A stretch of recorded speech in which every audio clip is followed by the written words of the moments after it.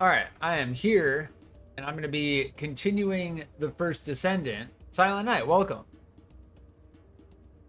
There was a very large update that recently occurred, and I have yet to go over everything that has changed. They added Luna to the game, and they added Ultimate Valby, and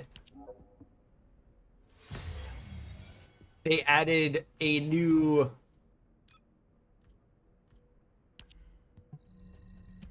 ultimate weapon, and they added a new boss.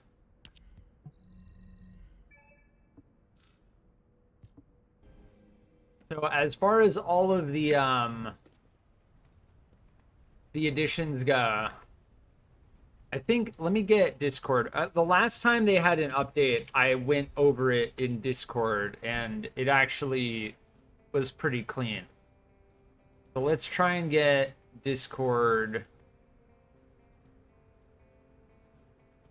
Let me try and get this on screen so that it's a little bit easier to go over. Before I start, I'll make sure to go over this. So get Discord visible. There we go. Update 1.0.5. The servers went live again just about 2 hours ago. So it's only been live for roughly 2 hours. You have a Discord? I do not have a Discord. I only use Discord, pretty much only use Discord for announcements for the games that I play. But yes, so I'll go over the titles. New Descendant, Ultimate Valby, New Descendant, Luna. We can check Luna's abilities in game. New hard void intercept battle, Gluttony.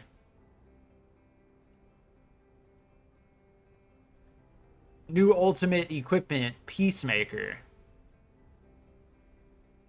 And then RK Concretion. I keep thinking consecrate, it's Concretion. Yes. Is a new module that was added. Decreases move speed, firearm attack, and all attribute attack except for the non-attribute attack every time a skill is used. But each stack of RK Concretion increases defense and MP. So it's a survivability module.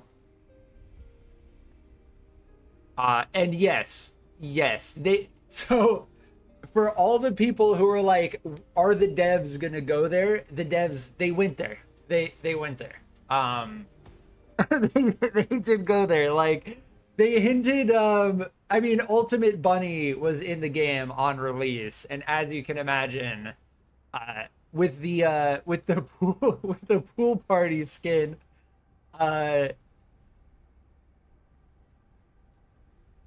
yes. We will check the premium cosmetic shop. These are all of the UI hotfixes. I kind of brushed over these. Oh, nice. Collect all lost and found items at once in the mailbox. That is a good change. They allow you to turn off camera shake now. Very good.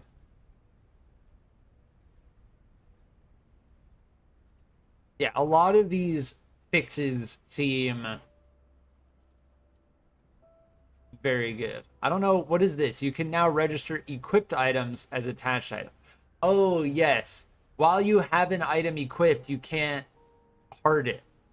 You can't save it as a heart. So now you can do that, which is nice. Let me... This is what they're talking about. Hold on. Hide this. So if I press U, see how I can heart this now? You didn't used to be, you weren't able to do that before. Yeah, That's what they're talking about. Now, please remove the limit as to how many items I can register. Oh, saving a preset now automatically registers equipped items as attached items. Okay. See, all of this, both of these things here may have stopped me from accidentally junking my good Sharon reactor.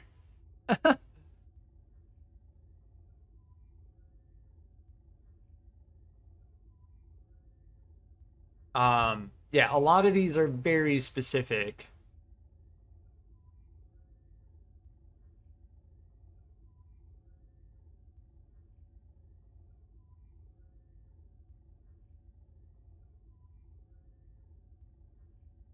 Oh, here we go. They buffed Freyna. Here we go. Maximum scaling of Valby's range from 200% to 250. So they buffed Freyna, Valby, Blair. They technically buffed Viessa with Glacial Cloud. So Glacial Cloud happens faster. They buffed Valby's Albion Academy Cadet head scan. What notification am I getting? There's some issue with enemies spawning in Fortress. I don't know.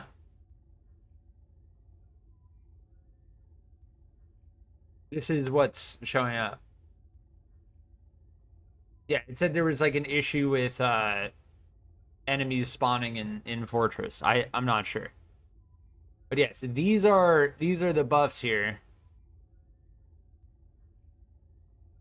Incoming final damage to incoming damage modifier. Yeah, they changed some of the wording in one of the modules. They need to do quite a bit of that. There are some modules that are labeled. Yeah.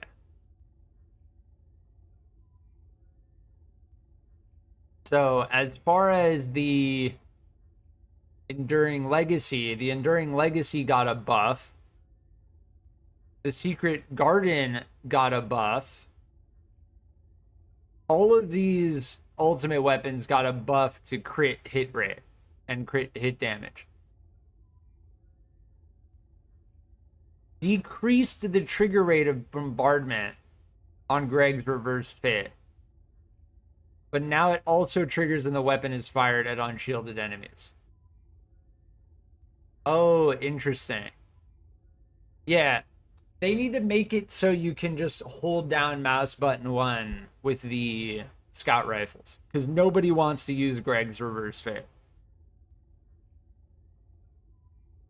Nice. And equipment can now be dismantled at once with no quantity limit. So if you have a full inventory of reactors that you want to dismantle, previously you needed to do it twice to get all of them dismantled. Nudweiser, welcome. Man, these devs are awesome with these updates. Yes. As far as this update goes, it seems pretty solid. Special operations are now very good. We're probably going to be doing some special operations. They not only buffed the special operations with the gold drop gain, now they just increased the amount of void shards you get by about 7 times. Yeah, so special operations are much more viable now. Yesterday I was saying I don't recommend doing them. Now I think that pushes it into recommended territory. We're gonna have to test it.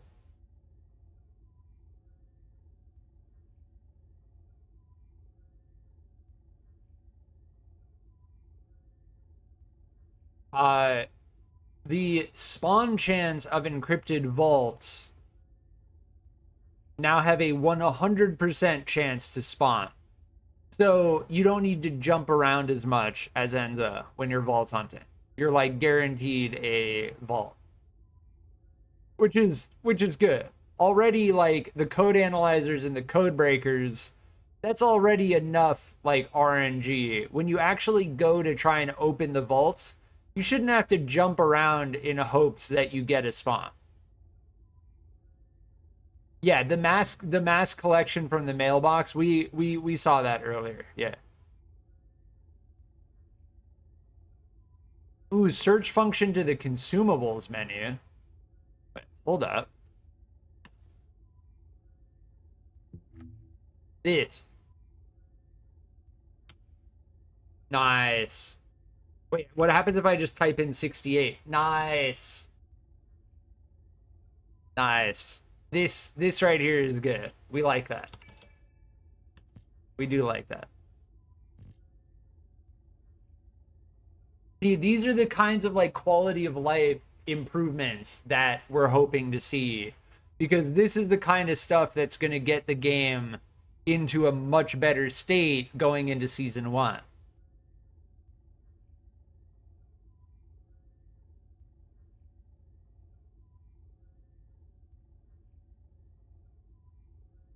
Yeah, here's the collect all lost and found items at once. They still didn't add the ability to junk it, but that's understandable because they don't want people to stack like thousands of items in their lost and found. Yeah, this one is very good.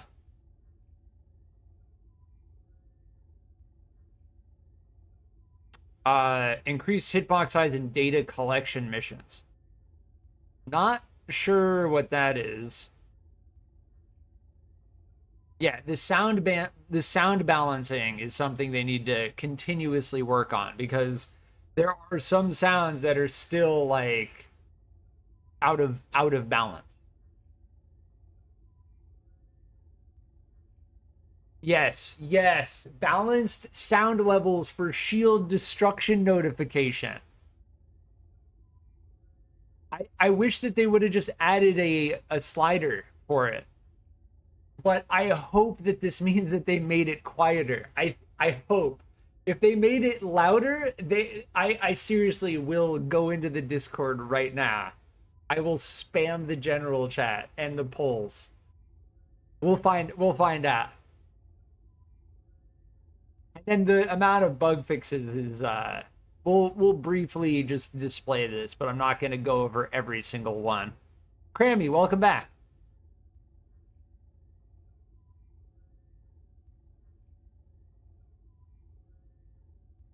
Yeah, these are like most of these I'm even with over 100 hours in game, I haven't experienced these issues.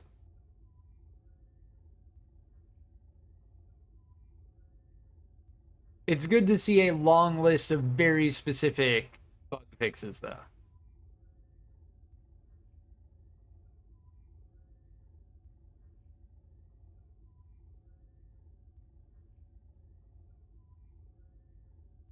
Okay, here are modules. Oh, these are still bug fixes regarding the modules. Yeah. Fix an issue where the firearm critical hit rate increase effect was missing in the description of Valve's supply moisture module. Yeah, a lot of the modules themselves are missing the information. Like, you have to equip them in order to see.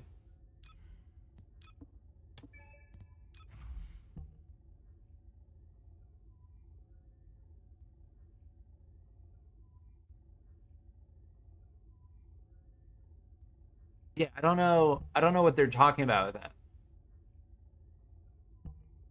This is where you can see if you have a Transcendent mod. A lot of the Transcendent mods don't describe what they actually do. You need to equip them and then hover over this here to see what they actually do. Yeah.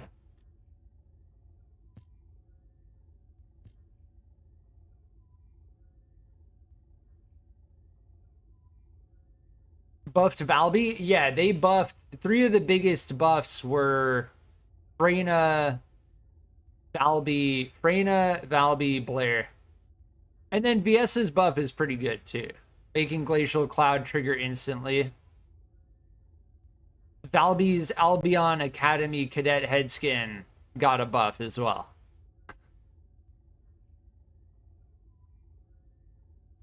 Yeah, all of these modules, that's great. They're working on them. That's a lot of stuff. Yeah,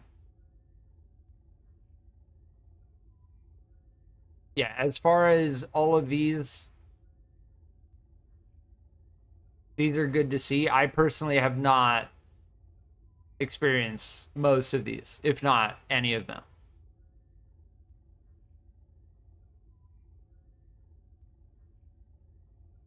Yeah, nice, cool.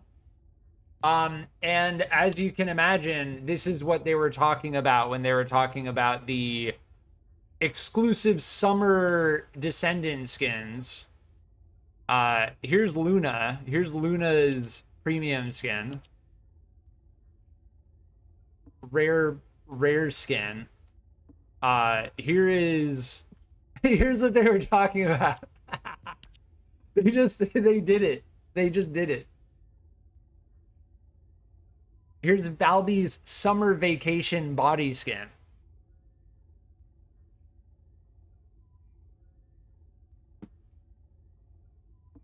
So Valby got a summer theme bundle. Viessa got a summer theme bundle as well. And then this is Uniskin. This is unisex skin set. But then when I click on it to see details, it's only half of the Descendant. So I don't know. Here's Luna's Albion Academy Cadet skin. And then Ultimate Valby. This is the 5,000 platinum premium ultimate Valby bundle. Guaranteed drop rate? Are you talking about, wait, are you talking about the vaults? Which drop rate?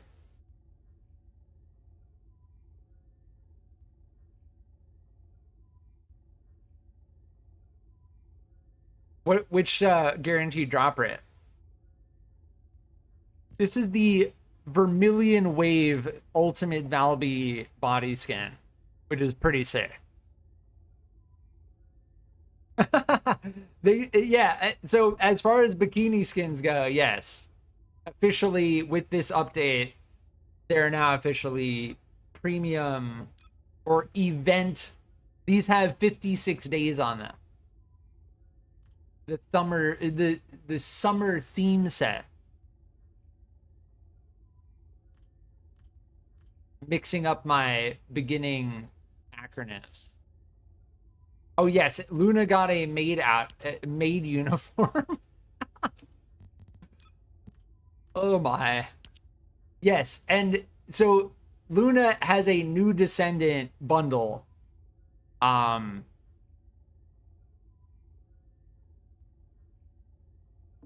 Yes. And I think, so as far as Luna goes, Luna is 900, which is the same as Kyle, Essimo, and Eugen. Now that we've checked out the premium shop, let me check. So did I see that in the, I might have to go back to the Discord because they did change the way that stuff works in the, did I close Discord? No, I didn't.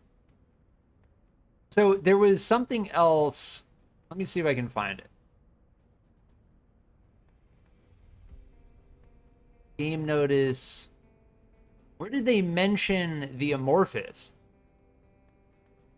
Oh, here we go. Wait, no. Yes. Here. So as far as Luna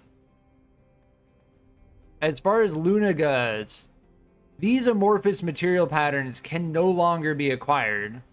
They added variants of them, which allow us to get the Luna blueprints.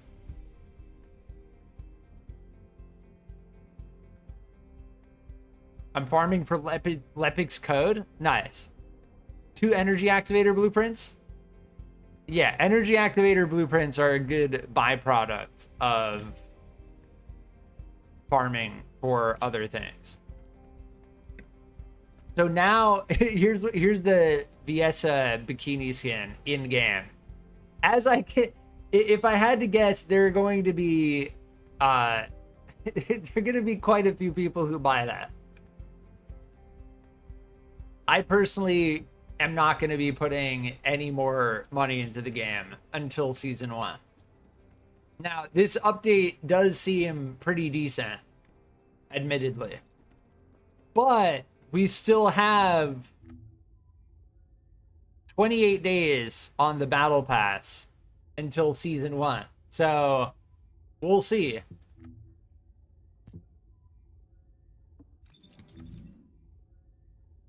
Oh, and yes, the Gluttony hard battle, they just added it to the end. And yes, it's a variant of the Devourer.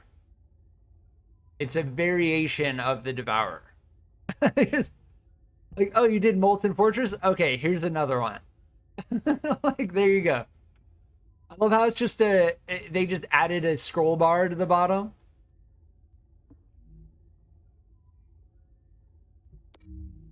To put it in perspective, there's no scroll bar here. So they were just like, yeah, we'll just add a scroll bar and tack it on to the end. You're buying them? Cool. Yeah, great. If you want to buy that, I fully respect that decision because you're ultimately supporting the development moving forward. I'm just making my personal decision pretty clear. That's all.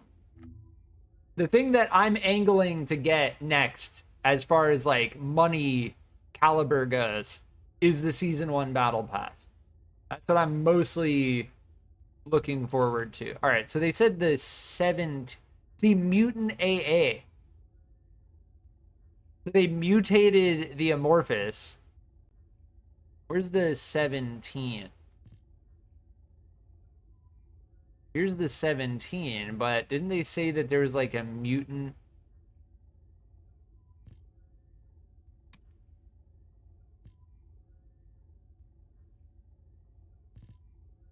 Here. So this is how they went about. This is what I was wondering the most. How were they going to go about adding Luna's blueprints and Ultimate Valby's blueprints to the game? This is how they did it.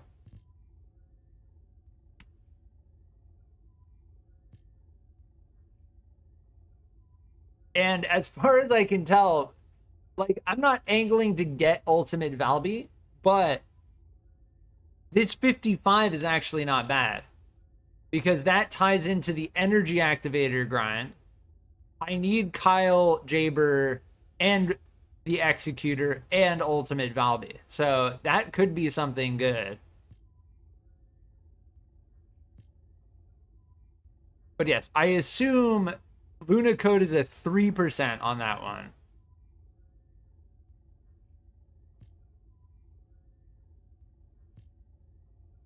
Luna enhanced cells, Luna enhanced cells, Luna stabilizer.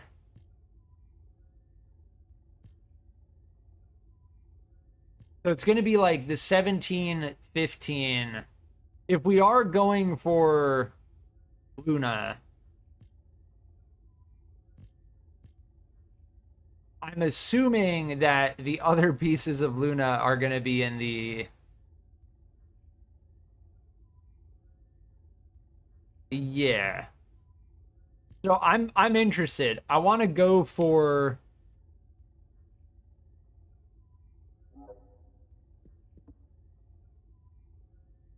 the enhanced cells.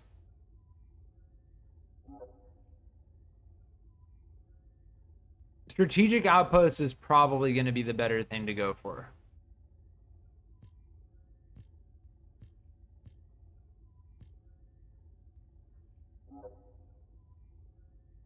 They did buff these missions though.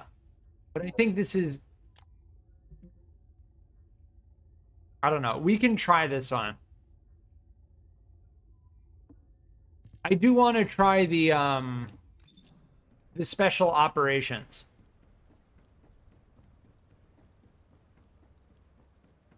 Because they said they added more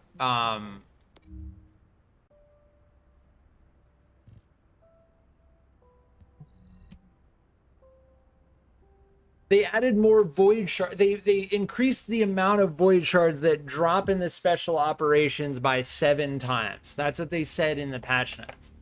And I tried to play these a couple days ago, and the amount of void shards you got were not good. Like they just weren't good.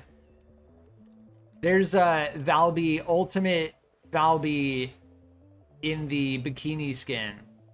Right off the bat. You already know. You already know everybody's going to be going for that. And I respect people's decision. Like if you buy ultimate Valby and you buy the cosmetics, you're at the end of the day, you're supporting the development. So I hope that no one thinks that I'm like being negative or like hating on anyone for putting money into the game. I just make my personal choices like very clear. That's all. Can we get over this? It's interesting.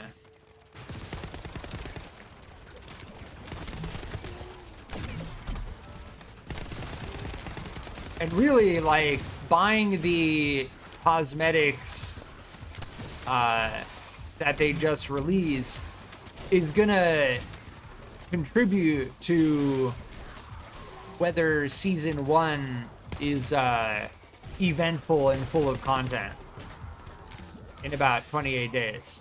Because we're currently halfway through the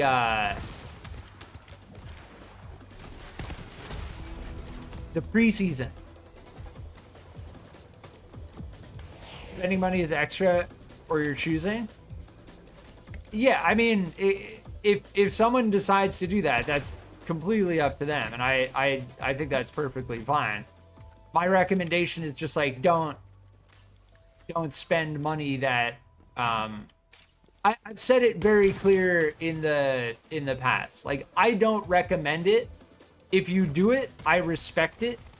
But at the end of the day, like we're playing a game that's being developed and funded by Nexon, right? So I've made my opinions pretty clear in the past. Like the $10 that I put in for the Battle Pass, I put in thinking that they were going to abandon this game in 30 days. For all I knew. And that may be a pessimistic outlook. But that's, I mean, look at Warhaven, look at MapleStory 2. You have like 2 clear examples of Nexon games that were abandoned. They were just abandoned. Well, MapleStory 2 still exists, but not nearly in the same capacity as it once did. Yeah, I don't judge. Again, I respect it. The fact of the matter is you're supporting the development, and I want to see this game succeed. Like, I have over 150 hours in this game.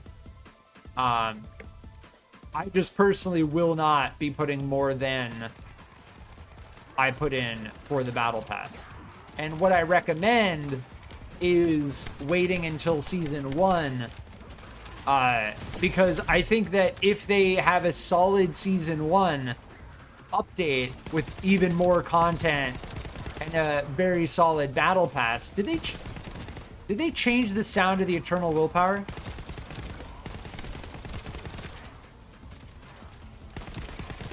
I feel like they just changed the sound of the Eternal Willpower.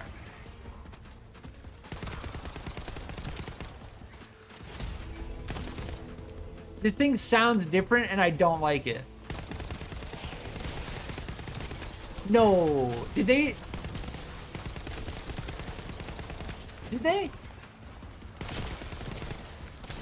I don't care. At the end of the day, I'm not gonna... I don't care. I think they changed the sound of the Eternal Willpower. Unless I'm, like, going crazy.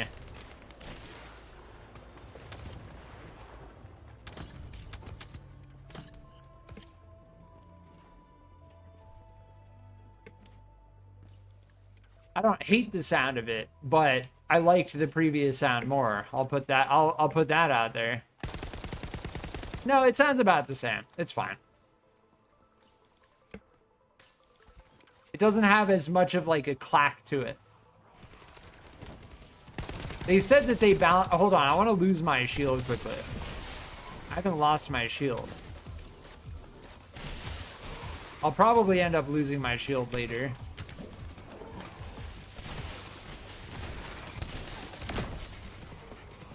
I'm trying to get hit, and my teammates keep killing everything instantly.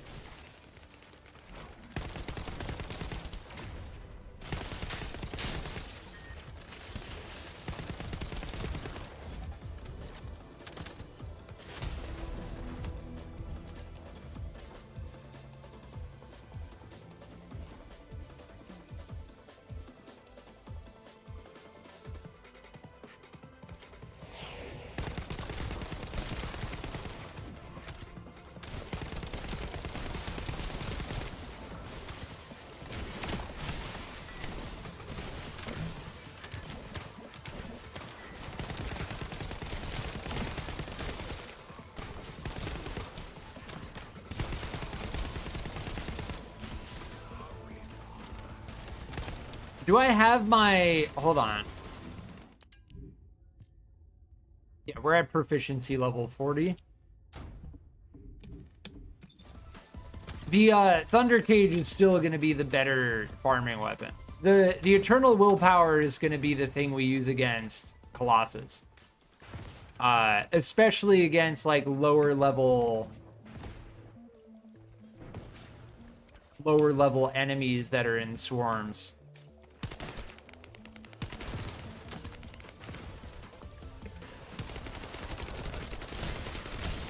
And we already have the proficiency of the Eternal Willpower maxed out.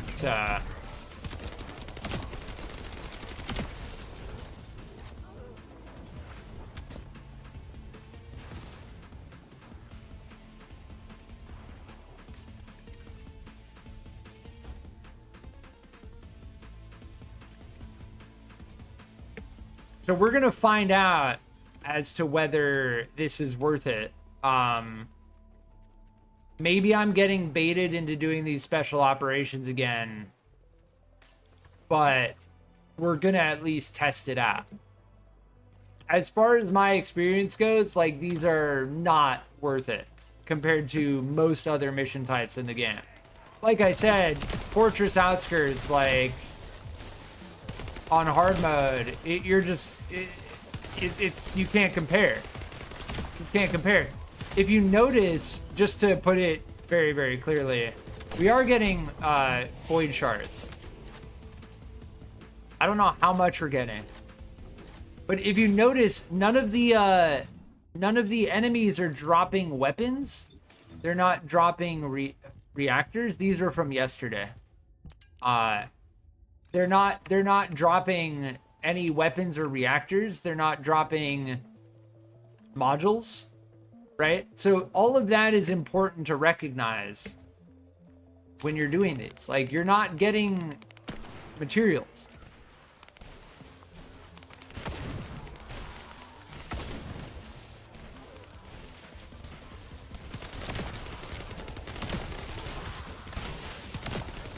Wait, hold on. Doesn't this have a... No, that's hand cannon. We're good.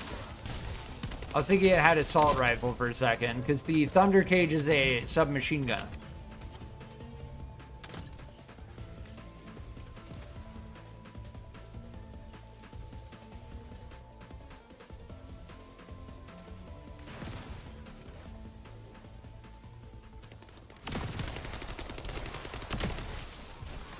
may very well be getting baited into doing these special operations again.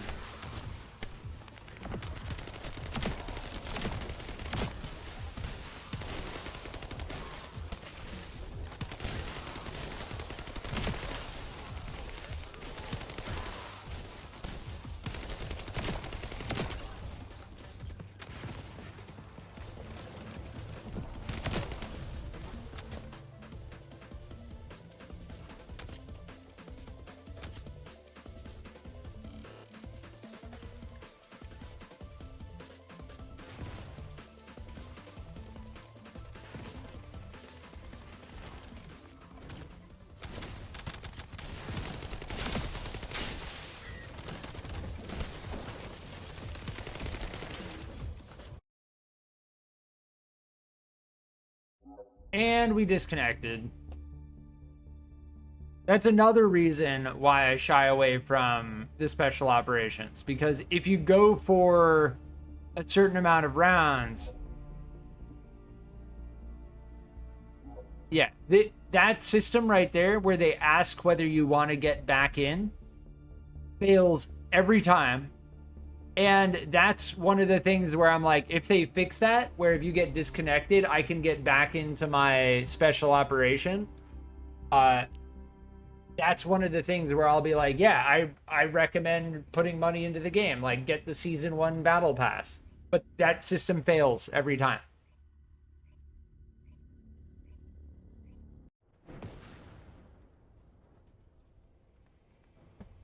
So now we don't get to see whether we had the whether the void shards are worth it. I'm gonna go to the everyone, dude.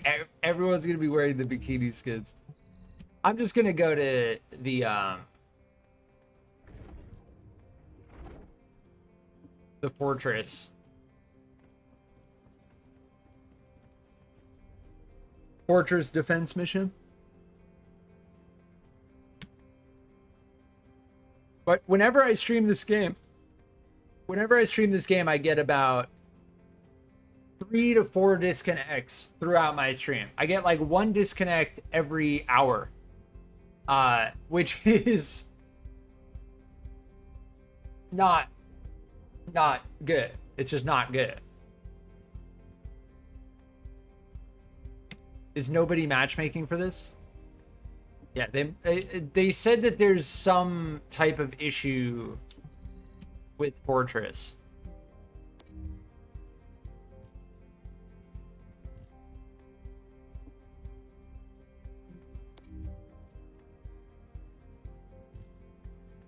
Yeah, neither of these are the mutant ones.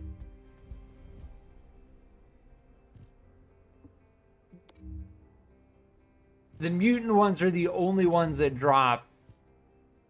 So as far as all of these missions go, it's the only one that drops Luna is this one.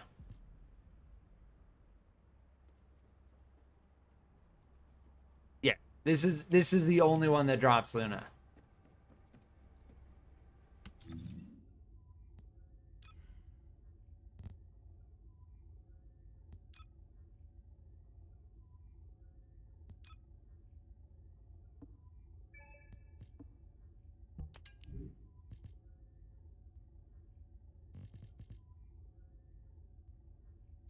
I'm wondering if I should just put the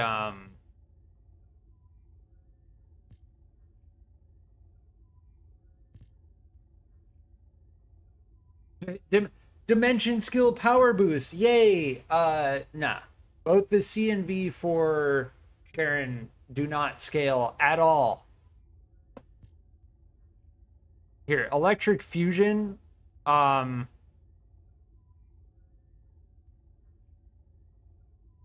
I need skill duration. I think we have another one. Let me check.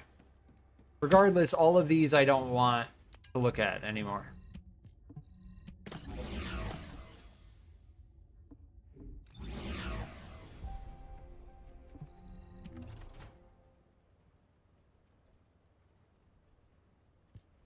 There, skill duration. I don't know why this wasn't saved on... Yeah, it has tech. I don't care. I just want skill duration. I don't care. Yes, it sucks. It does. It sucks to look at. Sharon is not tech. But whether that was dimension or tech, it doesn't matter. It has to be fusion.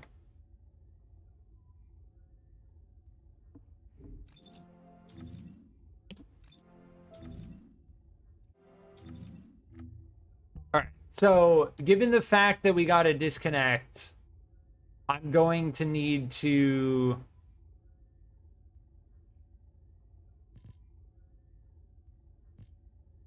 Yeah, thankfully we can just search this. I want to go for these through the output rather than the... I don't want to waste my time in another... That's like a sign. I see that as a sign. Like, don't do the special operations.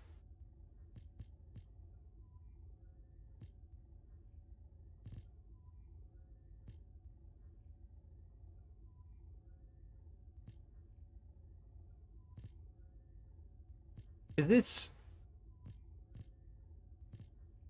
viral catalyst? I'll go for the 15, right?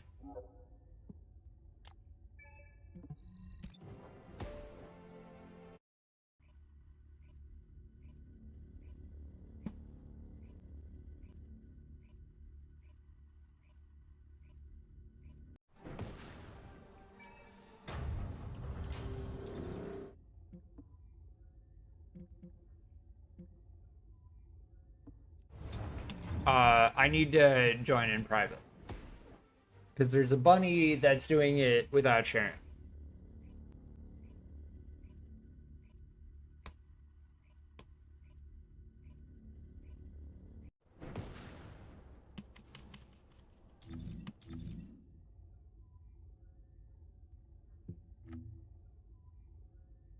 I feel like I should just target... Yeah, let's just go Luna, enhance cells, amorphous. What do we...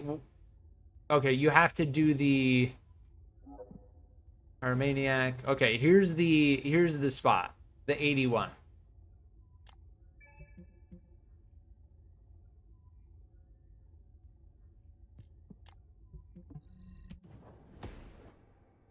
Pop an invite, I'll help. Sure. Yeah, I'm gonna just focus Luna, I think. As far as getting ultimate Glay goes, we got a nice taste of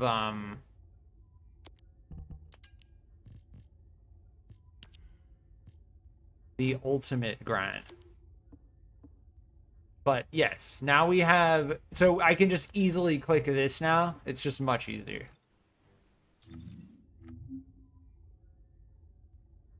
What?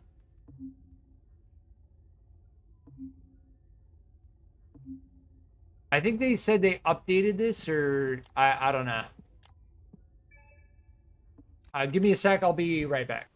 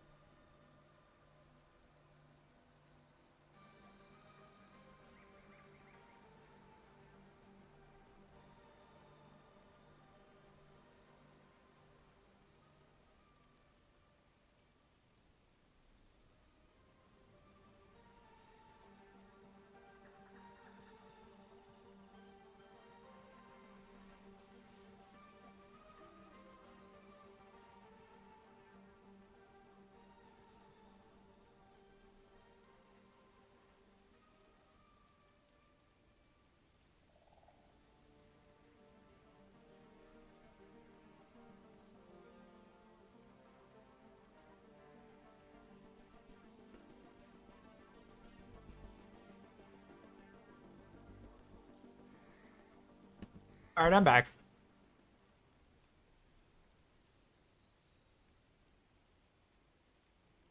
Yeah, as far as the special operations go, I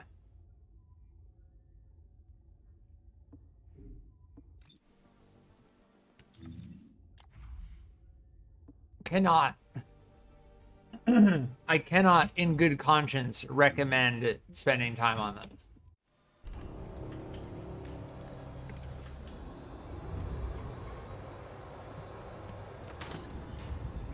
Now, I'll try one later. We can definitely try one later, but that disconnect I'm just taking as a sign for sure.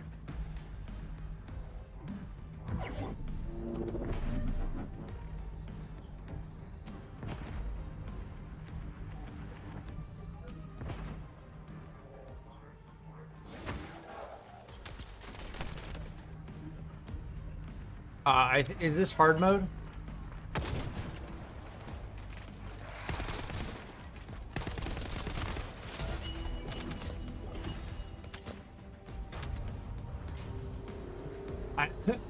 I was wondering if it was hard mode because I didn't want to instant snipe the boss, but you were on top of it.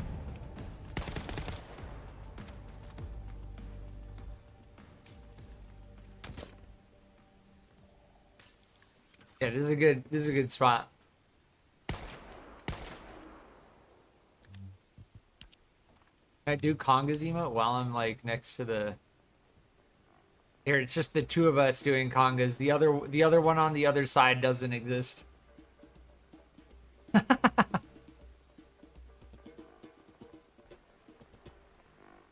I I hope they add more emotes like this.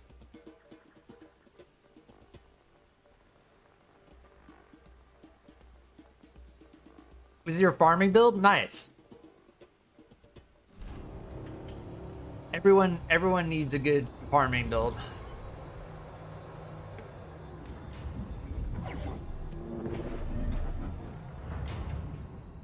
This is my Sharon build, purely built for duration.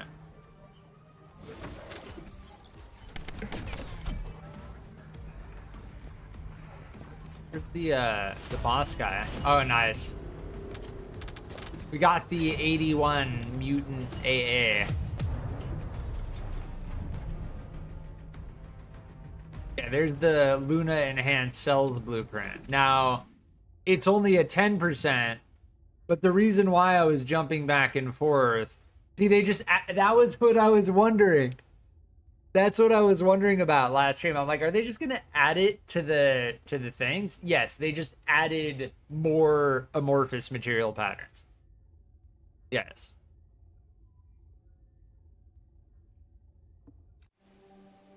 The other way to get Luna enhanced cells is going to require us to do a normal infiltration mission, which I don't know, like, as far as doing a normal infiltration mission just for the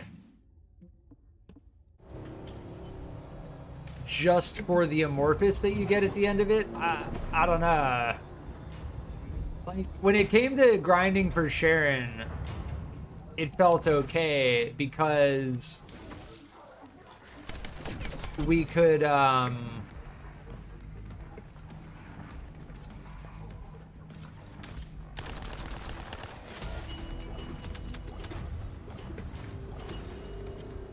get the drop directly from doing it, right? This is what I'm trying to say. This is what I'm trying to say. When we got Sharon, right? Sharon enhanced cells, boom, Echo Swamp, Seed Vault, right? Straightforward. And we ran Seed Vault quite a few times. The Spiral Catalyst, the Asylum, is what we ran like 20 plus times. But here's the thing. When it comes to Luna enhanced cells, for the Executioner, the Shelter, this drops that, but then we also need to go and roll it at the Executioner.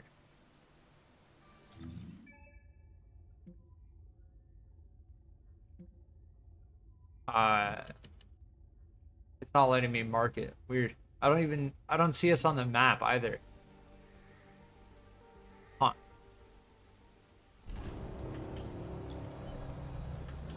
Your Z ability has a 30-second cooldown. Nice. That's perfect for just getting it ready for the next outpost.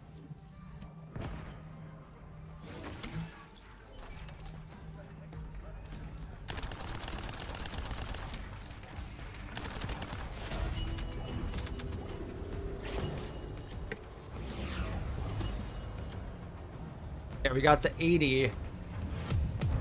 We're looking for the 81.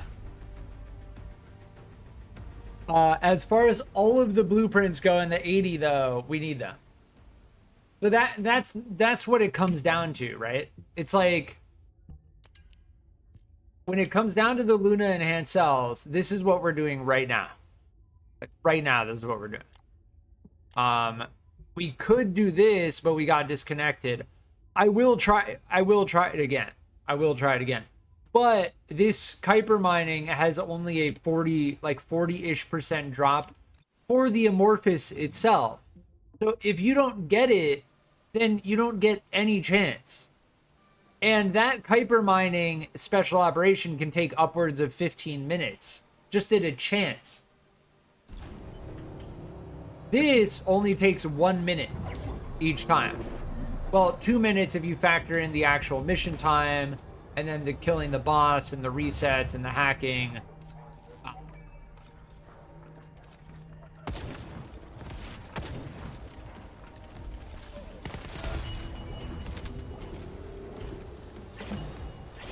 But look, we just got a double drop, you know? But here's the problem. The additional time, like, let's go and do the void reactor now. The fusion reactor.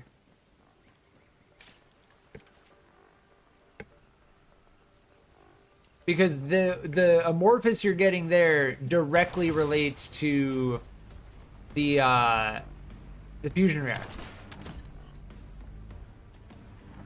And you need organic. I think for this one you need organic and monomer. Plenty of monomer.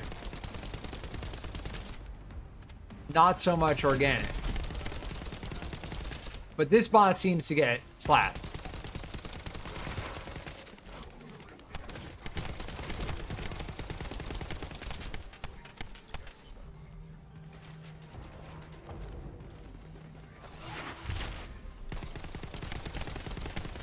It does have an orb phase.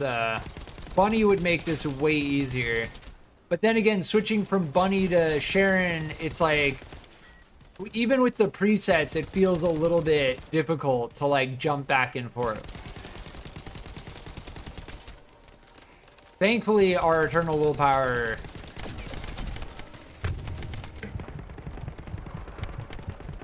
does decently. But doing this with 2 people as well, like us working together, definitely makes it faster. So here's how you roll on the... This is only a 10%. And we got another energy activator blueprint.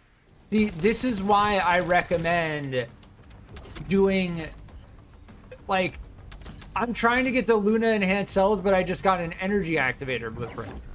The other amorphous material pattern for Luna enhanced cells doesn't have an energy activator. Oh, you got the Luna part? Nice. Very nice. Yeah, this is the way to do it for sure. And working together, it just makes it so much cleaner. I'm gonna need ammo.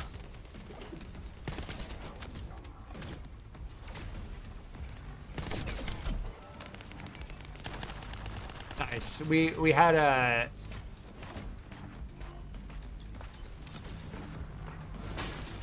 Haha, we can jump and hit them. Yeah, these enemies don't drop ammo, so...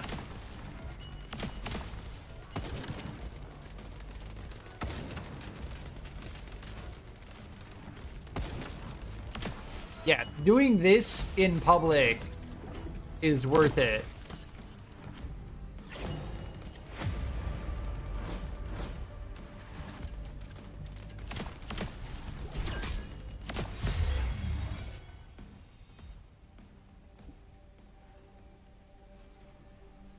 Silent Night, thank you. Don't have too much fun. I look forward to playing with you in the future. Thanks for being here.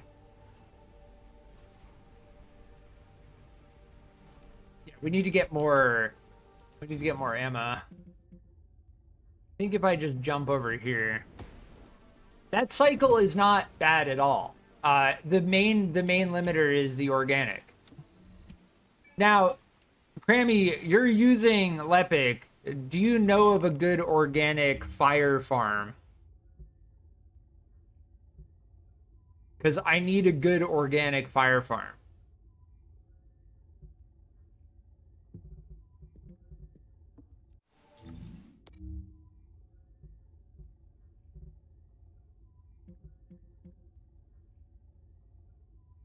This one drops 3 of each. The biggest bottleneck on cracking those amorphous there, here, the corrupted zone. Honestly, we should do this one. That's actually really good. You're gonna hate me. I got another one. Wait, did you get duplicate? You got the duplicate Luna part? No, I don't hate you. It's fine. I got an energy activator blueprint. We're good. Honestly, I'd rather have the energy activator blueprint if I'm honest. Yeah, let me switch over to Blair. Wait, where was that? Was that White Knight Gulch? No, I think it was Vespers.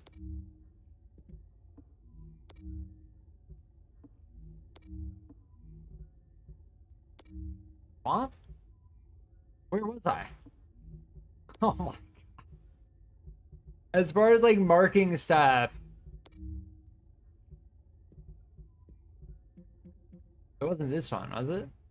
Organic and monomer.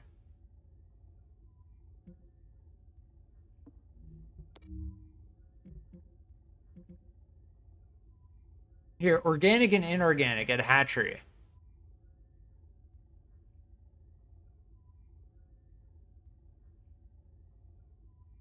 Yeah, hatchery, White Knight Gulch. I need to go back to Albion. There's a very fast farm for fire. I'll find it. I've only found 2 that drop organic, though. Like, we need organic specifically to farm that. Like, this cycle in Echo Swamp requires organic, right? Organic and monomer from the Muskeg Swamp, the 80 and 81. So to complete this cycle, oh, right here. It's in the Muskeg Swamp. Yeah. Yeah, we can just do this one. I just need to switch over to Blair. And I do not have a Blair preset.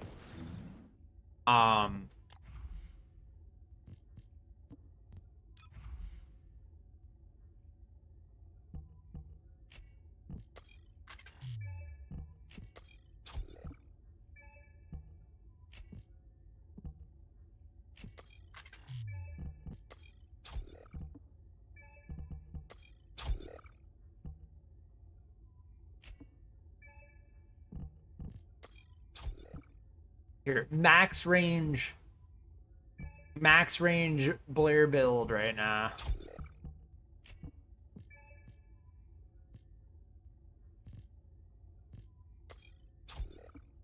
Max duration, max range Blair farm build. Hagios Dune Base. Organic and monomer. Okay. Hagios Dune Base.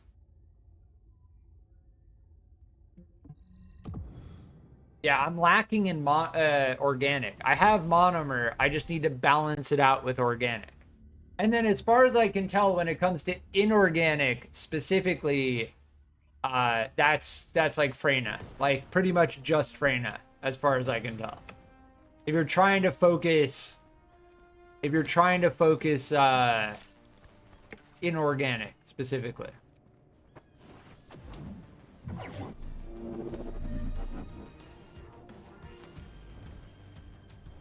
Our abilities are not doing so much damage. Why is that taking so many hits? Oh, it's because it doesn't do direct damage.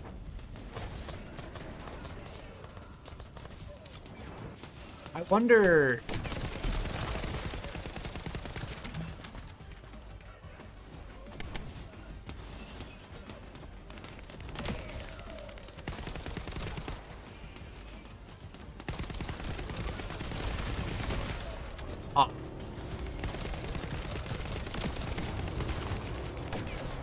I wonder, does AoE impact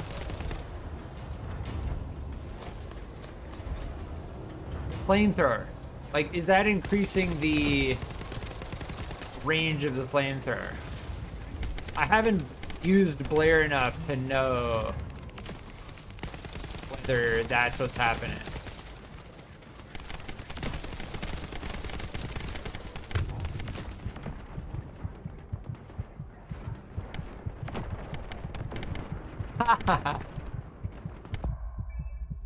Damn. What happens when you're in hard mode with a Descendant that doesn't have an energy activator or any crystallization catalyst?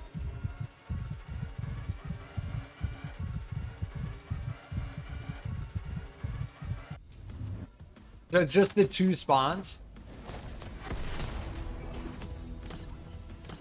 Yeah, this one feels okay.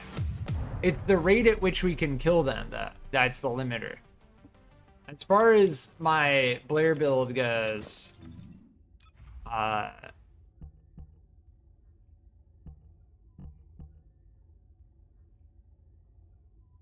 critical hit damage.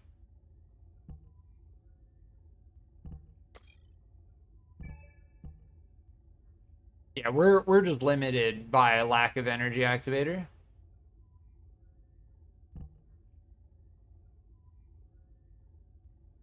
Yeah, look at our flame zone damage. Yeah, this doesn't do any damage. The burn, yeah, maximize duration we don't want. We don't actually want that. We need something to boost our... We need technician. Where's technician here? How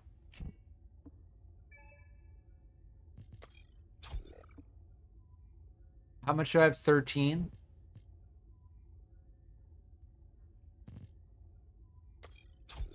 There we go. Yeah, I can't actually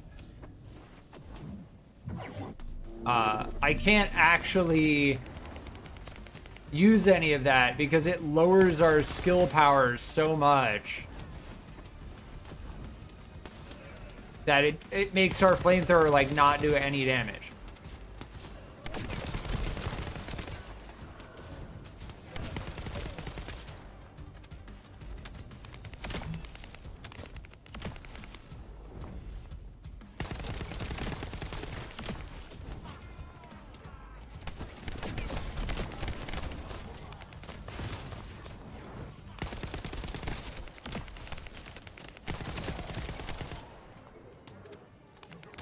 Blair is weird to use because it's like you have to... Their Q ability drops at their feet, so...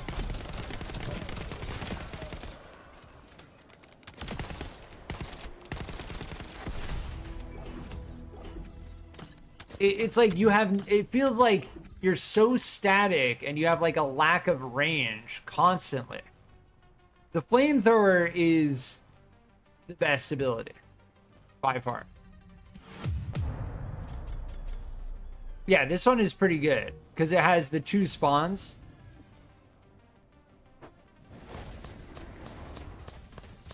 Wait, why is it immune? Oh, I think you already hit it. Okay.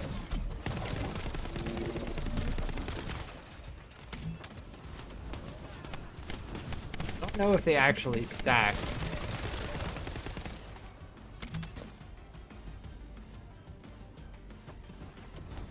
And the thing about the Q is it doesn't do any direct damage. That's what's so weird about it, right?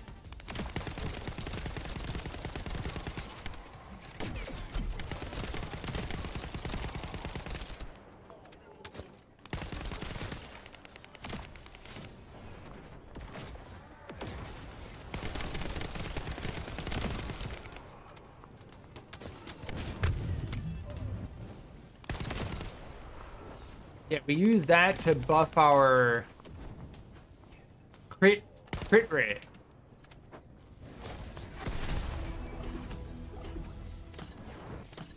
Interesting.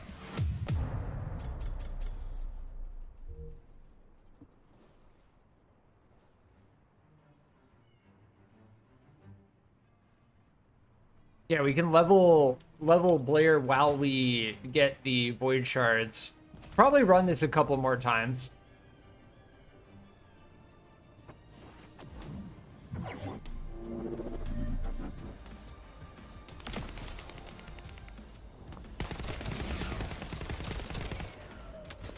Blair is our only fire descendant. We don't have another fire descendant.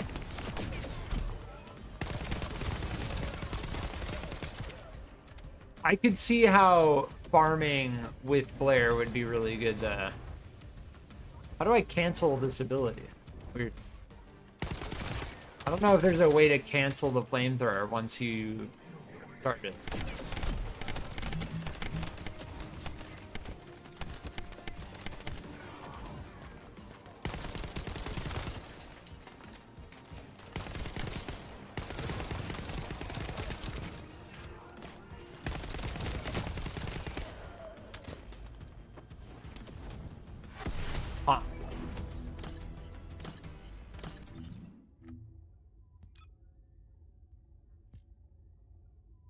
Yeah, the organic, I mean, we have so much monomer. We need to balance the monomer out with the organic. There was the other one here. Let's try this one. Your farm build is squishy? Yeah, it's tough. I use my main like go-to for HP is HP amplification, because as far as I can tell, this is the most HP you can get from a single mod, and given the fact that shield is next to useless, it doesn't have a negative. Beside that,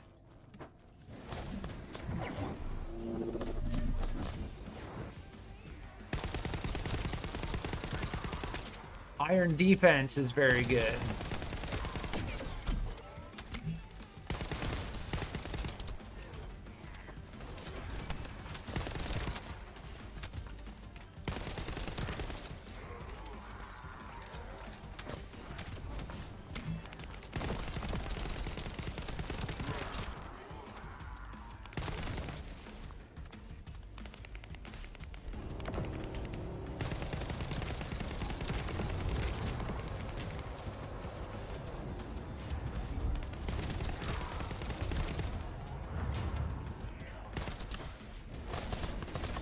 This is Blair's best ability by far. Like, just the AoE farm potential of, like, maximizing the flamethrower.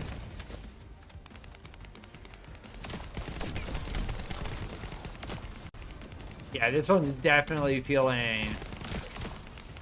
The spawns are so far apart.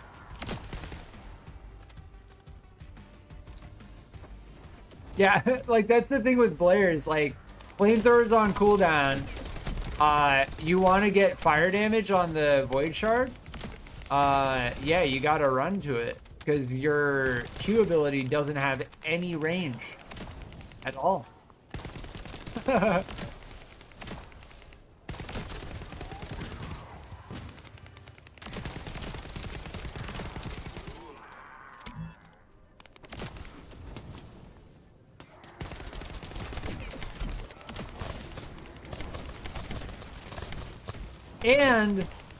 And flamethrower doesn't go through their shields.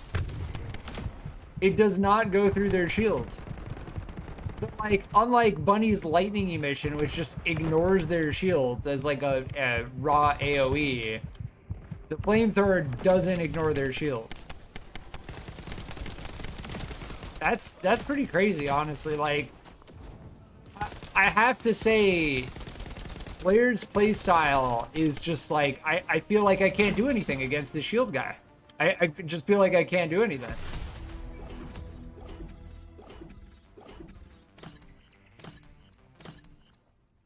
Yeah, we get organic and inorganic, but look at how long this mission was. It was twice as long. So if you can do one of these in half the time, you get twice as much in the same amount of time. Regardless, I don't want to play as Blair anymore, if I'm being honest. Like, to all the Blair enjoyers, you know, I respect that. That's fine. But the fact that their Q has no range, it just doesn't feel it just doesn't feel like something I want to deal with. All right, I'm gonna go bunny farm, and we're gonna do the Hagios void experiment.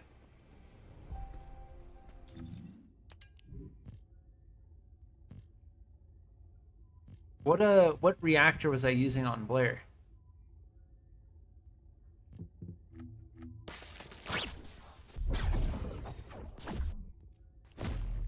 Dimension. Which one of these was Dimension? This one.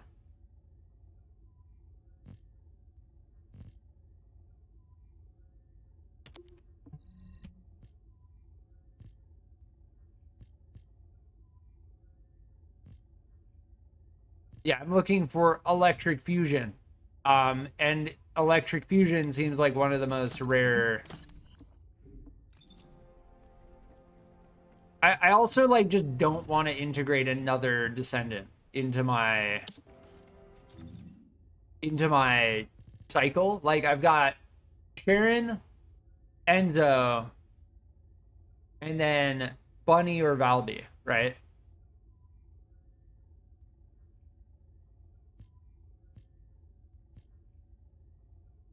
Yeah, I just don't care to look at any of these.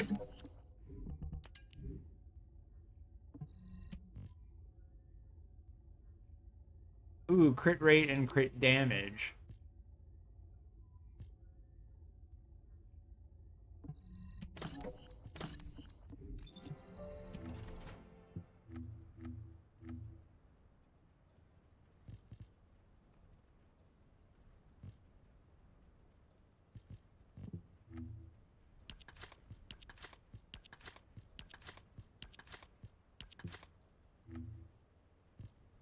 Yeah, I just want to, like, actually play something.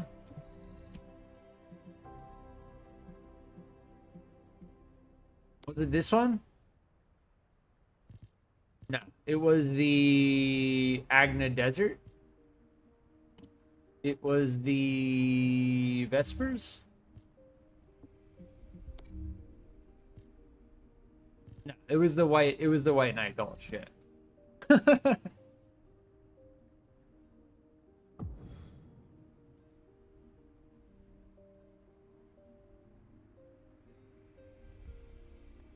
So hopefully trying this one again, we don't get disconnected. I do recognize that the shield break sound is much quieter. I think they heard everyone's complaints that, like, yeah, the shield break sound was twice as loud as everything else in the game. Weird.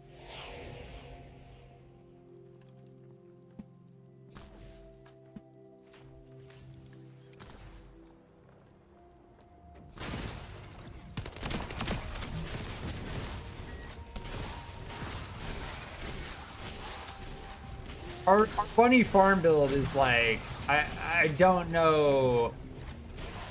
The only thing that can make it better is more skill rate.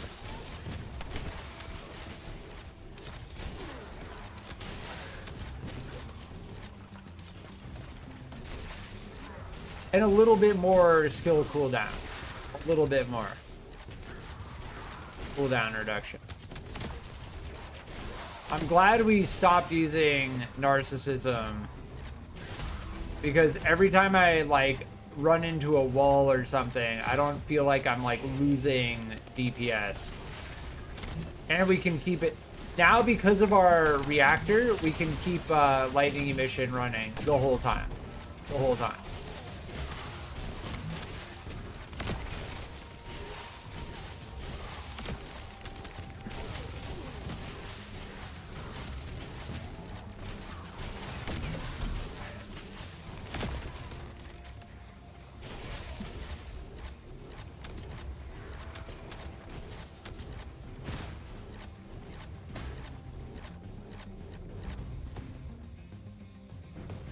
You gotta love how they put the points on the other side of a giant canyon. Like, yeah, you want to get to that other point? Okay, other side of the canyon.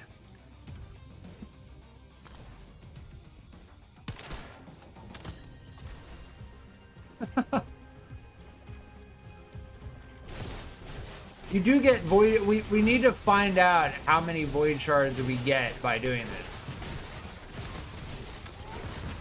And unfortunately, because we got disconnected, we didn't get to see.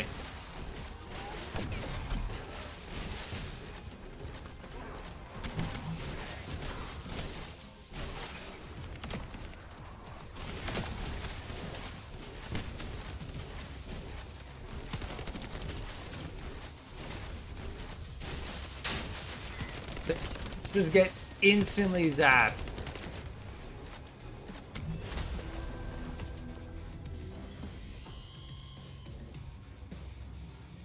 Yeah, it's a 10% chance, and then it goes up to a 36% chance.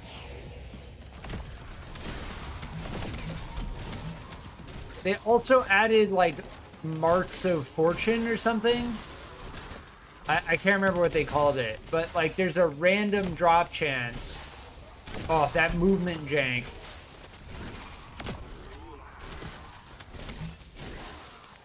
Random drop chance if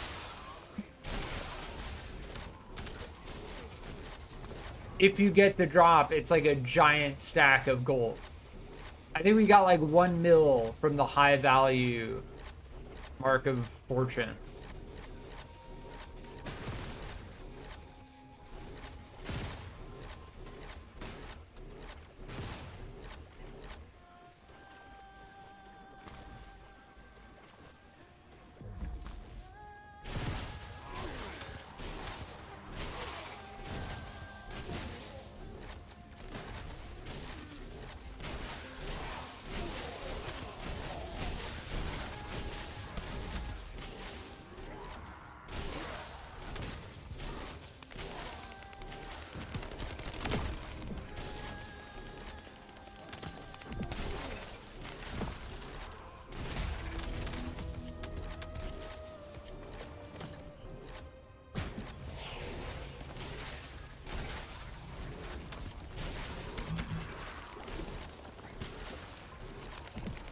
But yeah, these enemies don't drop reactors or anything.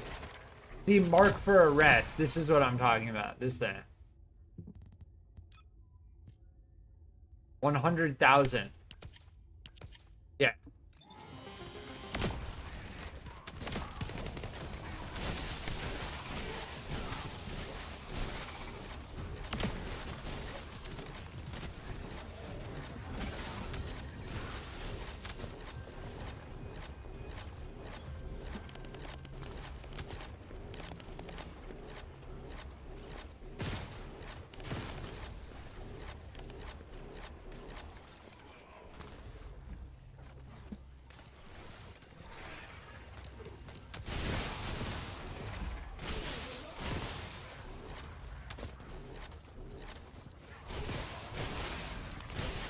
I get 1 MP drop? There we go. Okay.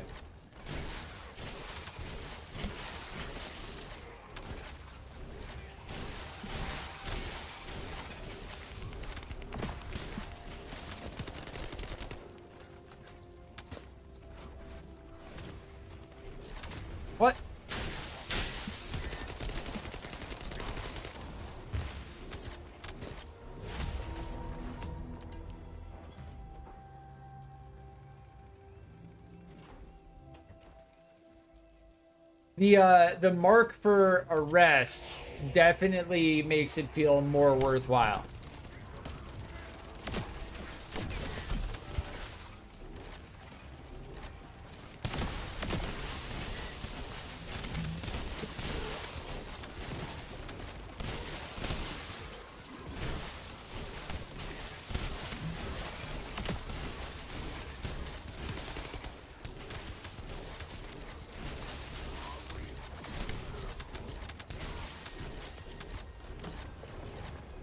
My lightning emission does more damage than my thunder cage. And honestly, to get more DPS from my thunder cage, I'm gonna need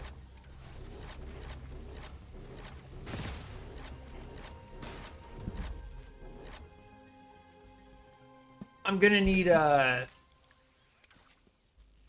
energy activator.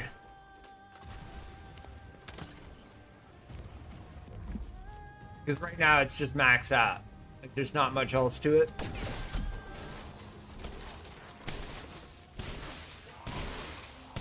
See how we can just zap the shield, guys? Like, I don't even need to care. Like, the amount of value...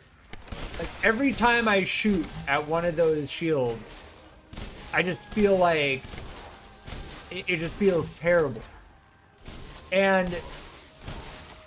the fact that I can just run around zapping them over and over again without even needing to care about their shield, it just feels good. It's satisfying.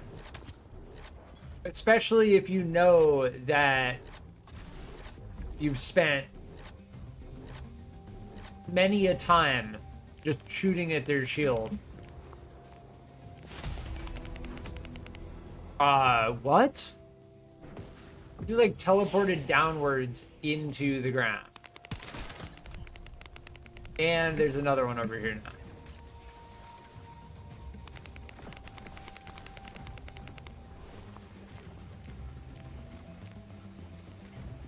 Yeah, I think I can clear one of these on my own, pretty much.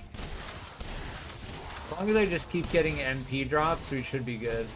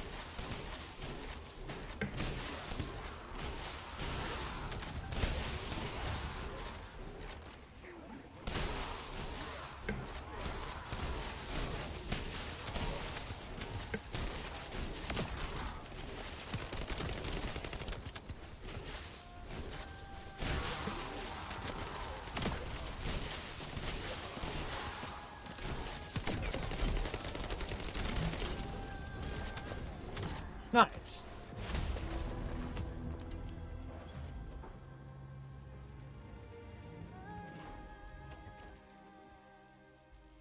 Probably go... I mean, at this point, I'm just going to go try 10 waves, right? Like, as far as the difficulty goes, still feels like I can solo one of these outposts.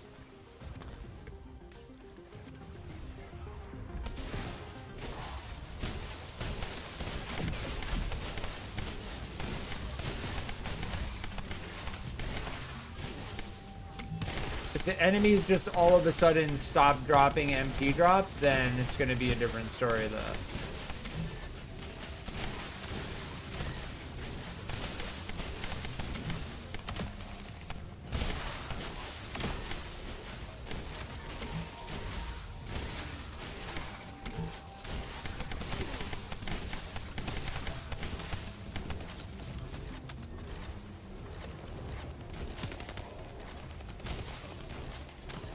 This one is clear.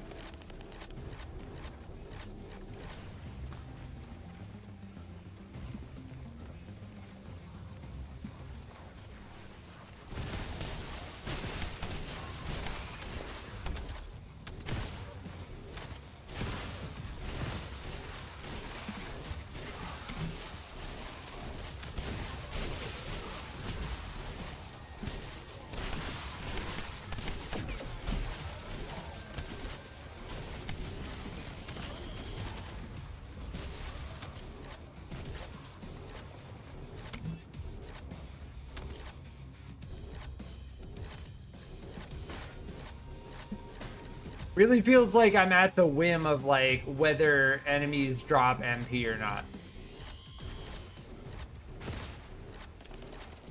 And then as far as our like out of combat MP regen goes, like it takes so long to start that regen.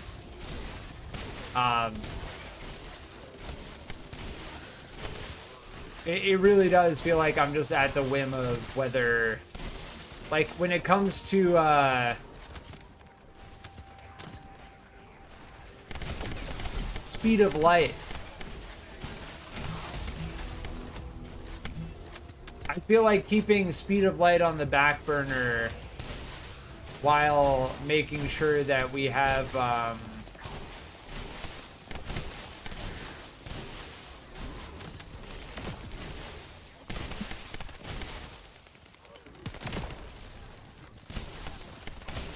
while we have lightning emission running is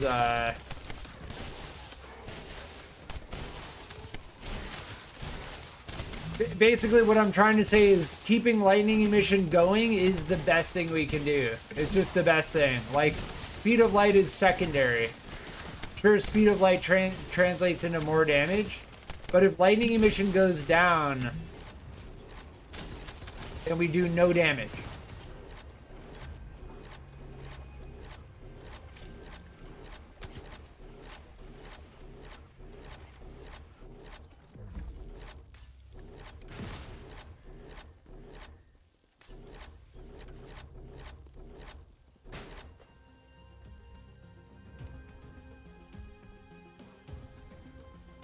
You look at that regen at the bottom of the screen.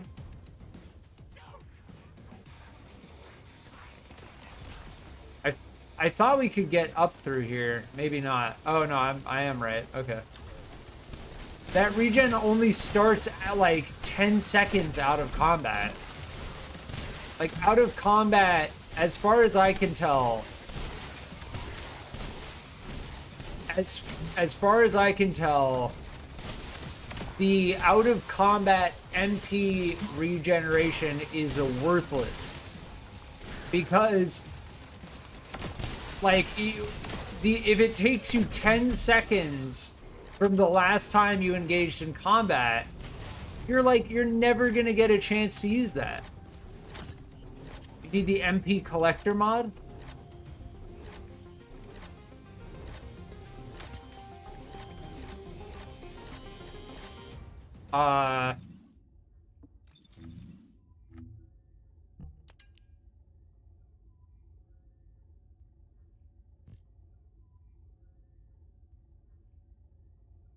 Yeah, I guess so.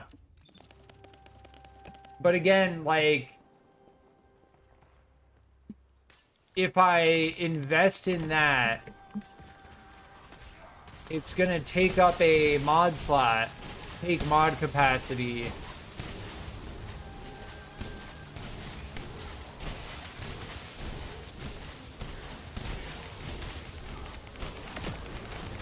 So, yeah, MP collector would help.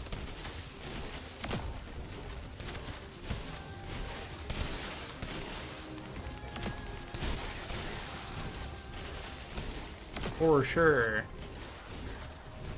Where are they? Because they're incapacitated. I think they went on to the next one.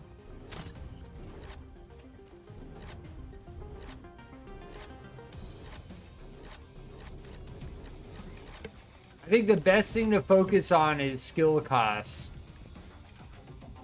More so than MP collection.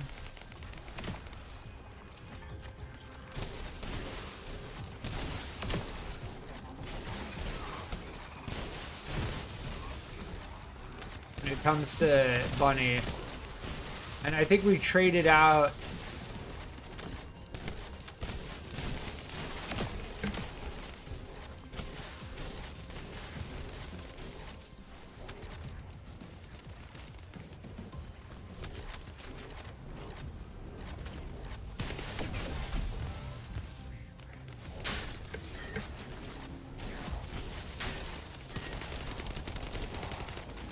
We traded out something.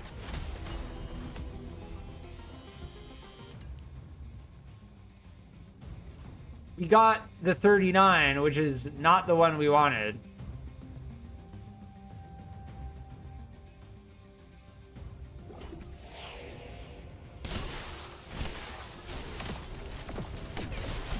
What this is going to come down to is how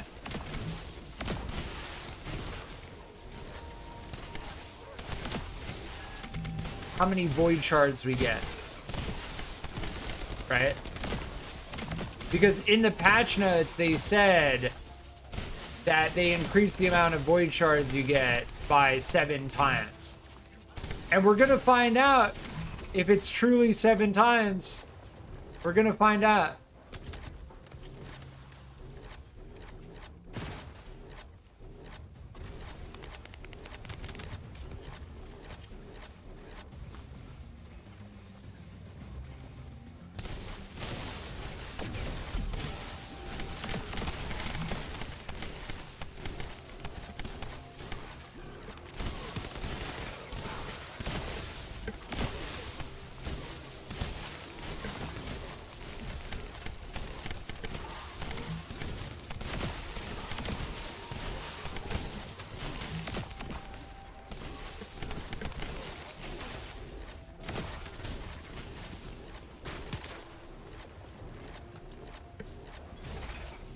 Because if it is 7 times, I suspect that it may very well be worth it. He is going to be closer.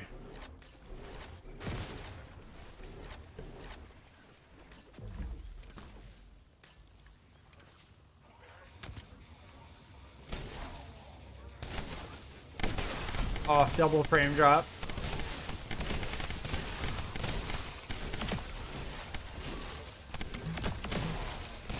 Didn't realize it's 1 a.m.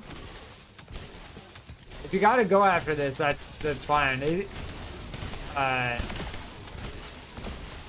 you have to go now, that's fine too. I'm glad we got to play together. But yeah, if it's late for you, I know you're in quite the different time zone.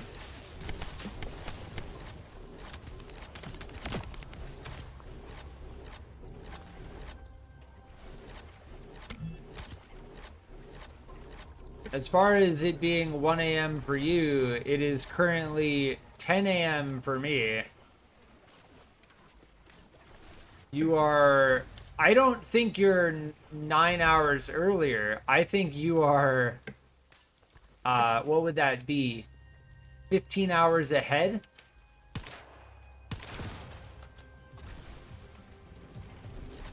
Aw, rip. I hope work is okay. Getting good sleep is important.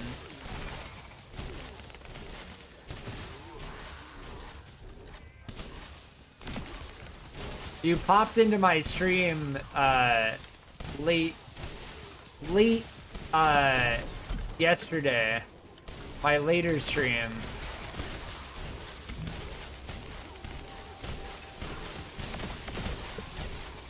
And I assume it was like midday for you.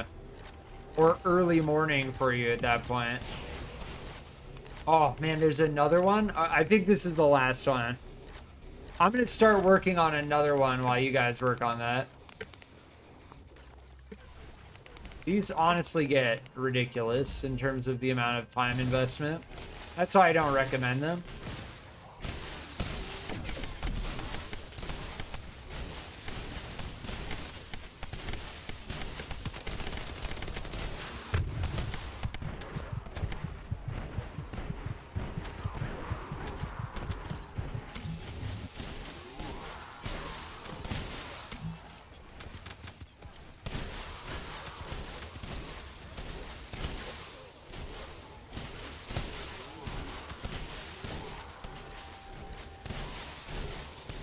And the thing is, like, I'm zapping all these enemies, like, oh, cool, great, awesome farm. No, they're not dropping any weapons. They're not dropping any modules. They're not dropping any reactors. Right? It's like, yeah, great farm. Not really. Like, we're just rolling the dice on a chance at an amorphous. You know?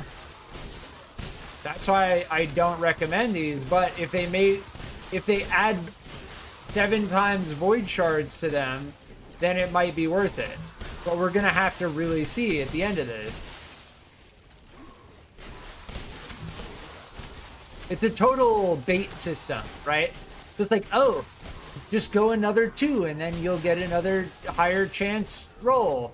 Oh, just go another 2 and then you'll get another higher chance roll. And it's like, yeah, but then I'm spending like 20 minutes in a single mission with the constant risk of disconnecting. Like, it doesn't feel great, you know?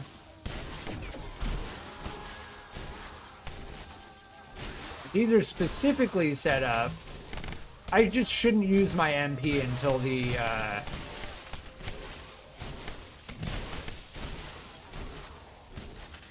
there we go.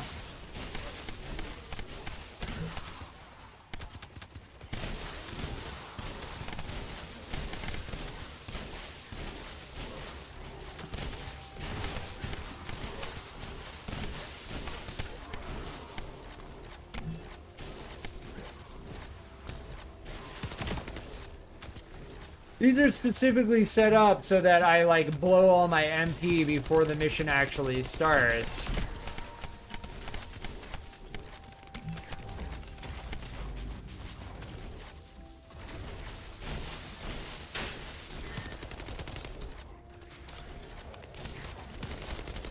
And it, like, it doesn't feel good, you know? Nice. So still doesn't feel worth. Like, 12 monomer, 20 polymer, 13 inorganic, 16 organic, but 24 minutes. We almost got 1 mil gold though. So yeah. GG's though, Crammy.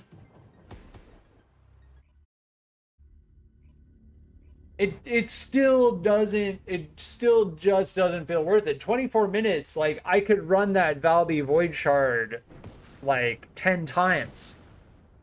You know, we'd get 30 of each, but then again, it's like I wouldn't get gold and I wouldn't get a chance at an amorphous. So I do think that it almost feels worth it. It, like, because of the increase in void shards that you get from special operations with this recent update, I would say that these almost feel worth it. These almost feel worth it. That's how I'll put it. So if you're looking for gold and you want a specific amorphous material pattern, right? Like, if you really want this amorphous material pattern and you really want gold, then there you go. But otherwise, it's like 24 minutes to reach wave 10. We didn't get a single 38. We got 2 39s, right? We got trolled on that. And that's what I mean by, like, it's not really worth it. We can guarantee the amorphous drop when we go and do the Echo Swamp, Muskeg Swamp 80, right? Or not guarantee, but we can run this once every, like, minute and a half. That's what I'm trying to say. And sure, it's a lower drop chance, but we just spent 24 minutes and we didn't get a single amorphous. We just spent 24 minutes and we didn't get a single amorphous that we were looking for. So I could have run this 20 times, technically. Why can't my Lepic farm be this lucky? I highly recommend using Sharon. That is my recommendation. Our Sharon Outpost build is like designed for maximizing amorphous drops. Sharon with a skill duration up reactor, it doesn't even matter whether it's tech or whatever. As long as it's electric, I think you're okay. And then the skill duration up roll, that skill duration up is what you want. 18-second duration, yeah. Anything over 15 seconds is gonna be fine, I think. Yeah, ours is at 16. But yes, I will be right back.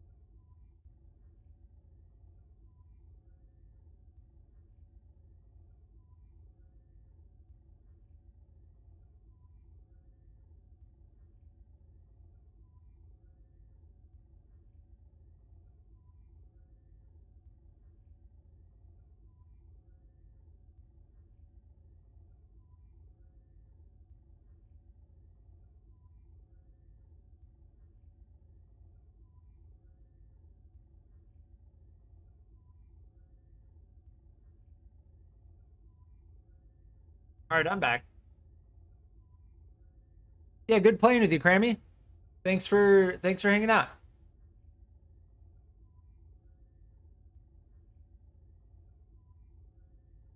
Yeah, we can swap this and this for another 2.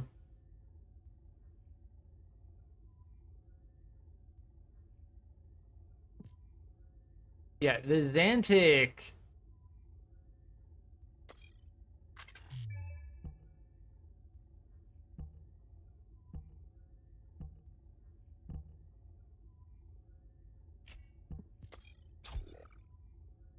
The thing is, like, focus on electric. Sure, we get electric skill power, but with Sharon, it's just all about duration.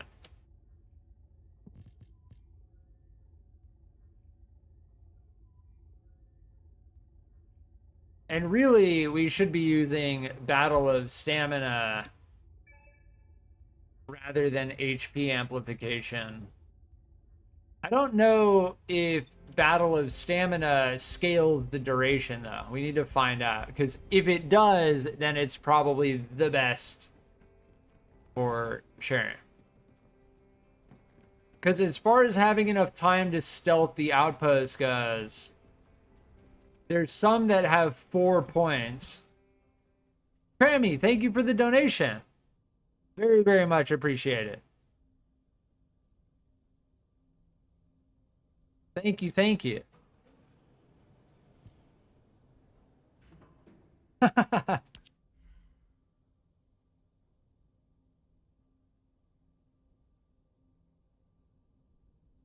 Always appreciated.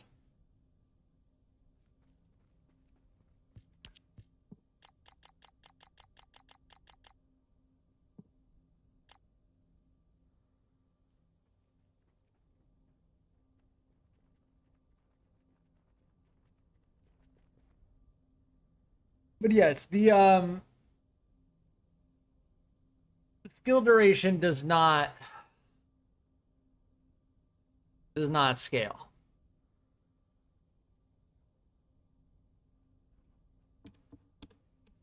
So the HP amplification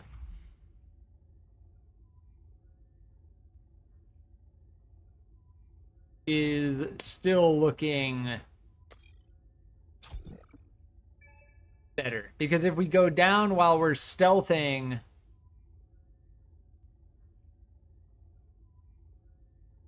then that eats into the time that it takes to do the outpost.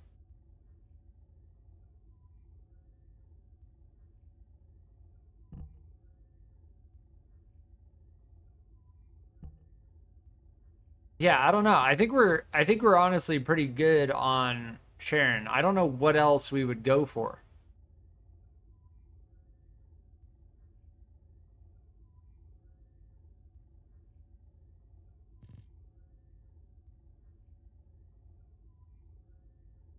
Battlesuit melting rounds is always interesting, but I don't know.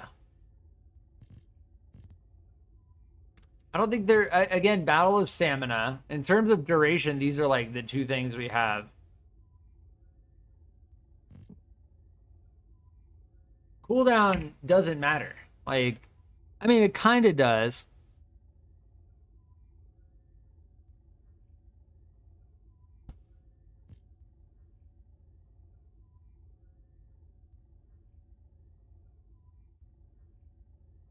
We don't have an attack mod. Oh, we don't have enough.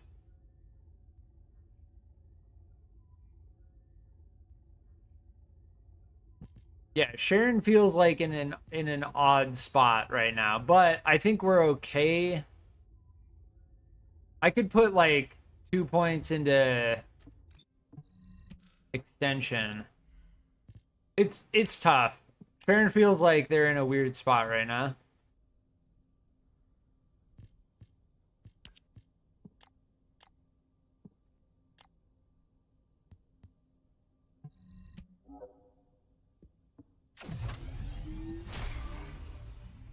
I almost think that, well, what is this at now? It should be fine.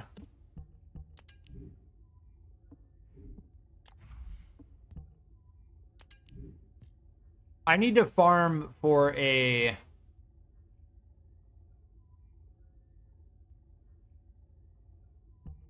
I need to farm for a electric fusion reactor. And it's tough because as far as finding where one of those even drops, there's one here for special rounds.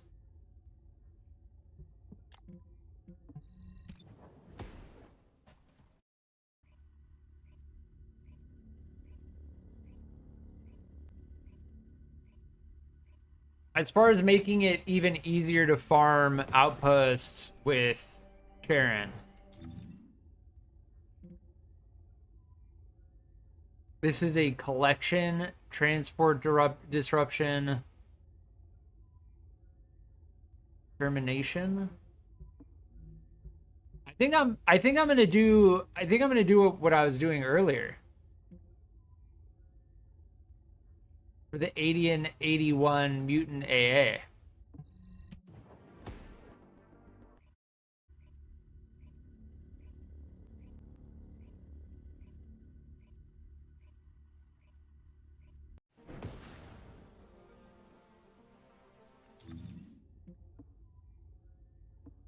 I think these people are running it as well.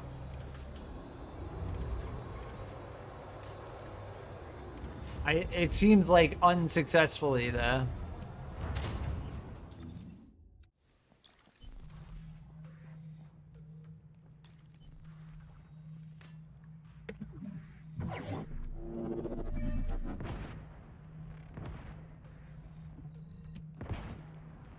There we go.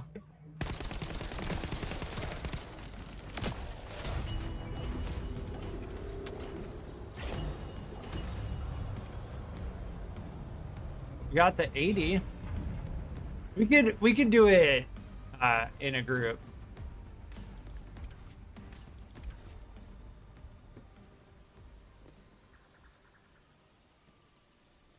Is this a sneak spot here?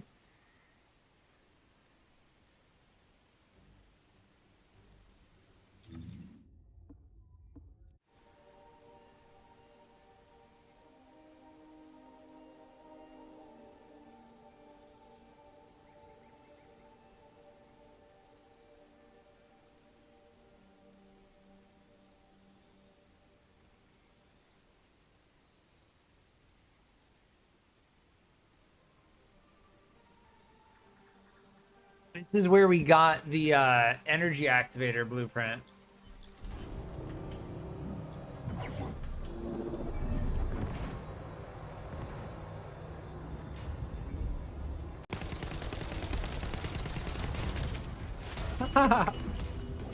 Insta-dead.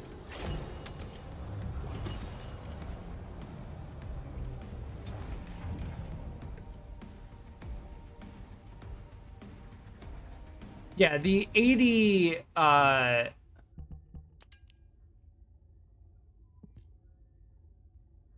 is not the one we want. We want this one.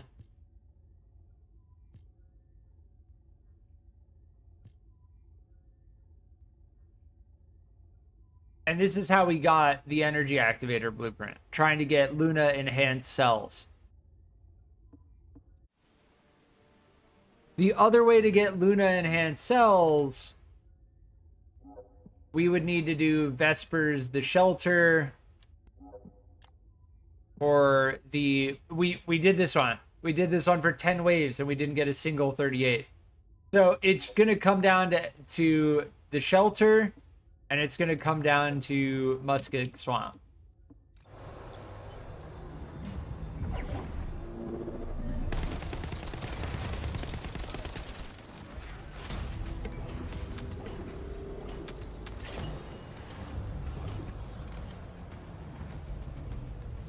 Seems like it really, really just wants to give us the 80. I might go and do that. Let's go and change it up. I'm gonna go and do the shelter normal.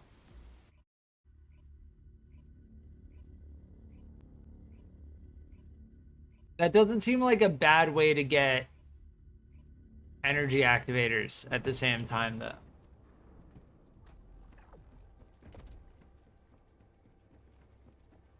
I don't mind doing outposts, but after a certain amount of time, it gets to be like you just stood there waiting for the 1 minute timer. How many times?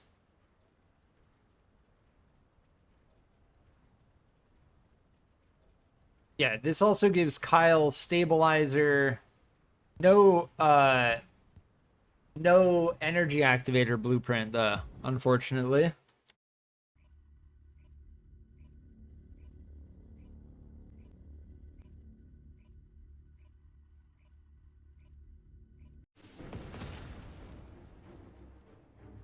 They're full Viesa bikini skin. That is the full Viesa bikini skin. The summer theme outfit. So Valby and Viesa got a summer theme outfit. And then pretty much everyone else, I forgot that this is normal. This is normal mode, so everything's gonna die in like one hit.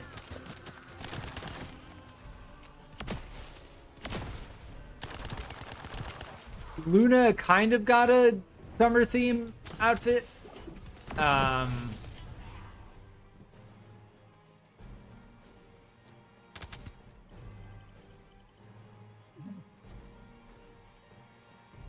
Regardless, my take on the cosmetics is that I'm gonna wait.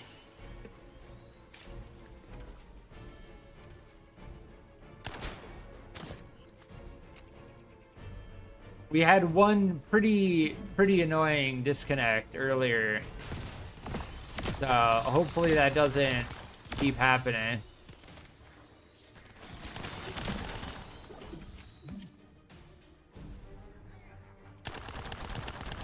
Getting like one disconnect every hour on average is not ideal.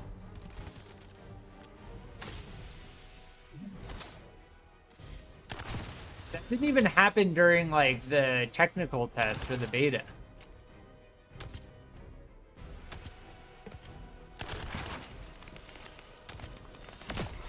Yeah, we need to get Sharon maxed out again. That way we have the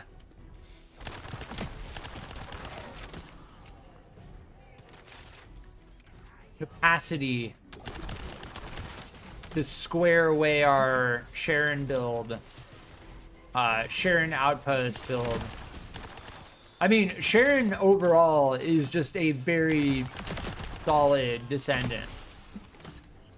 Although their abilities require a lot of setup, and her only like really heavy AoE is her ultimate, her Z ability, which takes a long time to cool down. I hate Pally, welcome. Good spot to farm Nimble Step. I do not know. As far as like Luna being in the game, I'm currently farming to get the Luna blueprints.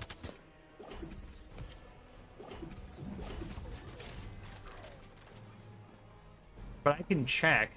Nimble Step.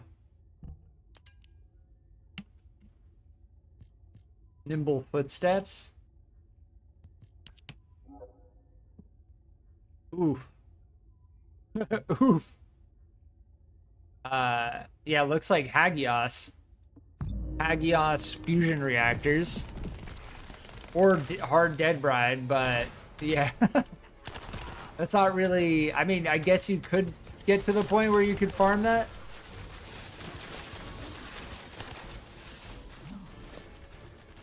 It shows like everywhere. At that point, I would just find like the fastest Hagios mission. Yeah, this boss is just gonna get insta-wrecked. Pseudo the Dreamer. Like one of the first bosses you come across. Oh, we still need to interact with this?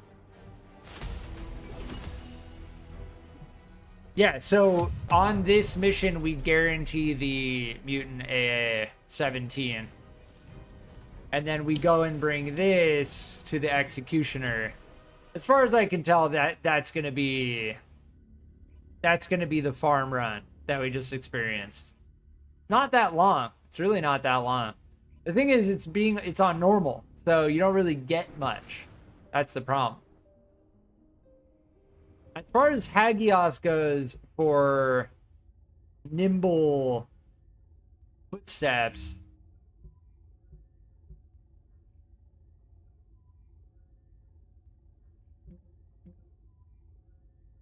I don't really know, like, in Hagios of any specific farmable mission. I'm sure one of these is pretty farmable.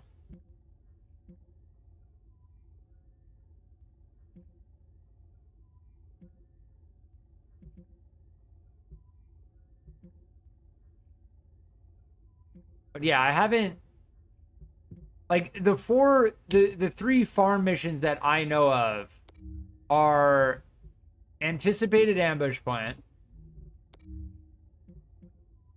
Command Relay in Fortress,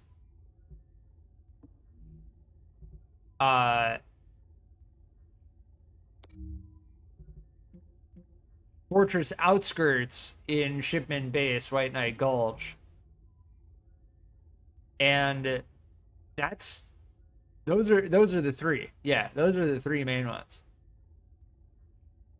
But Hagios, I don't know of a good farm mission in Hagios. There's got to be one. I personally have not found one, though. But yes, now we bring that Amorphous to the... I think it's just like... executioner or something, right? Yeah, executioner. Regular executioner. Dueling Zone Recon and Hagios. Dune Base Vulgus. Interesting. I know the Dune Base Void Fusion Void Shard fire mission is pretty decent because there are only 2 spawns.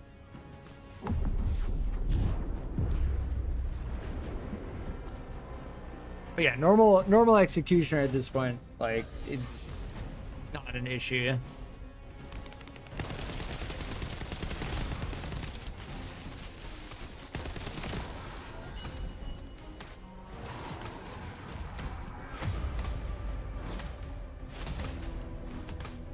It's a 38%, so there's a decent chance of getting it.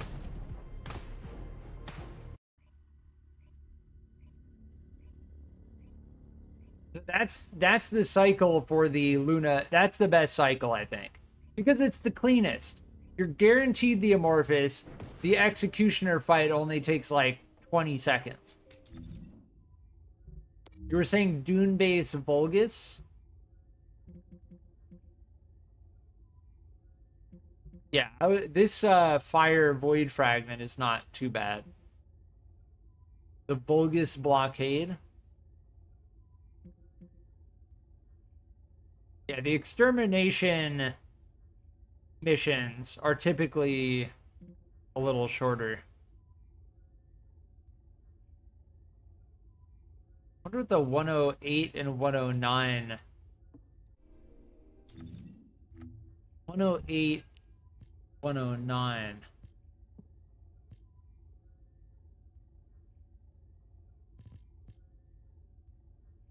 Yes, the 109 isn't too bad.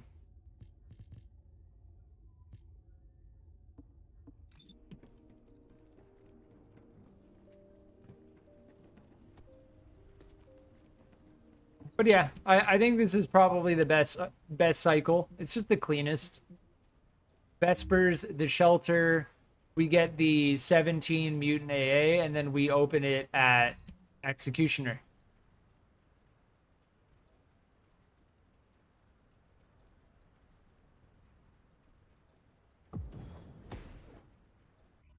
As for all of the other pieces that involve Luna,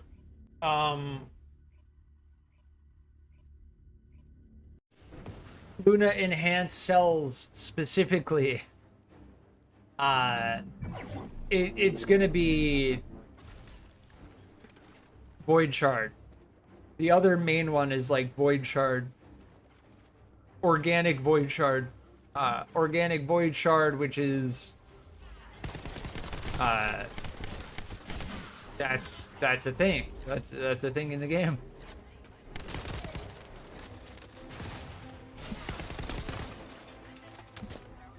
I wonder, can I just run through this part? Nah. I think you need to wait for this to spawn. Yeah.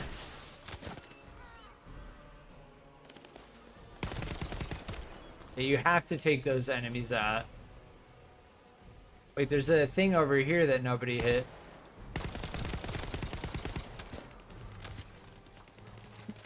There's something you need to interact with here, right? Yeah. I think one person can run ahead. As far as like the speed run goes.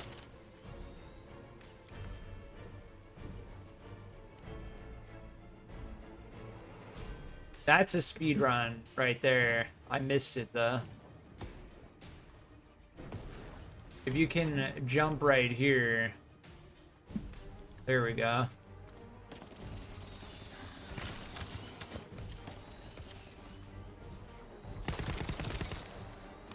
I'm gonna figure out like what enemies I need to kill and what enemies I don't.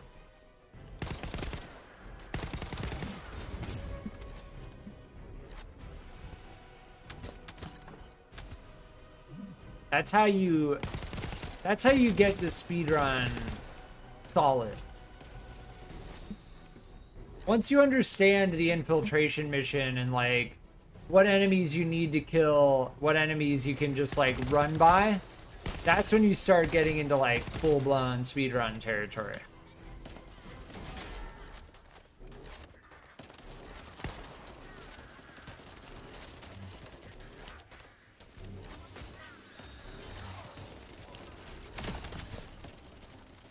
Can other players see my spray? I don't know if other players can actually see my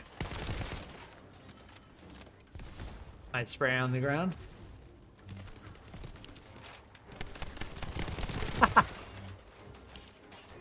Conga's emote directly getting shot. Immediately getting shot.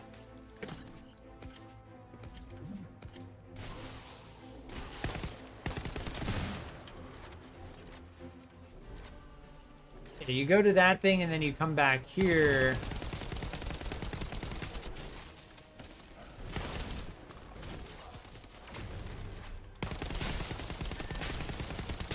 Yeah, they don't even have immunity on their orbs.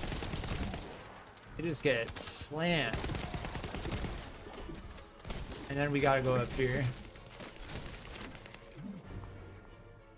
I imagine more people are doing this mission now, this infiltration mission. They went all the way ahead. Yeah, they know the speedrun strat.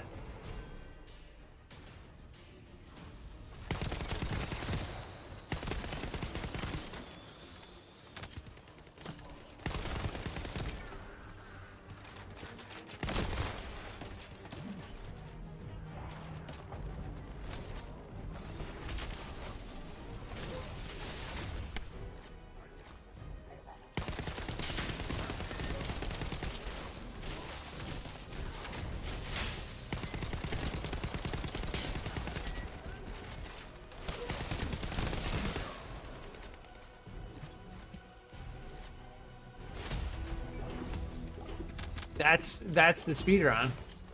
And you're guaranteed the 17s. 4 minutes. That's the thing. You know, 4 minutes and you're guaranteed the 17.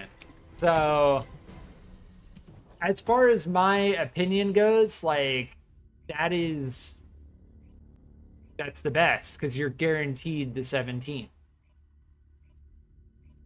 Sure, it's 4 minutes, but you could go and do the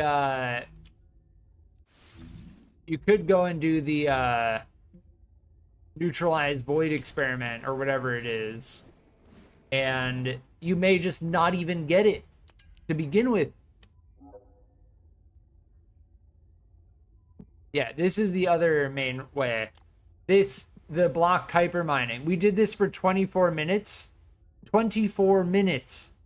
And we didn't get a single 38. So, and the 38, it's not like the 38 is a guaranteed drop, right? We're talking about a double % chance. The 38 is only a 38% chance. So you're getting a drop chance on the amorphous and a drop chance on the Luna enhanced cells. Whereas with the 17, you are guaranteed the 17, and then you only need the 38% on the 17 itself, which you get from the regular executioner.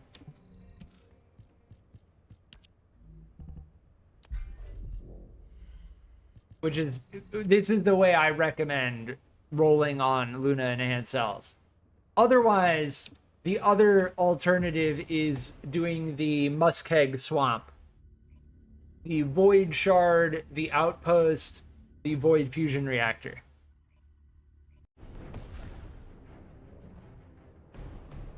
Because it's a lower roll chance, right? The, I think it's the 80. No, the 81. Yeah, it's a 10% chance. It's a lower chance to get the enhanced cells, but you also get a chance at an energy activator.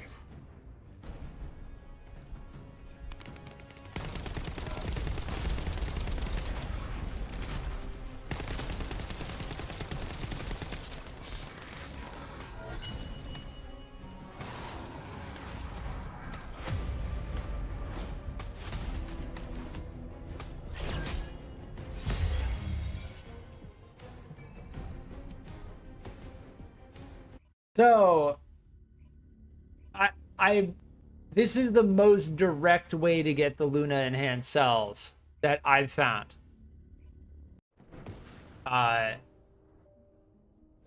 It's the cleanest way to get it, right? You do the infiltration operation, and then you do the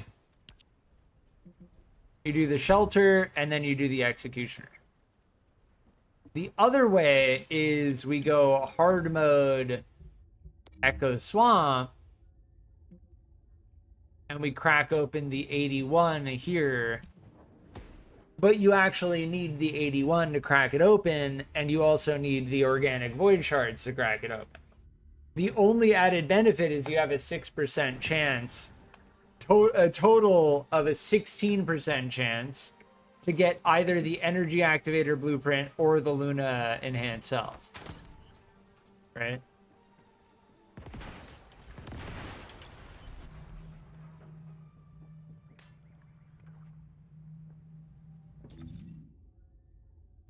The timer on it. I can't see it because of the icon.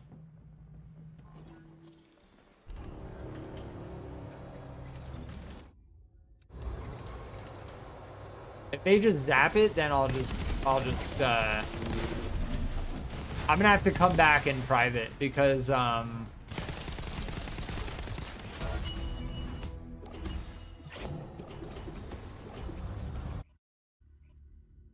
wanted to just get that roll on the 80, but to get the 81 you have to stealth it. So that's that, right? You basically have to do it private. Otherwise you're rolling the dice on whether you get a bunny or a Sharon, someone who's stealthing it or someone who's just doing it and missing out on the 81% chance, the 81 amorphous drop % chance each time.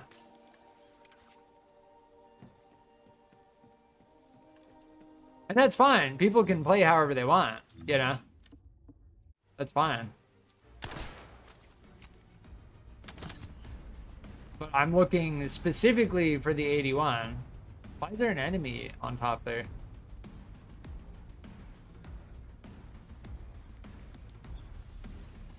I'm looking specifically for the 81.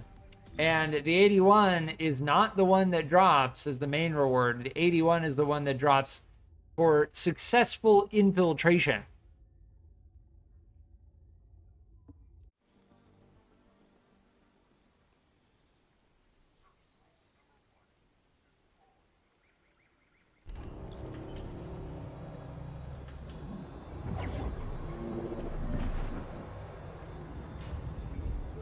And I got stuck, and I got stuck. Something spawned next to me, and it only showed up after the...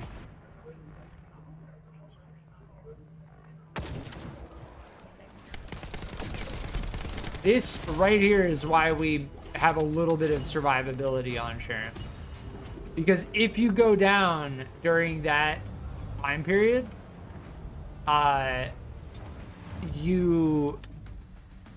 we cleared that in 18 seconds. If you go down, it takes longer. And the second you're able to hack it, that timer is ticking. And that's purely based on your Sharon build, right?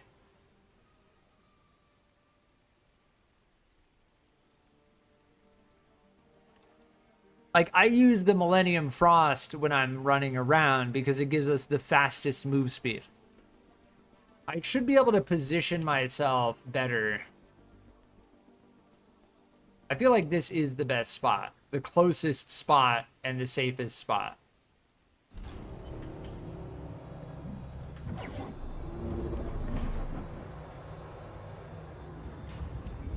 I got pushed off of it. That's a troll. Get the snipe out. Get the shot off to get the initial damage. Hope for the crits. And that's that.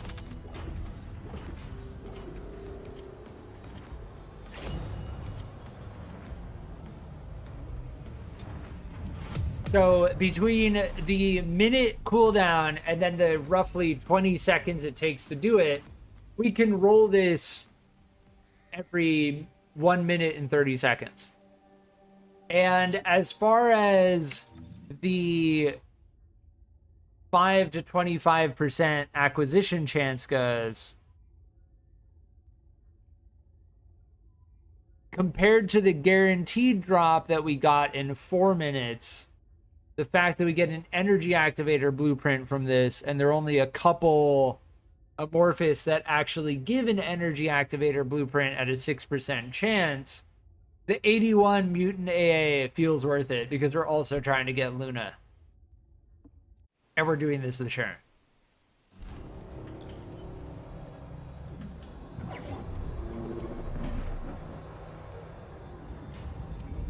Yeah, if we don't get knocked off of that one, and then we get the crit snipe, it definitely shaves time off.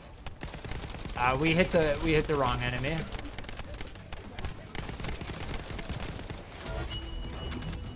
The second you kill that boss, the timer resets. There's the 81. So now that we have the 81, we can bring it to the Void Fusion Reactor. Now, here's the thing. I'm not going to do that until I switch over to Bunny. I'm going to break open the Amorphous with Bunny. Why? Because Bunny has Lightning Emission. Lightning Emission is one of the best AoE abilities in the game. And a lot of the mini-bosses have orb phases where they have immune orbs. Also, when you're fighting Void Fusion Reactor mini-bosses, you do not get any ammo drops at all. And there is a likelihood that you will run out of ammo. Your DPS will be severely limited, and that all consumes time, right? So if you're trying to optimize your Void Fusion Reactor farm, you want to make sure that you're using a Descendant like Bunny or the actual reactor when you actually go to open the Amorphous 81, right?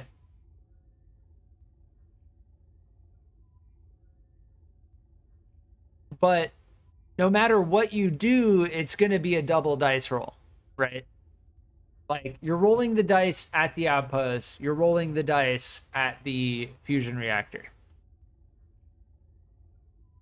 And as far as the void shards go, thankfully void shards are not a drop chance, because that would be a nightmare.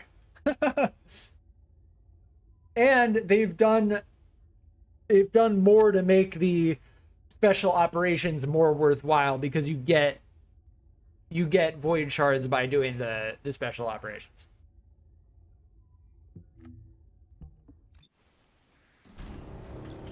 The second I hear that sound, I also like that there is a sound. That way I don't need to keep it pinned. That's the sound to go. We only have one more shot in our sniper rifle, though. I don't even know what happened there. The Farseer got in the way. That's what happened. I should maybe try to kill some of these other enemies. Our ability just didn't do anything. Our ability just did not do anything. I want to kill some of the other enemies to see if we can get ammo drops, but doesn't seem like we did.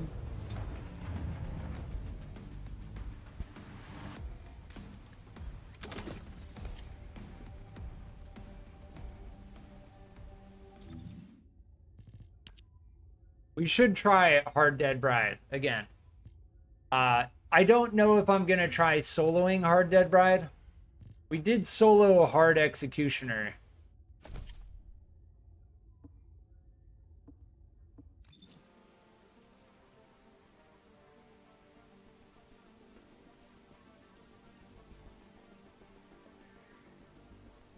And if anyone watching is interested in stealthing outposts, doing void fusion reactors, or grinding for void shards, I'm doing it. So, and I highly recommend, if anyone's doing these outposts, like, you really should be stealthing them. Again, people can play however they want, and that's fine. Like, I'm not gonna poo-poo on anyone.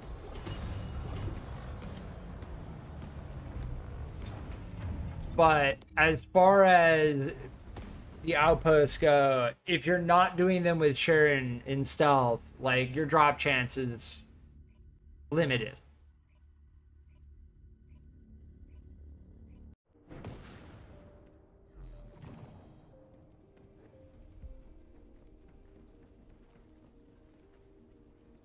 So we'll jump back and forth between the infiltration. It would be nice to get one piece of Luna.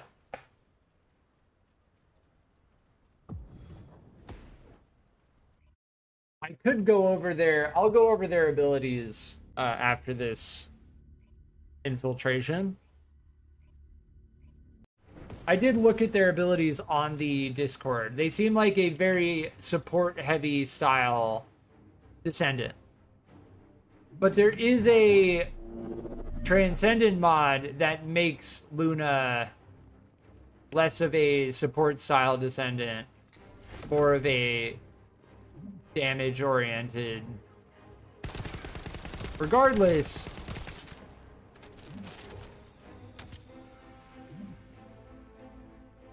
support style is not bad.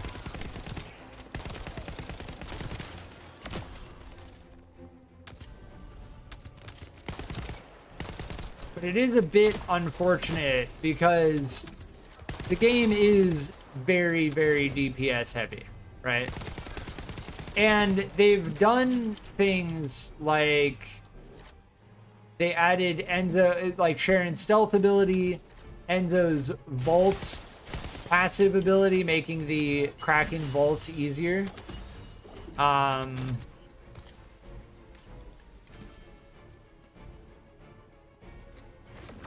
The game is still very DPS heavy. By DPS heavy, I mean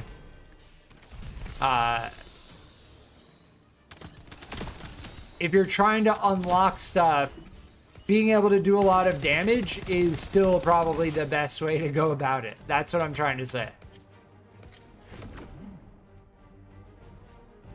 Which is primarily why I want to farm for Ultimate Glay. I'll run this a couple more times. If I don't get the enhanced cells drop, then I'll probably go back to the Ultimate Glay farm. Because as far as I can tell, Ultimate Glay is like one of the highest damage dealing Descendants. In the sense that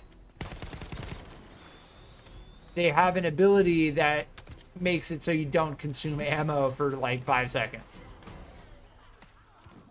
Pair that with a weapon that fires extremely fast, has a very small mag size, and a very long reload time, but extremely high damage and fire rate, like the vestigial organ, for instance, and you have a really good combo. The Python is also another combo.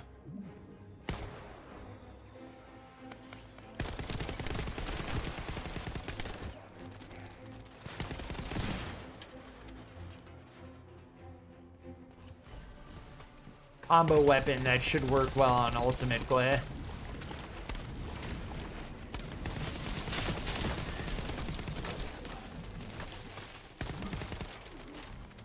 But yes, this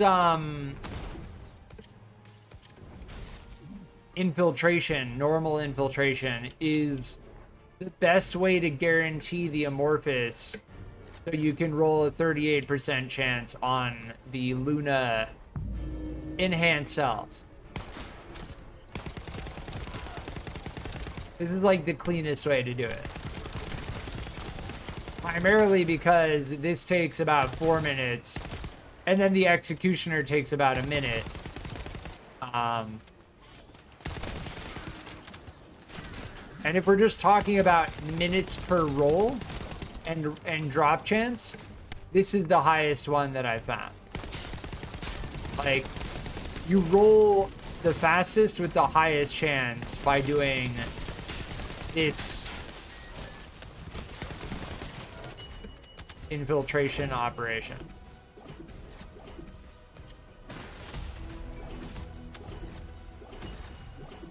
Because you're guaranteed the drop. 4 minutes. 4 minutes, you're guaranteed the drop. 38%. And then you bring it over to the regular normal mode executioner.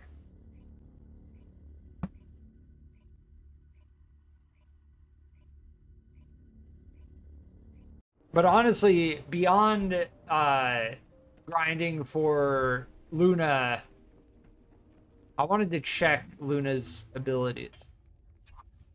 I'm gonna probably go back to Ultimate Glaive, if I'm being honest. This is Luna's opening. Wait, we don't have our... Hold on, we don't have our dialogue turned on.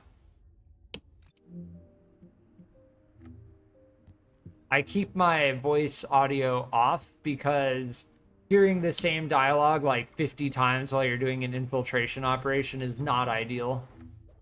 But this is new. See me. Why?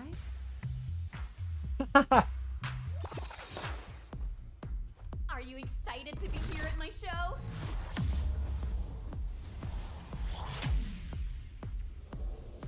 Hope you all enjoy it and have fun.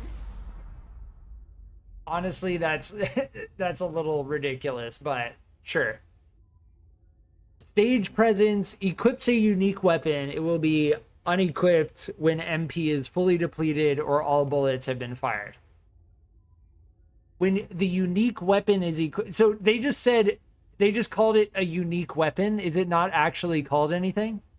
When the unique weapon is equipped, notes activates, allowing the use of skills.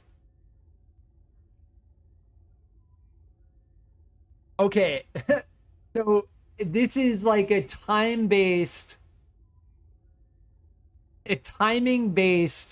shooting skill. This reminds me a lot of oh, what's the Warframe's name? It's different, but it's similar. There's a Warframe like Symphonia or something.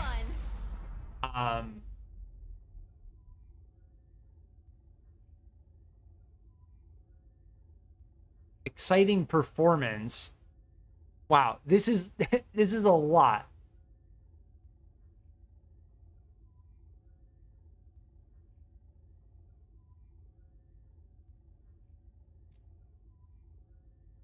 So exciting performance, relaxing performance.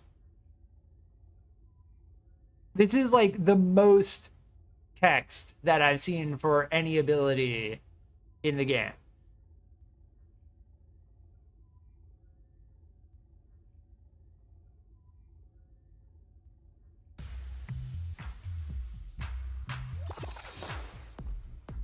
Are you excited to be here at my show? But this is a support ability. Relaxing sound increases MP recovery amount.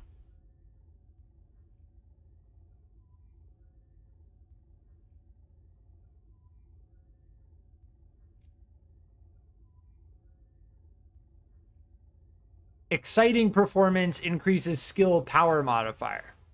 So exciting act is skill power modifier. Relaxing act is MP recovery. Cheerful act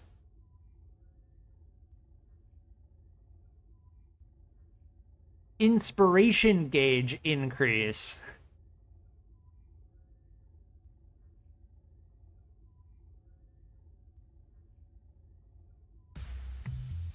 Grants cheerful sound to allies within range. Are you excited to be here at my show?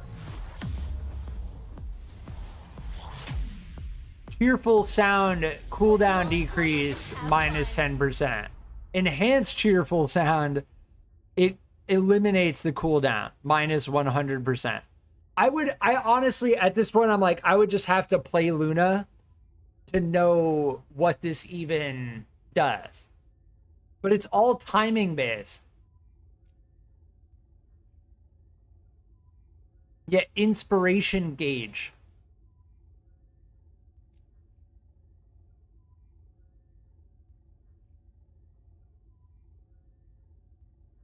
When inspiration gauge maxes out, an enhanced skill can be used.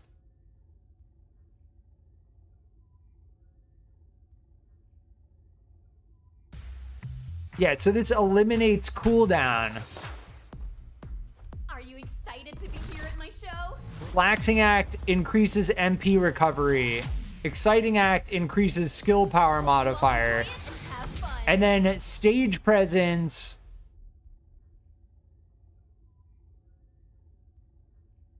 does damage. And it stacks skill power modifier. Yeah, that Luna might be the most difficult to play Descendant that is in the game. Like that is yeah. I think as far as like my interest in playing Glaive versus Ultimate Glaive versus Luna, like I just want the ability that makes it so I don't consume ammo. Like, call me a simple individual, but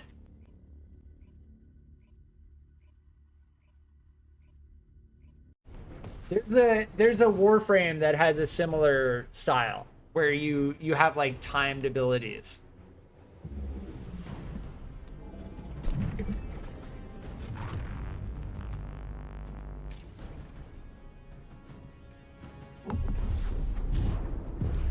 Octavia.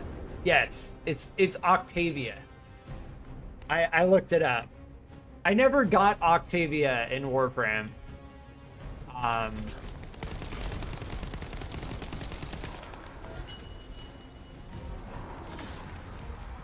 But yes, this is how you roll on Luna enhanced cells. We did nail this down. And there we go. I think it was the what, fifth try. So we have one piece of Luna. I did say earlier, if we got it, then I would continue. If we didn't, then I would go back to Ultimate Glay Grind.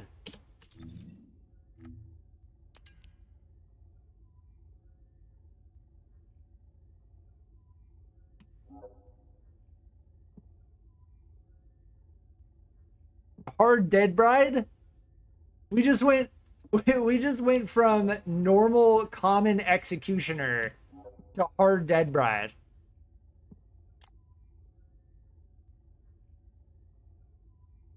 The 20? Oh, now this one is the normal. What? That's so weird.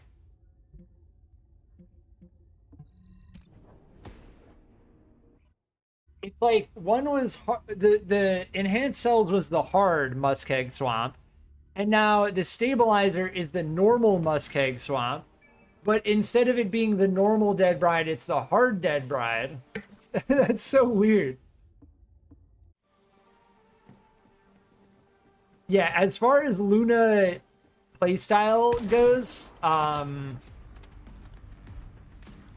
Luna looks like one of the hardest Descendants in the game to actually play as.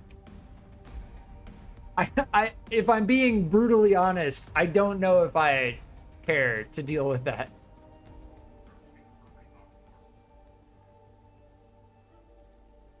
Because as far as I understand it, Luna enhances skill power and enhances MP recovery. I don't know. I have to learn more about what their Transcendent module does.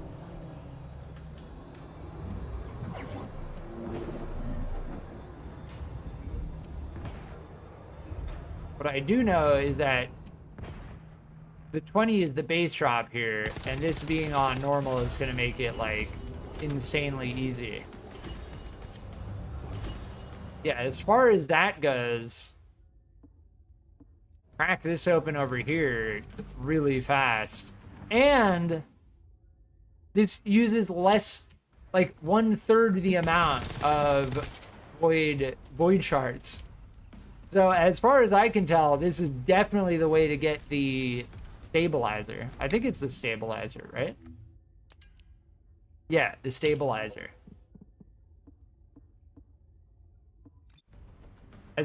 As far as that goes, wait, hold on. Let me check the 20 quickly.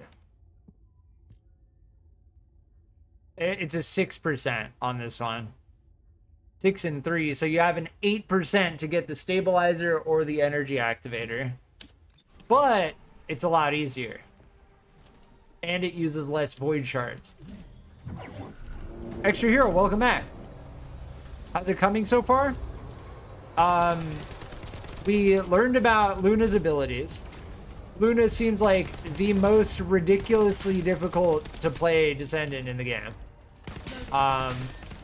And it's debatable as to whether I actually want to play as Luna.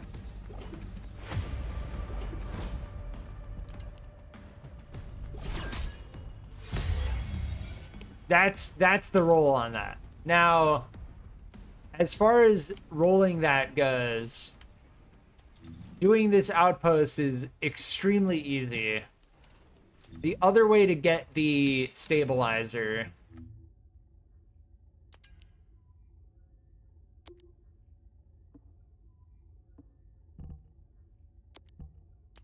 you know me, I'm gonna do it. I hope it goes well for you. Luna does have a Transcendent mod that makes her deal primarily damage. So as a support Descendant, it's going to be quite difficult. Yeah, Hard Dead Bride. What do we need to do? Sterile Land, Unknown.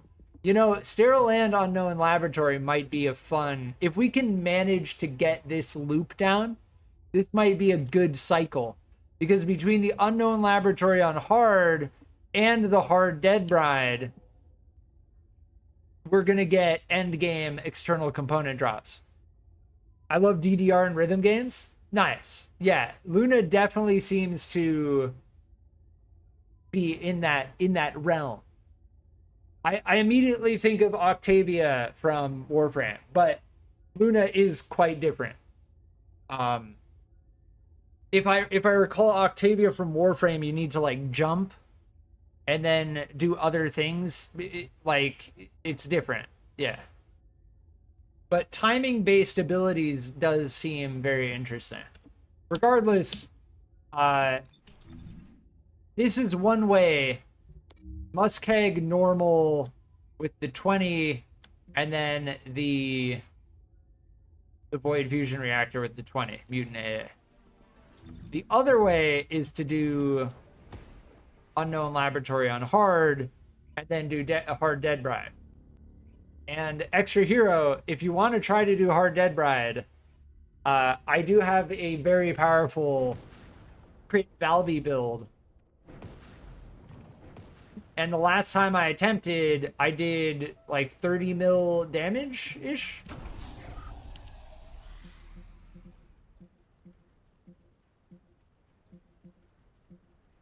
Where's the Unknown here? Unknown Laboratory... Luna Stabilizer, 32% drop chance, and we're guaranteed the 68. So this is seeming like the second best, but the problem is we need to be able to defeat Hard Dead Bride. That's the main kicker as far as the amorphous 68 mutant AA goes.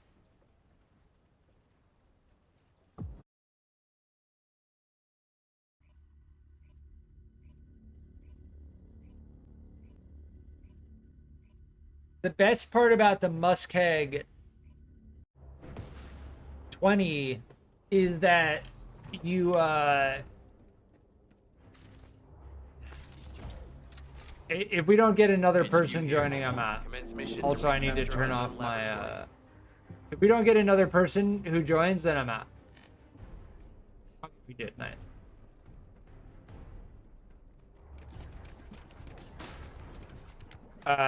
Dead Bride seems harder than yesterday. The whole mission seems harder. Invite me next run? Sure. Do you think they made it harder? I suspect they changed some things that they didn't actually add in the patch notes. Like, I'm pretty sure they changed the sound of the... I'm pretty sure they changed the sound of the Eternal Willpower. And I'm pretty sure because I've used this thing a lot. And I've heard the sound of it a lot. So I feel like there are things that they changed that they didn't add to the patch notes.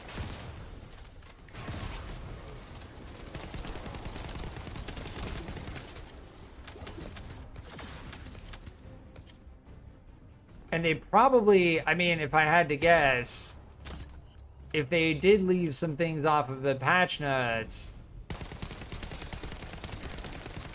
it's probably stuff that they didn't want to let people know about. Why is that happening? I remember there being a bug like that in the game in the beta, where like I would shoot an enemy and then they would go down to like a 1 HP consistently.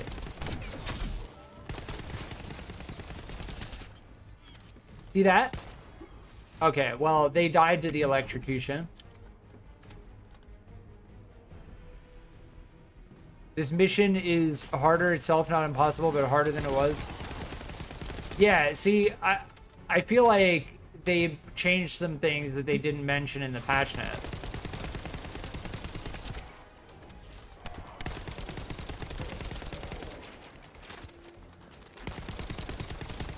And honestly, like, it's a little bit suspect.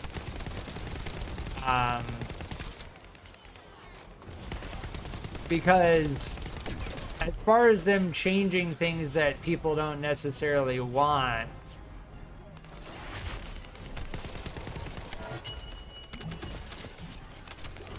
a little bit suspect. Like, yeah, for instance, making a hard infiltration mission a little bit harder, you know? We'll see how long this one takes. If it takes an absurd amount of time, I'm just not going to do it again. And then I'm going to go back to Muskeg Swamp again and roll on the energy activator and the stabilizer at the same time.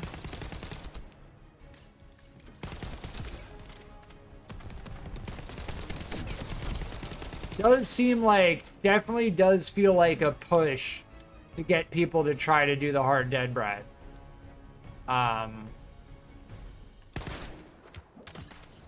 Which is fine. Like, that's the end game, right?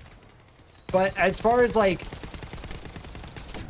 I don't know. Again, you can get the stabilizer at a lower drop chance by doing the normal mode Muskeg Swamp, the 20 mutant AA amorphous.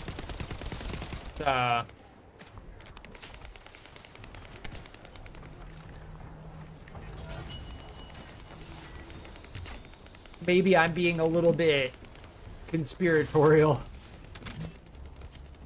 we full on drops right now? I think we're full on. I need to find.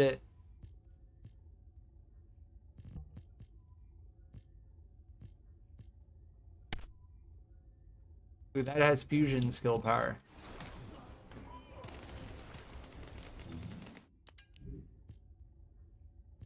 I don't care though. I need I love pressing Alt and then scrolling down to see the bottom text. I said no one ever said that.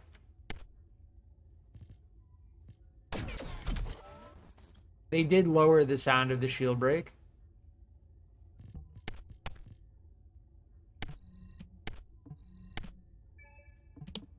Why is that in Korean now? Wait, what? They, I think that's like an introduced. Yeah, look, this is in Korean. This says you can't dismantle while you're in combat.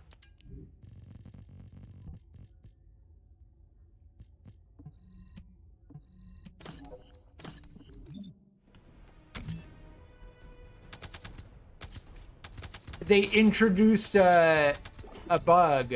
Well, I mean, it's not really a bug. Lack of translation.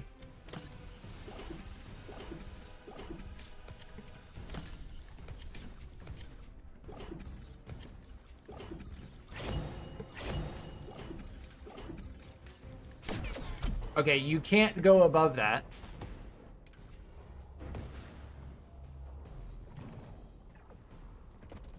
We learned the hard way that you cannot go above that. And if you jump too late, you can't go below it.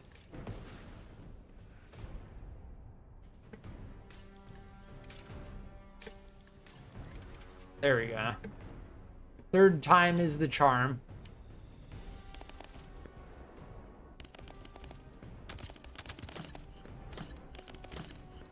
Yeah, we'll see how long this one takes.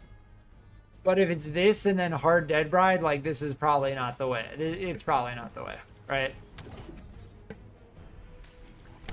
Like, all I can think about is how much time it takes for me to roll, what the percent chance is for me to roll, and then that's it. That's it. How much time does it take me to roll? And then what's the percent chance? And there's like, there's a ratio, right?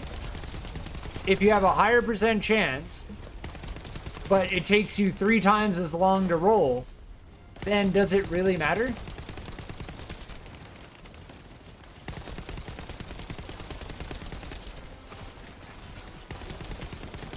Because I'd rather roll on the energy activator. We got an energy activator blueprint earlier, trying to roll for the Luna enhanced cells. We did.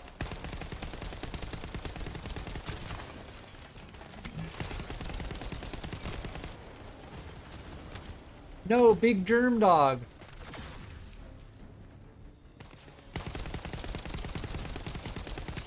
I did it because 38% on Dead Bride. Yeah, if you can do hard Dead Bride, great, yeah. I tried Dead Bride twice yesterday. I'm gonna try it again. And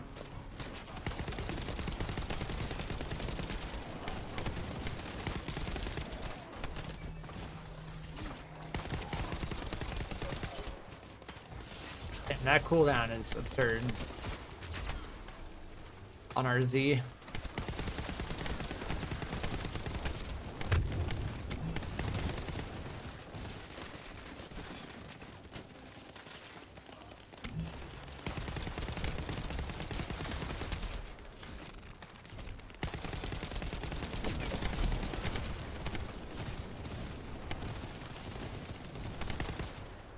I have to farm materials for my Luna pieces? Well, I'm trying to roll on the, we just got a double drop.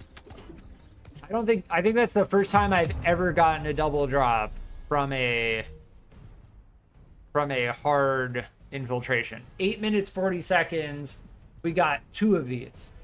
So if you want to farm materials for your, oh, if you already have the blueprints, is that what you're saying? I have to do hard Dead Bride to open these amorphous.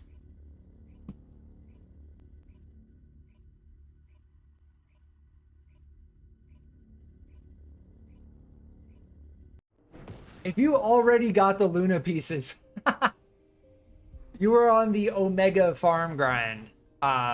Luna's only been in the game for 5 hours.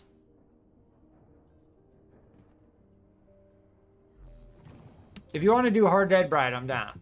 I need to do hard Dead Bride to make it worthwhile to have done the hard infiltration mission. Otherwise, I'm just getting all of this stuff.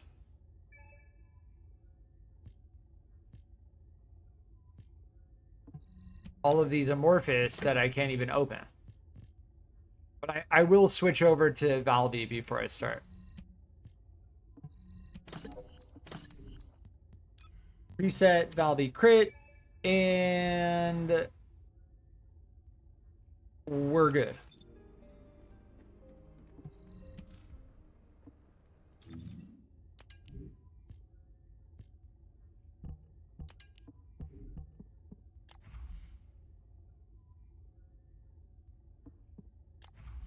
Yeah, our eternal willpower is cranked.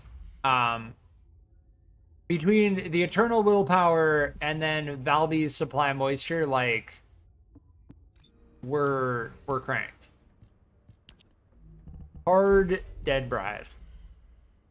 Yeah, see, I have 3. And this is also how we get ultimate Glaika. So we're getting Luna Stabilizer while also rolling on ultimate Glaika.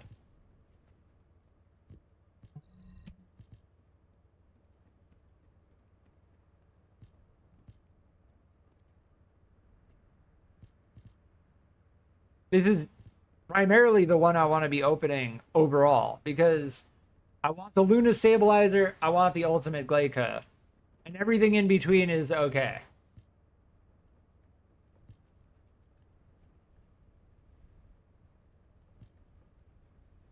But that hard infiltration mission we just did, Unknown Laboratory, in order to get this 68 mutant AA, was 8 minutes, and we got 2 of them. So that feels worthwhile. That does actually feel worthwhile. Now, if we only got 1 of them, it would just barely be worthwhile, because we guarantee the 68. The problem is, if we can't beat the Hard Dead Bride, that's the problem.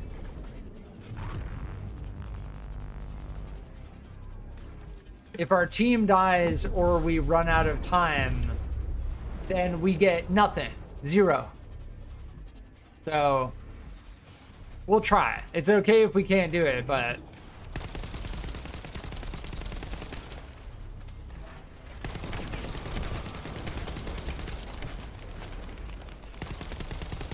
yeah, so give me the aggro, because I honestly have an absurd amount of survivability on Valby. Why does the recoil on this thing feel so weird sometimes? They changed the eternal willpower. I swear they changed it. They did something to it. I've used this thing for enough time to know they did something to it.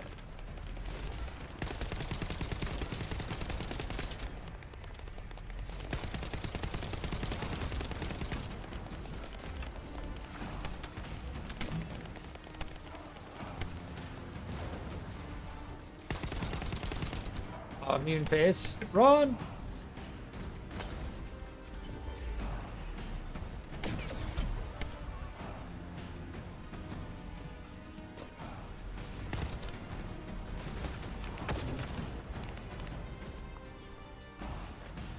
My god, the animations on Dead Bride are just absurd. As far as like actually hitting their weak point, good luck.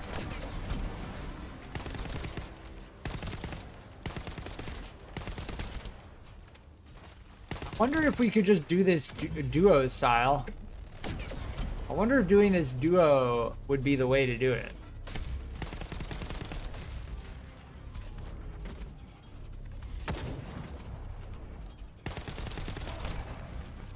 I'm frozen.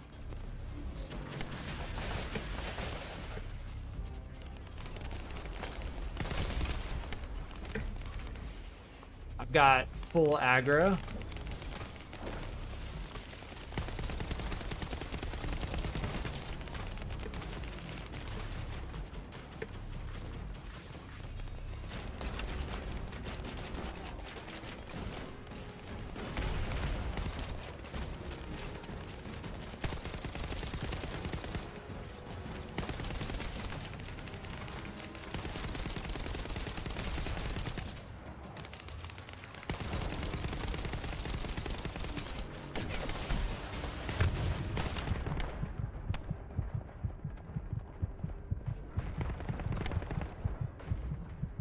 Give me the health drop.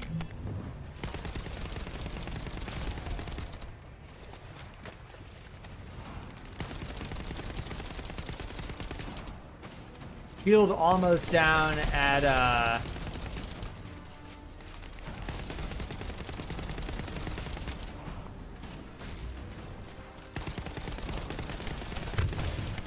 Ooh, that hurts a lot.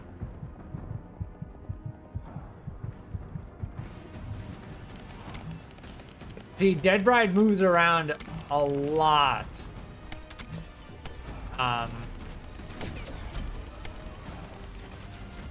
As far as like actually getting shots off,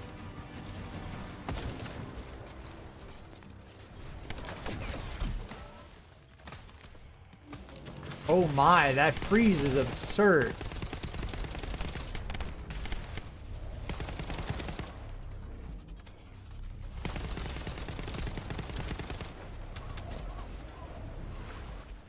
Health drops? I don't see any health drops at all.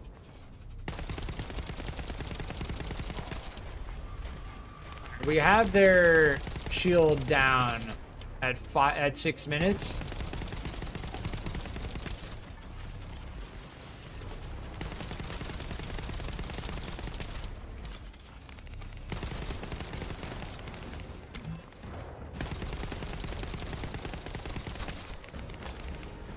So it seems like Dead Bride has less HP than they have shield.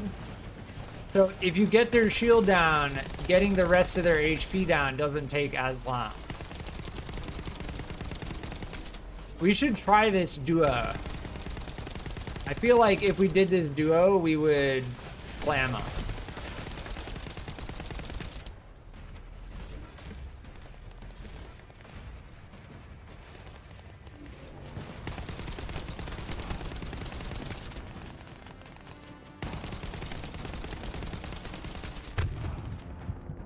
Oh my. Looking for health drops. Here's one. Is it worth going in for it? Yeah.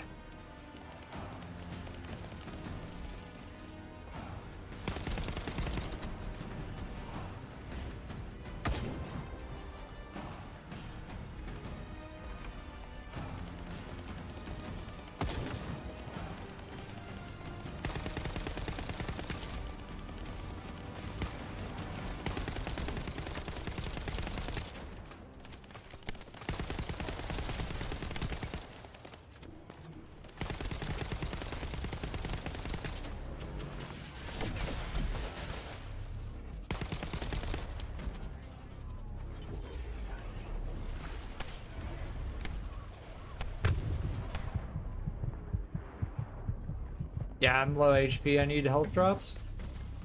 They're almost dead, but I still don't want to risk it. Because if I go down...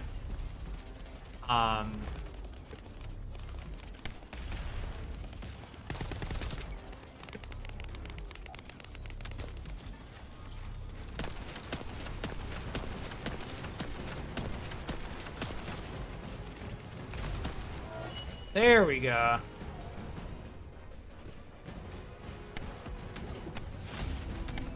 Nice.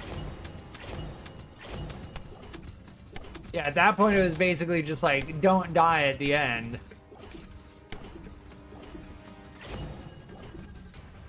GG's.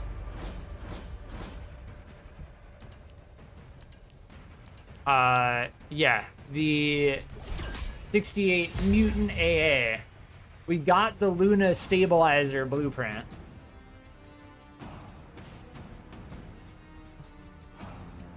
First try. That's the first time I've beaten our Dead Bride. Extra hero, thank you.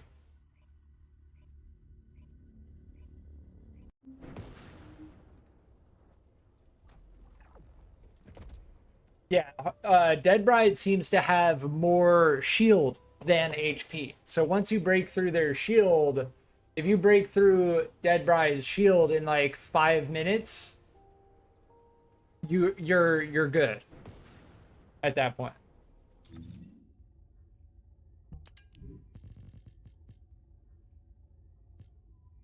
Yeah, these we don't want.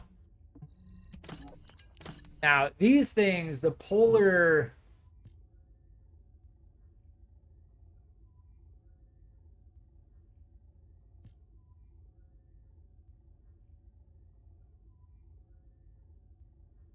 As long as you don't die to the cold AoE, you win. Yeah.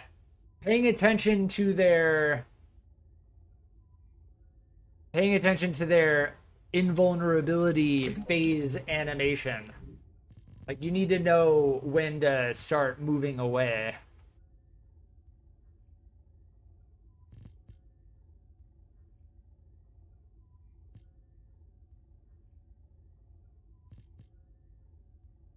Weird. I don't think any of these are going to be worthwhile. Yeah, no, we're good.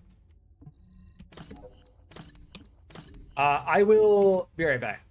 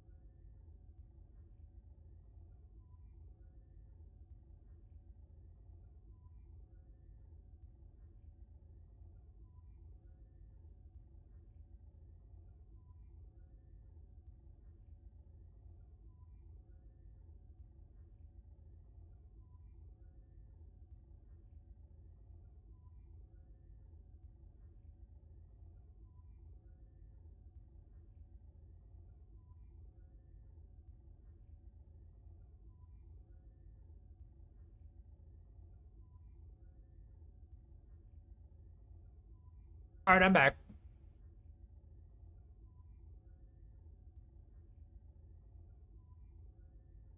I have to open vaults with Enzo to get the murky energy.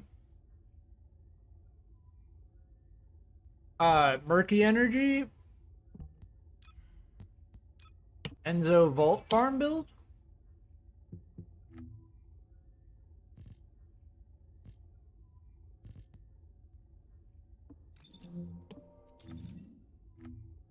I thought that the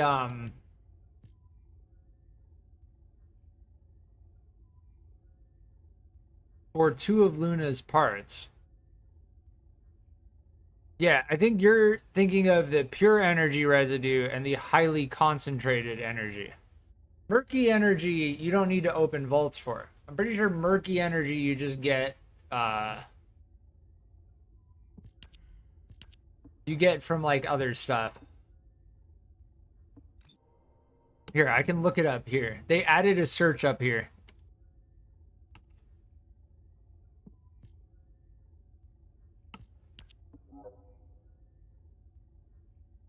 Yeah, you get this from the Forgot Tents in the Unknown Laboratory.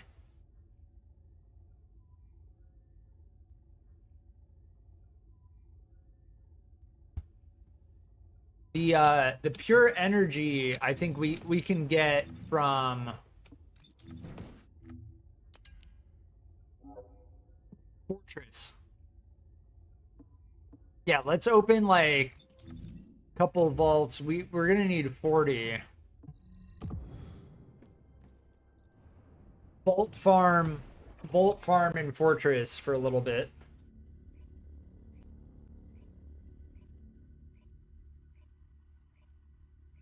Depending on how much we get from each one.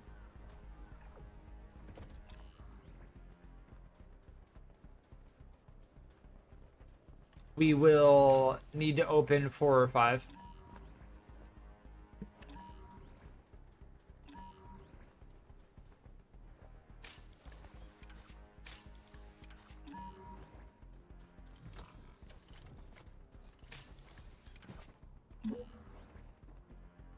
Here it is.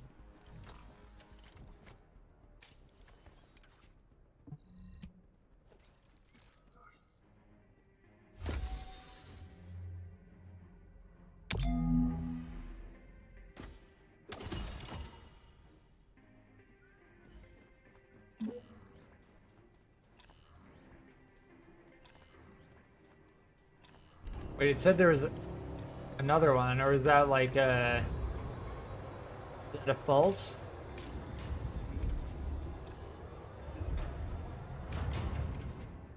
They said that they made it 100% chance for them to spawn now.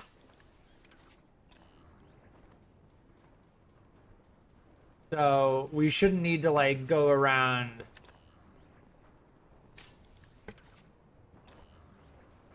Damn, this area is crazy.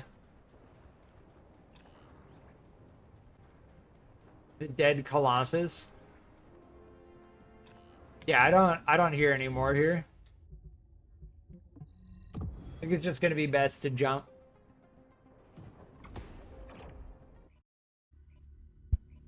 Like run for a bit, spam tab.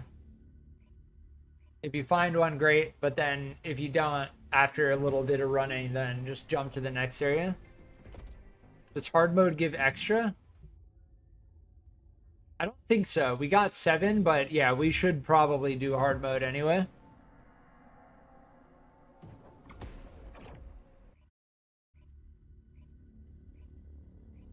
Hard mode may spawn the ultra precision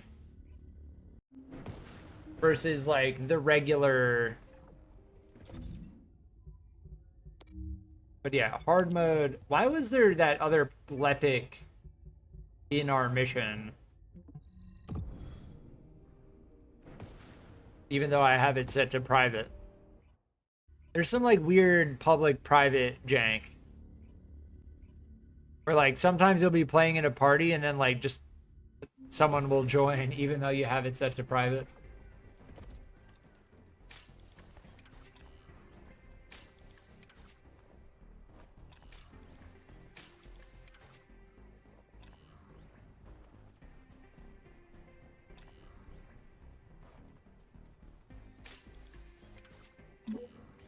There we go. Over here.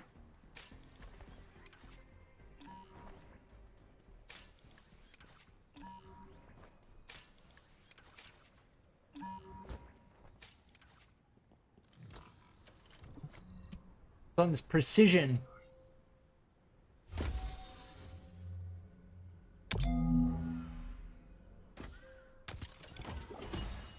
Yeah, we got 11 from that one. Oh, there's another.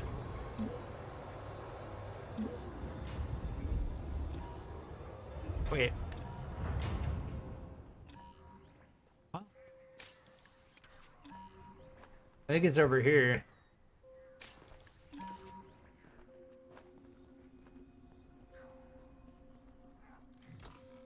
Ooh, ultra precision.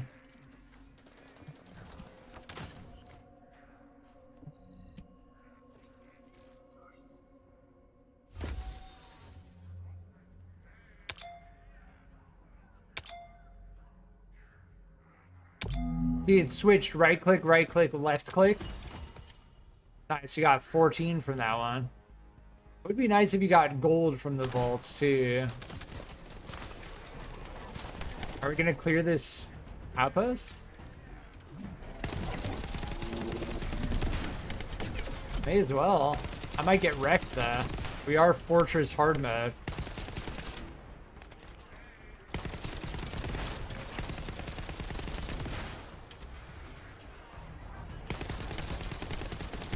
Nah, we're good.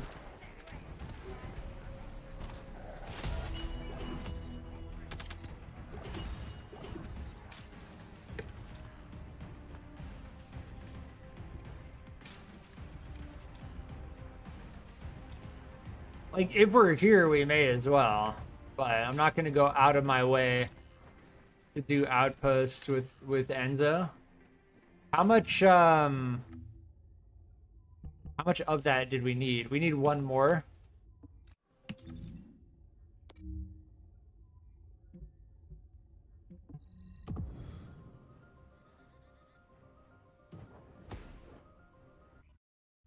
I can open them too? Sure, if you want to open one. I've got plenty of like code breakers and code analyzers, so.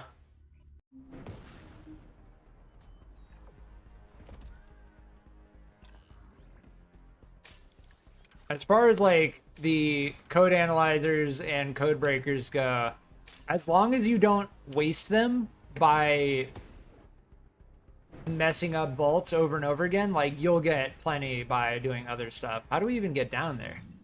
I don't think we can. I think, yeah, we have to go up here.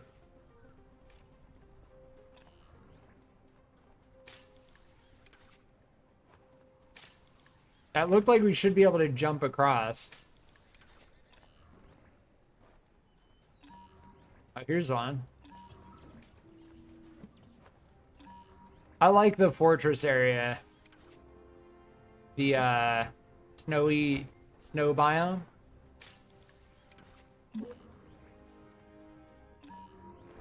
Ah, secret tunnel.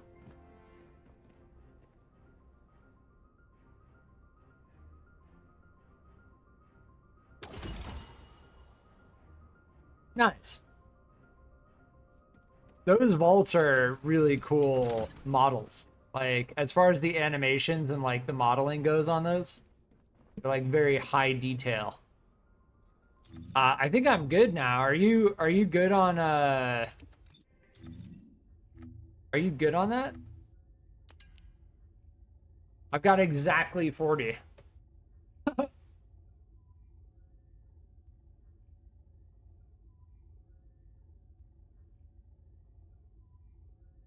Where do I get specialized biometal? Hagios?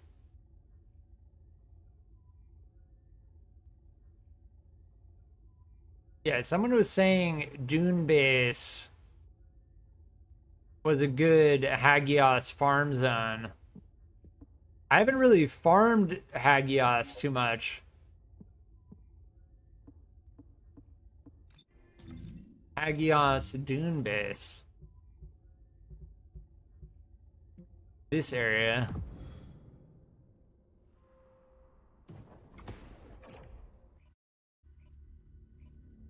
Yeah, we'll get the highly concentrated. Between the metal and the highly concentrated, between these two things, you get the specialized biometal and the highly concentrated in Hagios.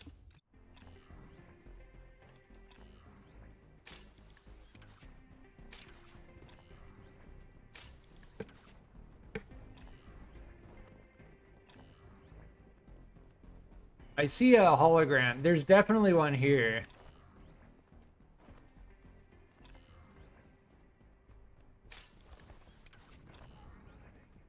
There's a hologram right there, so...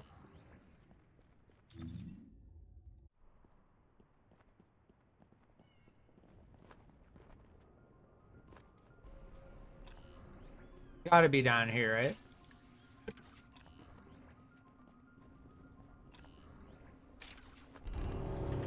On you? Wait, where are you? Oh, all the way on the other side? Okay. Weird that my ping didn't pick up.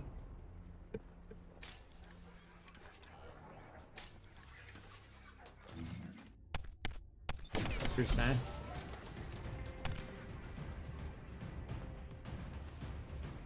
Yeah, this area is deceivingly large. That's why.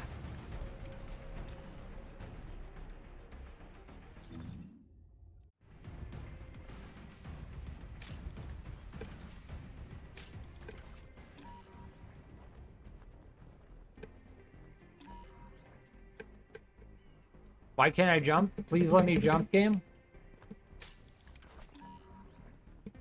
I'm pressing spacebar. Weird. Weird bug. I hear it over here. Oh, you already opened it? Nice. Oh, that's cool that it still pings it. Yeah, thanks for opening that. Weird, you're like jumping around on screen.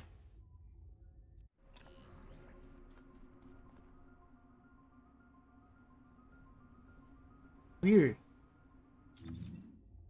You're like jumping around over there, but then the map says you're in here? What?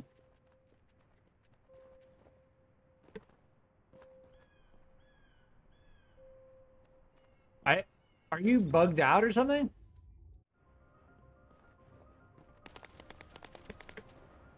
Are you inside of the mountain? Oh, is there another one in here?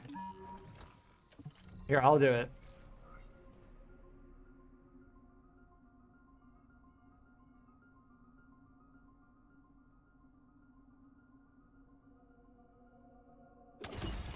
Nice. Yeah, as far as the code analyzers go,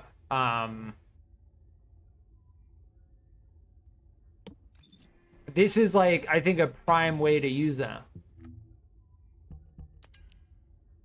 We need one more.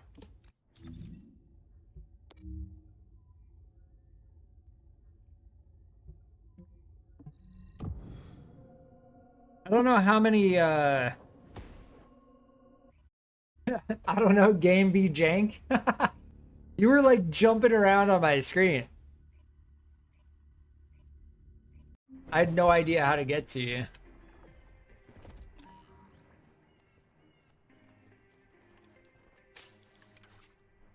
But yeah, dual Enzo farm is like prime because we both gain from each other's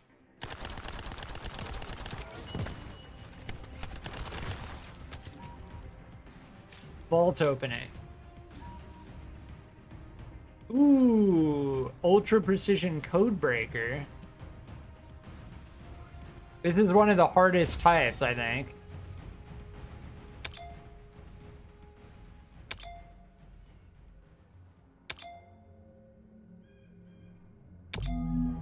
These are extremely difficult to do if you're not using Enza. Nice.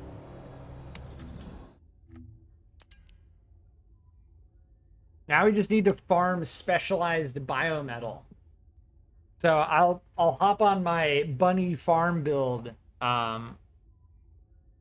Wait, it says strategic outpost though. No, I need to hop on Sharon. Yeah, these are strategic outposts. I don't know. Let me see quickly. That's Vespers. Agna Desert. Yeah, I don't know what else we can farm.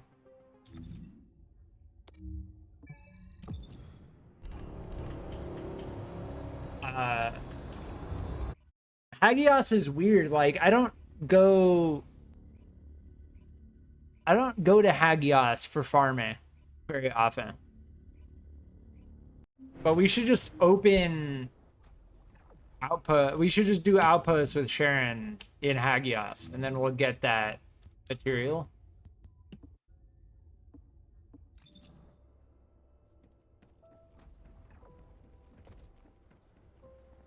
Let me dump all of my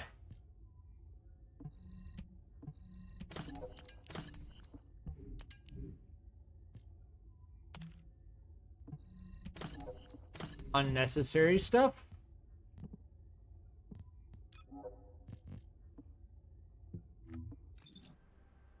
And as far as farming the outposts here, there's the 110. If it's the mutant, it's probably what we want. 110, 111, 12, 13. So the 10, 11, 8, 8, 9, 10, 11, 12, and 13. As far as these go,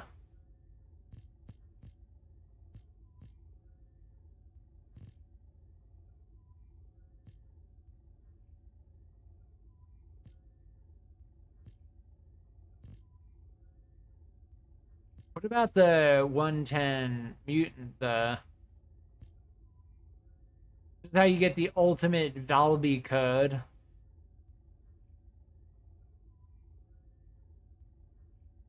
Amorphous 49. Yeah, but I don't think we can do that in... I don't think we can do that in Hagios, though.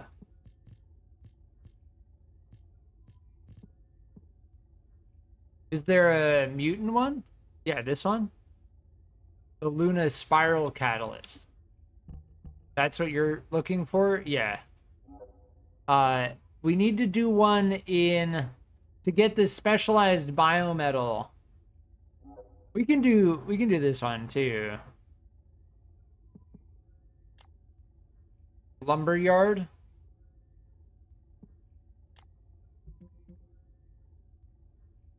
Wait, no, not the... You're talking about the 49, right? Where do you... Where...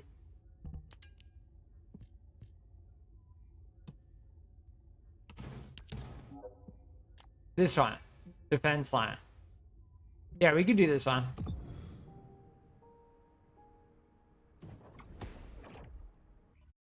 The thing is, to get the biometal, we need to do outposts in Hagios.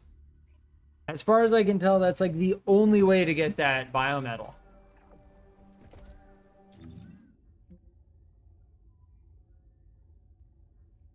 Yeah, normal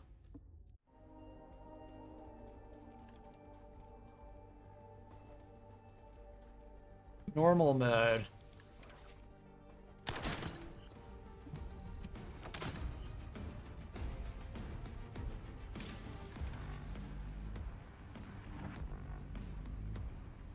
It is for biometal?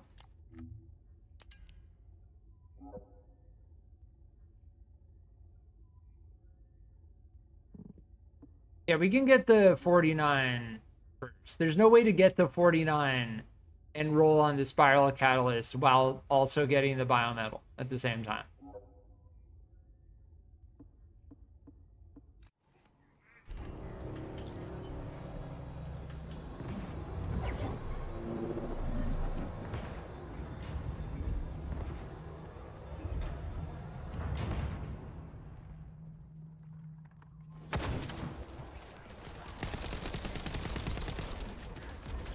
This is the farm zone. If you do this on hard mode, you can seriously farm the this mission.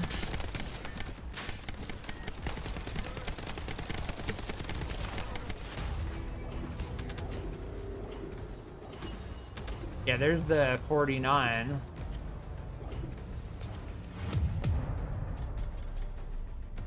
Yeah, this defense line Volga strategic outpost in hard mode is very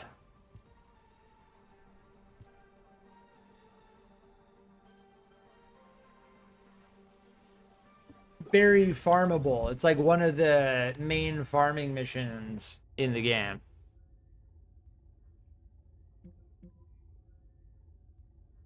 The other one in Fortress is the command relay. The command relay and the defense line outpost. The Valby farm thrives again. Yeah, we can do this a couple times and then we'll go and crack them open. As far as I can tell, monomer and polymer, yeah, that's easy.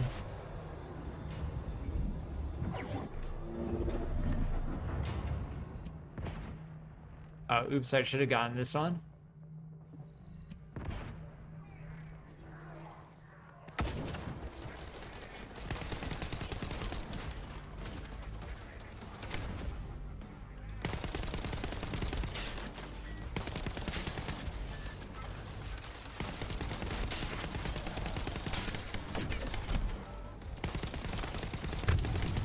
Yeah, damn, this is the normal mode. I just started getting aggroed by everything. This is the normal mode, and the boss has orb phases. Again, Fortress is the hardest location.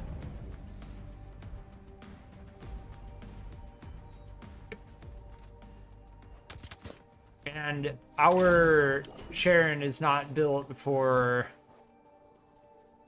anything other than duration. Like, good luck finding an electric fusion reactor in this game, because I have not. Electric fusion with duration up, like, yeah, about that.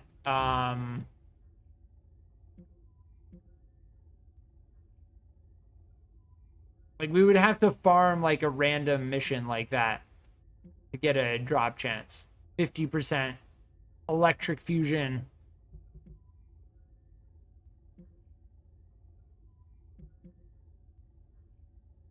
It's always like the missions that nobody does.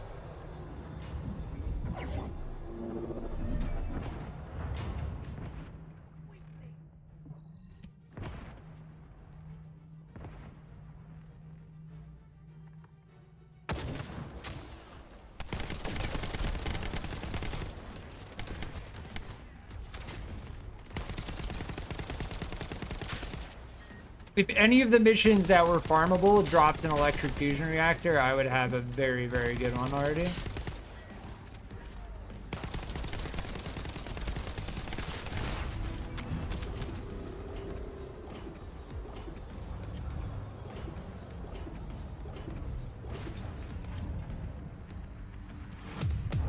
Probably roll this like 1 or 2 more times and then we'll break them open.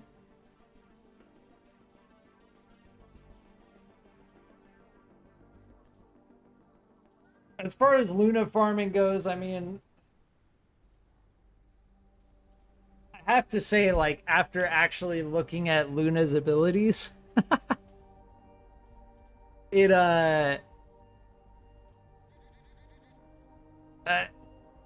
like, Luna's playstyle doesn't personally interest me as much.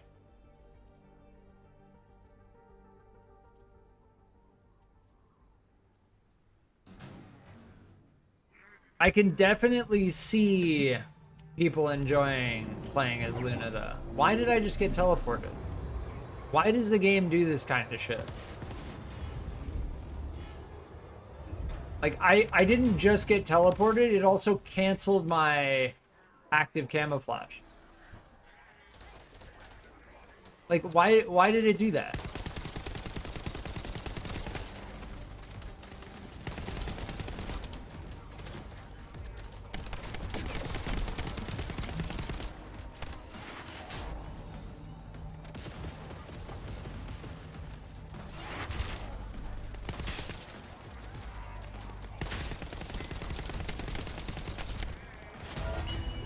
I wouldn't have minded getting teleported if it didn't cancel my active camouflage. All right, one more time on this.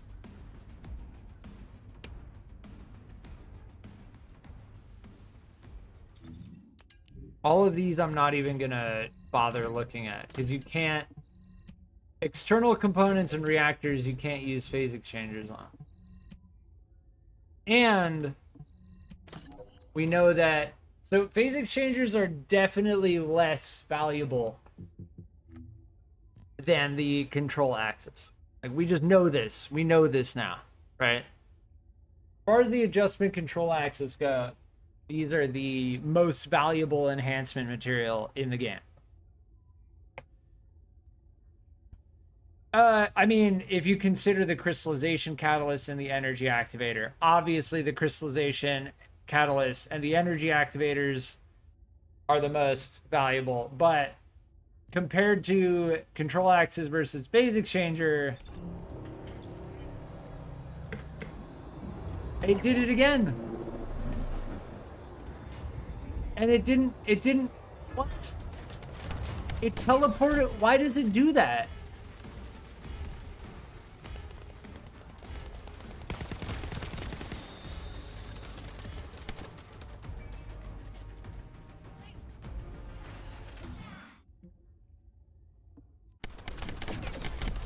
Are we just gonna do it? Yeah, the boss is already in. I'm so confused. Like, that's a... I don't know why it does that. I don't know why.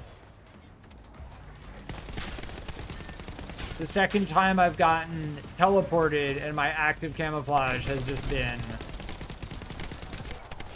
disabled.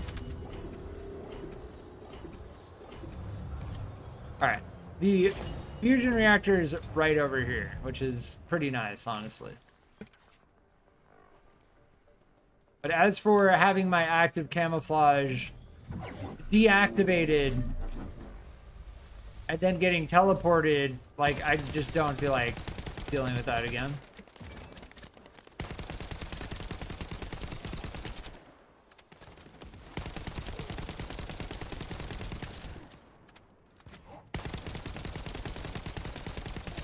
As far as the rebooted Gramoth goes, in normal mode,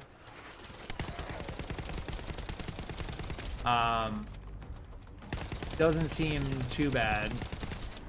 I imagine this Void fusion reactor in hard mode is a nightmare, though.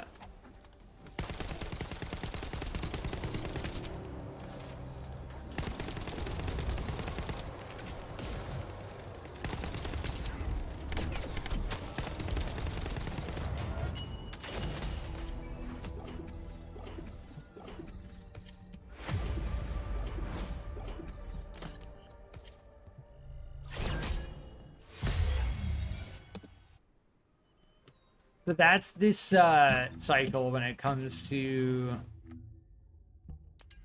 the spiral catalyst. But I'd rather do the hard mode one. The 70, 71.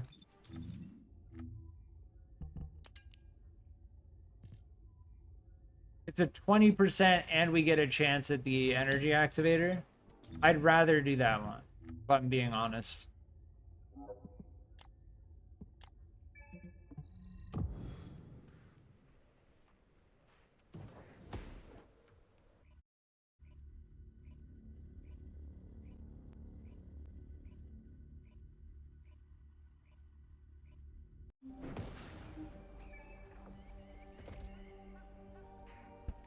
because the drops that we get at that other one are worthless. And as far as I can tell with the...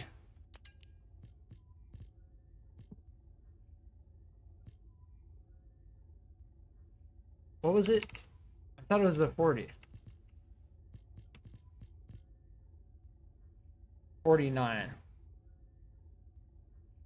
The perforator is not bad, but I'd rather be rolling on an energy activator.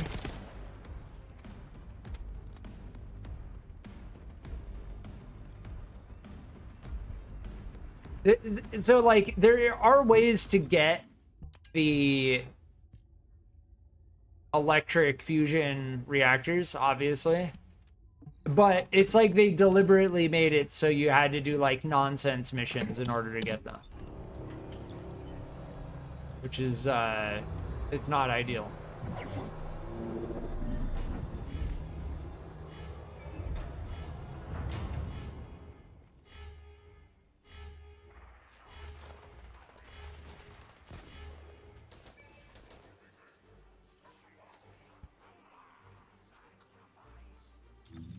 I think it just immediately resets. So once we have active camouflage again, we can just run in.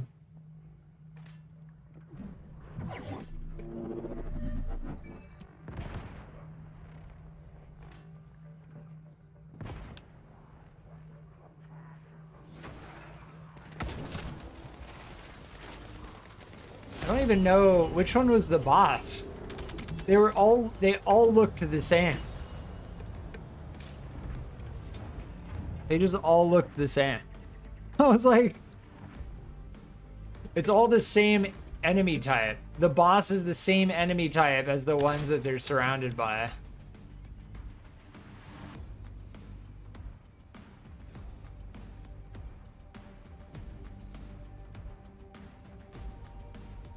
Usually look for boss before coming out of camo. Yeah, but if they're all the same enemy type, it's kind of hard.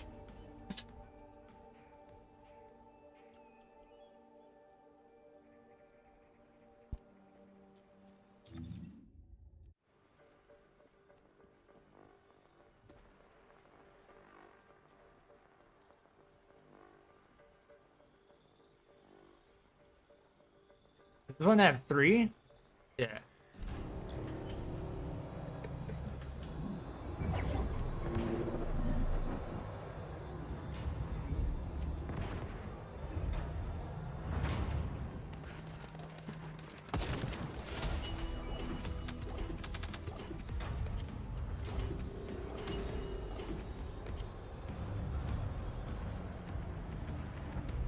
This one's very clean. Like, the boss is, yeah, 11 seconds.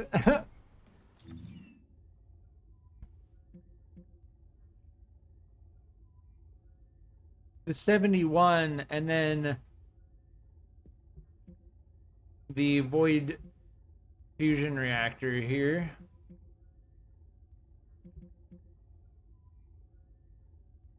Polymer and monomer.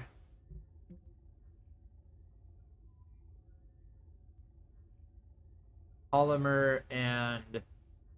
So, duplicate Alzaroke or cloned body Ledris.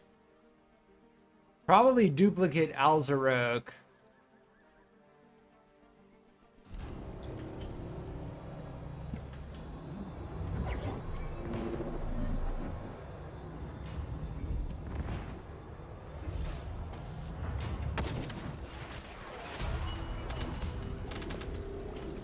Yeah, the boss has an icon on top of their head.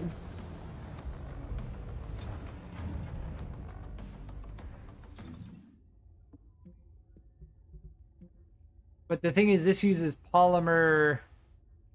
This uses polymer organic, polymer monomer.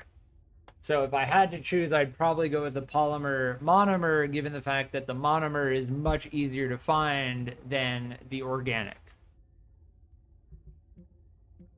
Oh, but these are different anyway. The 70 and 71. The 71. We need to open it here. We have to open it here. Yeah. But Neomed, welcome.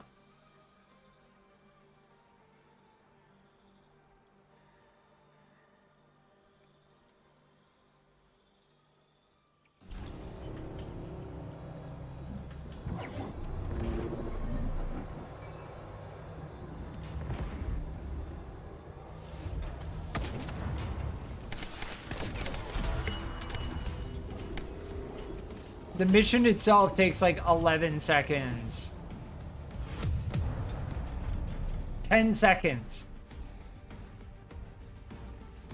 Oh, here we go. Yeah, but again, no skill. It's skill effect, range, fire skill, power. So technically, you can get electric fusion reactors here.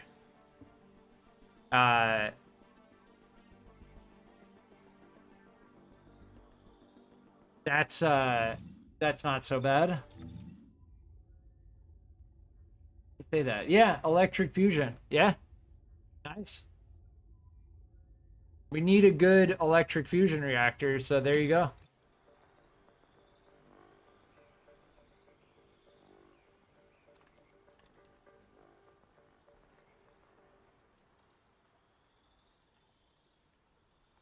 I have one fusion with duration up was hard to find.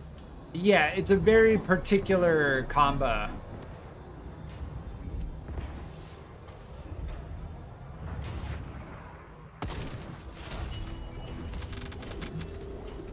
Like, as far as the duration up goes,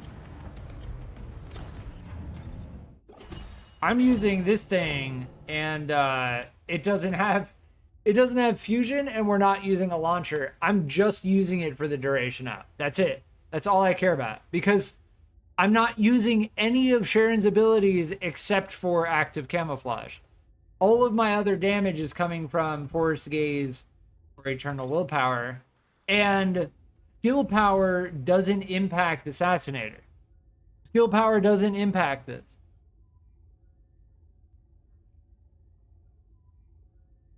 Skill power modifier doesn't impact the Assassinator. It doesn't impact active camouflage. So I just don't care. I just want the duration.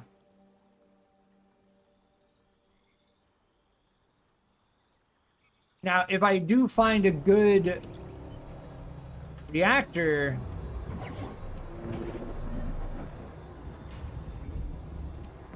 then I'll do that.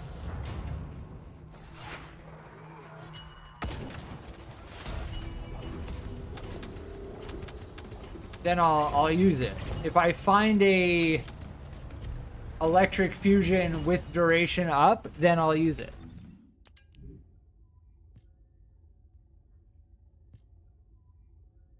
This is how we're actually getting electric fusion drops here. This is how we would actually find one.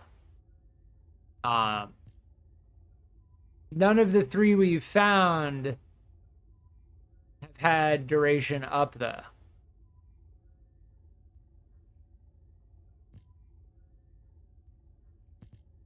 Yeah, all of the rolls on those are not what we're looking for.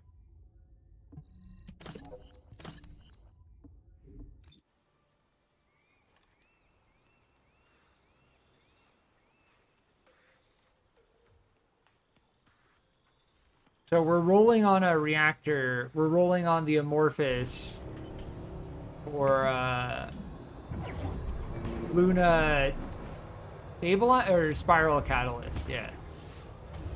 The boss has that tick mark above them. That triangle. Which I did not notice before.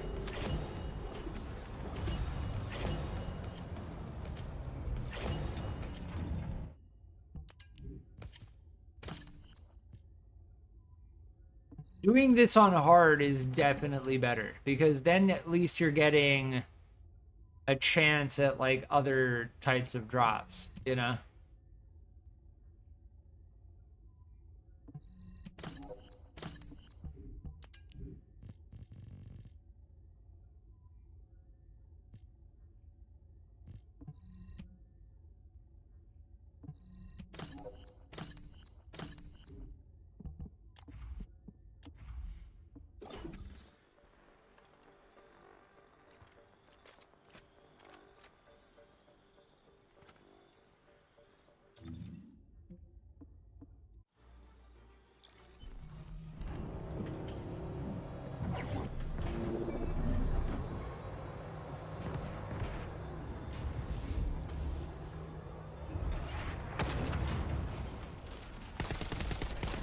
Honestly should kill some of the other enemies because I need purple ammo.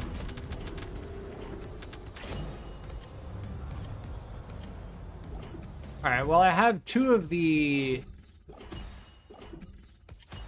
71, so we should open one of these. Should try to open one. As far as the drop chance on a 20% goes, it should technically take 5 to 10. But as with pure RNG, you never know. We may have to open 50 of these things. Like, it may happen.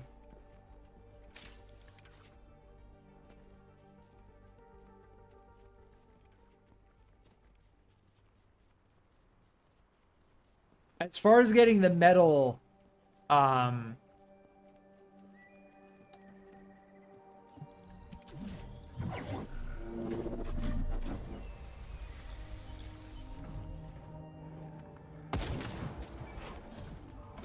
they just immediately went into second phase. That's funny.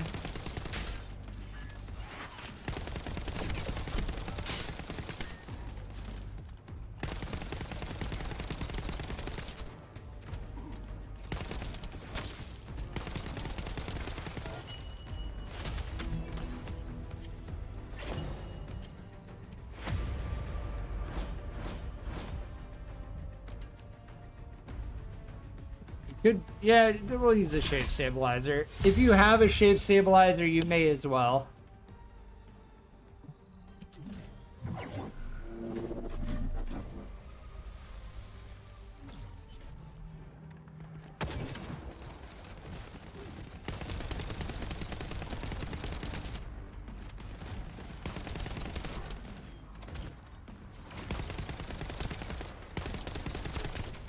These open world enemies are shooting at us.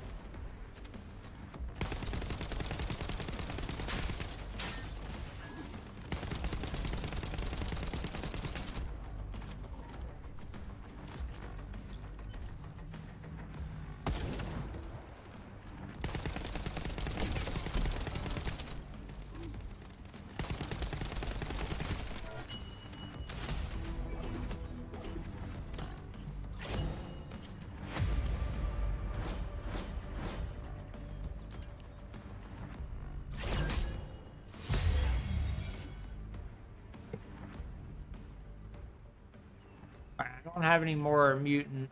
I'm gonna need to find a good polymer void shard farm.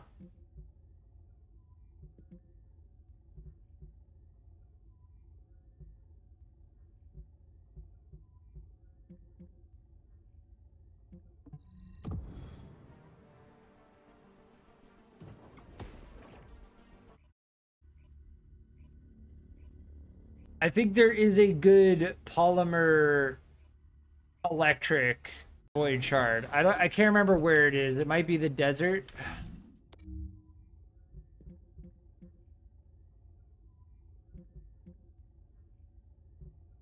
Nope.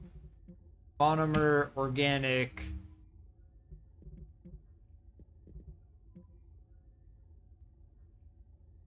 Biessa polymer. There's a fire polymer here. So Blair or Viessa.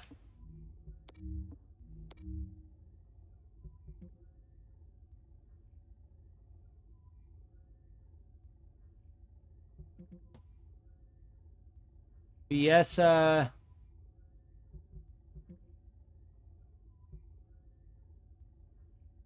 This would be decent with Freyna. But yeah, it's looking like Viessa.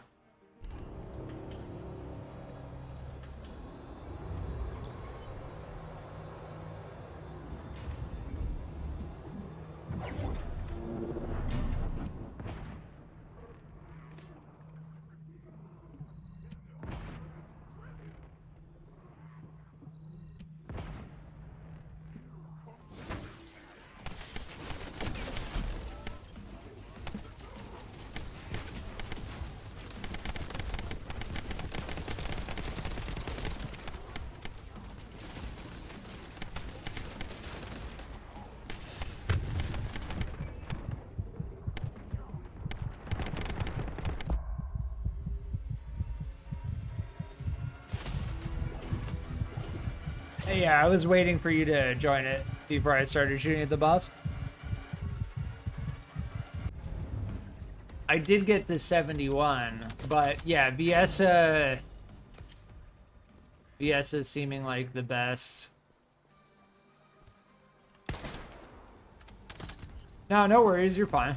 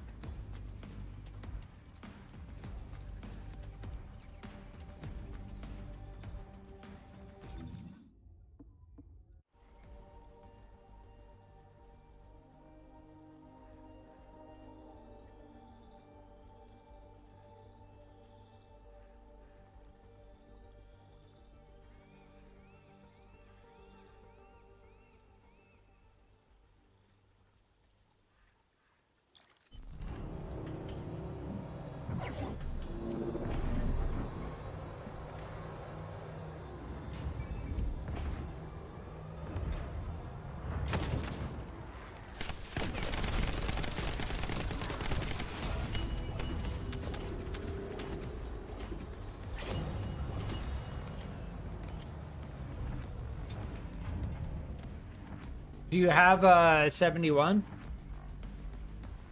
I'm gonna have to farm for polymer. And by the way, I'm pretty sure if one of us doesn't have the actual void shards, like if I have polymer and you don't, or you have polymer and I don't, and you start the fusion reactor, then I can't open the reconstructed device. I think that's actually how it works. Like, I'm pretty sure we both need the void shards to do it.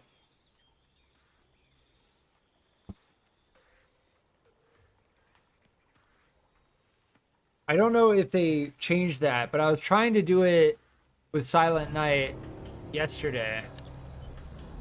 And definitely seemed that way.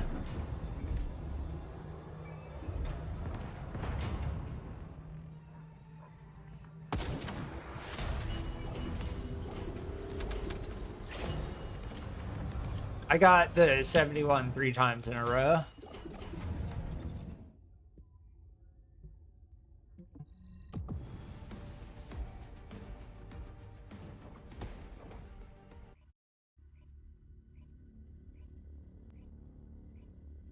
This definitely, I mean, it's a slightly lower chance for the spiral catalyst. But I'm also getting electric fusion.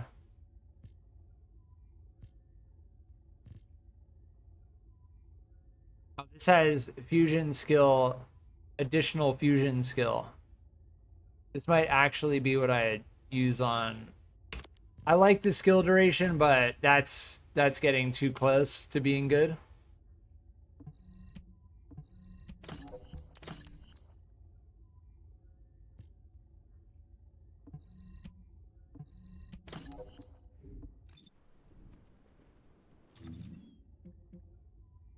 Yeah, I only have enough polymer to do it one more time.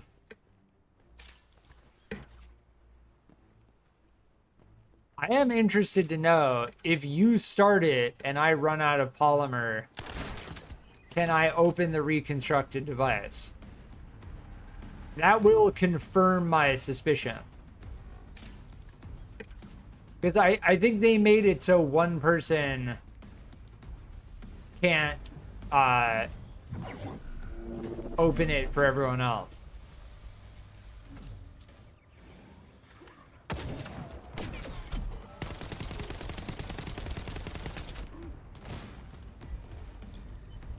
Yeah, we can do, if you have Viesa and you want to do the, that's so, oh no, it doesn't. Okay, good.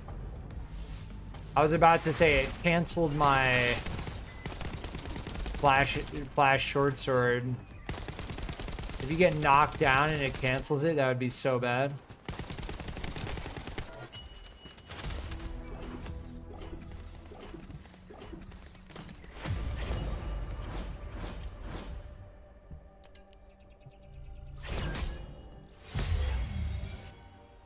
See, this is why I'm saying I'd rather do it this way, because the other way you don't even have a chance at an energy activator blueprint. All right, if you have polymer, can you open it? Because I want to see if you open it, if I can open the reconstructed device after we beat the boss.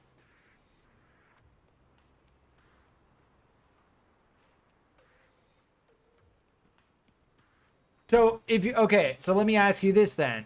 If you're out of polymer, can you open this reconstructed device to open your amorphous? You can't? I couldn't last run?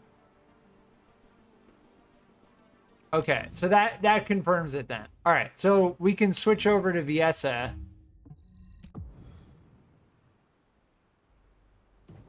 And we can farm polymer then. Yeah, if you said that earlier, I apologize, I missed it. But yes, if you need polymer, I'm down to get polymer before we open more. We should have gotten polymer earlier because I was opening those and you weren't able to open yours.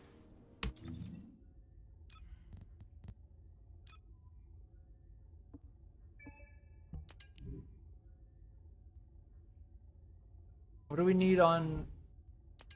I'm missing a whole bunch of stuff on our VS preset.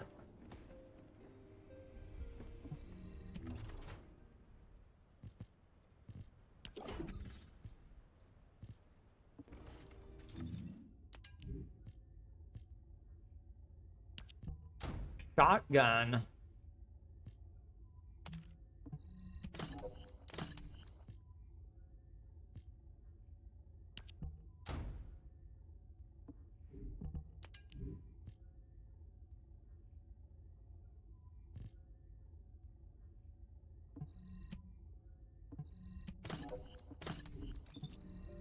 What shotgun do I have? This one's kind of good.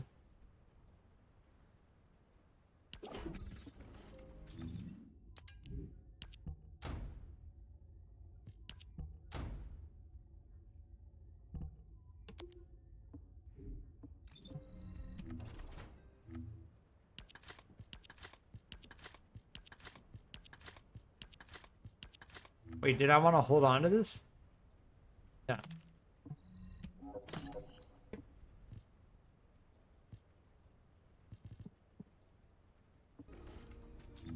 All right, I think preset, save current settings, we're good. All right. Viesa, Echo Swamp. Wait. Where were we?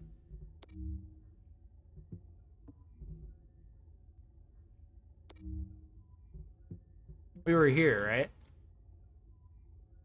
Polymer, monomer, or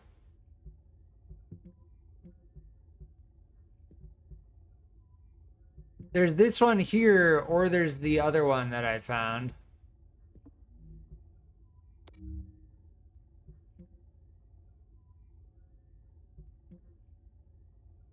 Polymer, monomer. There's another one though that's like polymer organic or something.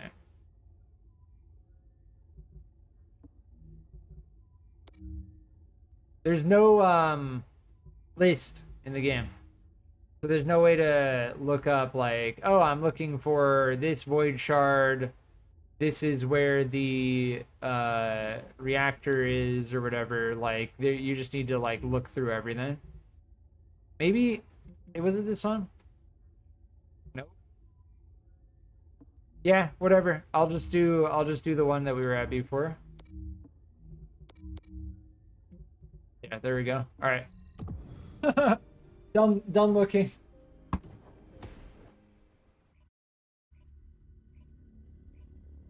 Like a list format would be much preferred. Now, I guarantee you that someone made a spreadsheet already. I guarantee you Am I going to make a spreadsheet? No. If I wanted to play a game where I needed to make spreadsheets, I would play EVE Online. And I have several hundred hours in EVE Online, and I vow and promise to never play EVE Online ever again, and I don't recommend anyone else play EVE Online. And apologies to anyone who really enjoys EVE Online. But I've got enough time. I've got enough time that I'm good. We're good. We're good on EVE Online.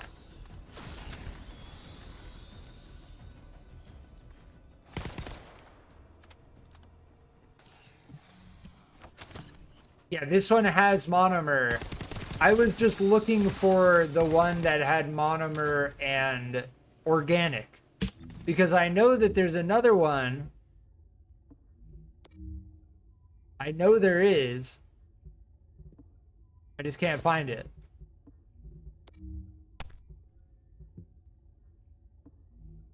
I think this one?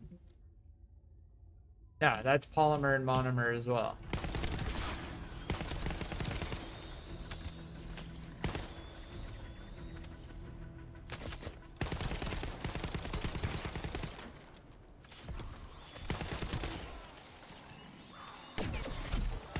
Could I be thinking of another element, maybe?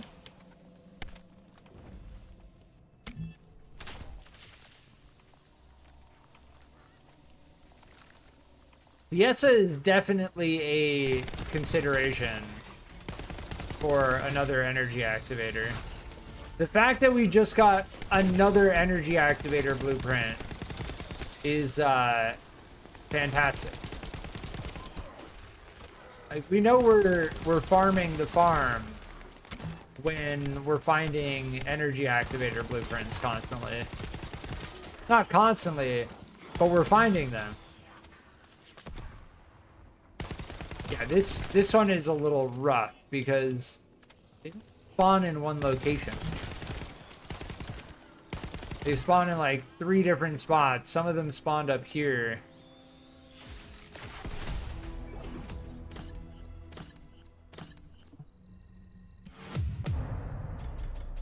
Two minutes isn't terrible.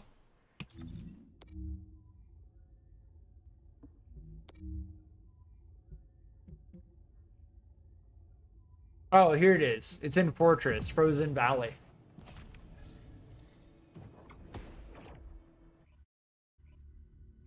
We should join this in public. I'll switch it to public, because when we're doing Void Shard, we can be public. When we're doing Outpost, we need it to be private. And when we're doing fusion reactors, we can have it as public as well. So we don't just need to play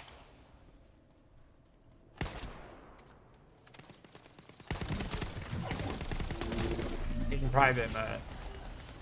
Yeah, I did. You can switch it to public freely from private mode.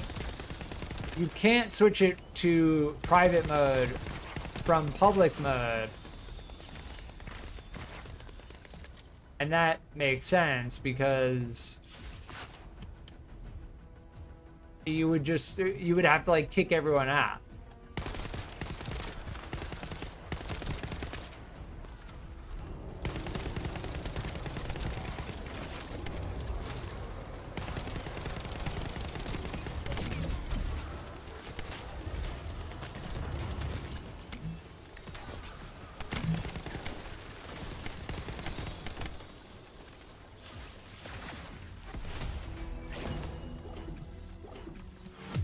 You get Defense Master, which is probably the worst.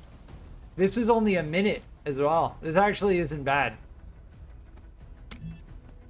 But unfortunately, you get the worst module in the game as a drop.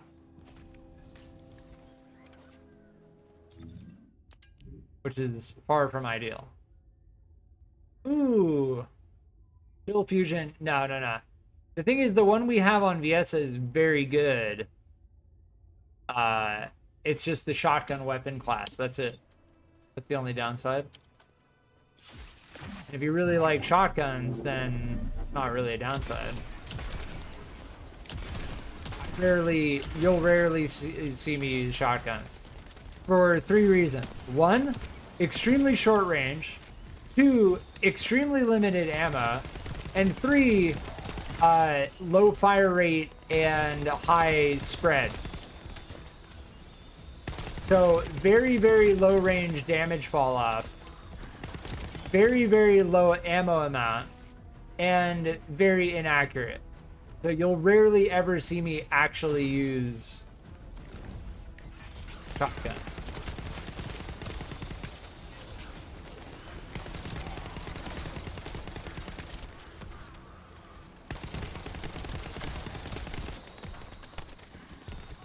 But by doing this mission, we are getting frozen reactors. We're getting these things. Chill fusion, which is this one's actually, I'm gonna switch over this one. I didn't upgrade this one, right? No, we just used that one because we didn't have a better one. The skill effect range I actually like. I just don't like having to use a shotgun. I don't like having to use a shotgun so much that I'm gonna take the hit. Actually, is that wise? I don't think that's wise.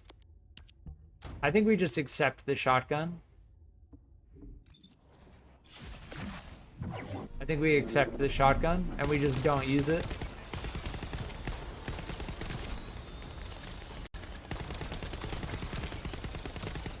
We can have general rounds. We can have the white ammo, the green ammo, and then the purple ammo is the shotgun.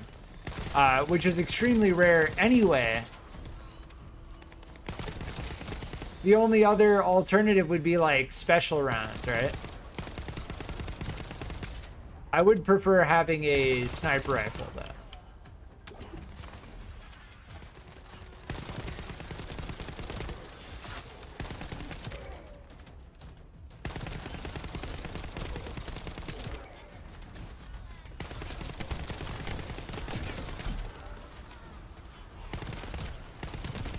This the ASUS skin we got from the supply shop.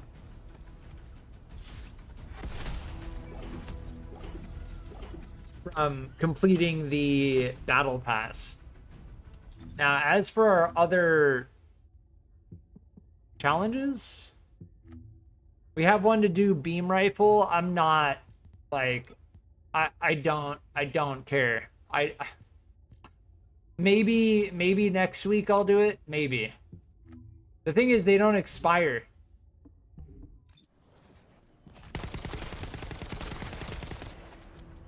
Their body went flying.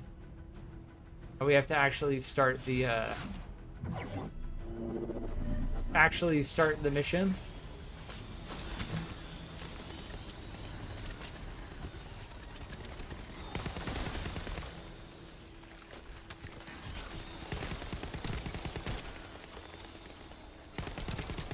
This polymer mission is actually not bad. Sub 1 minute and we get 17 polymer.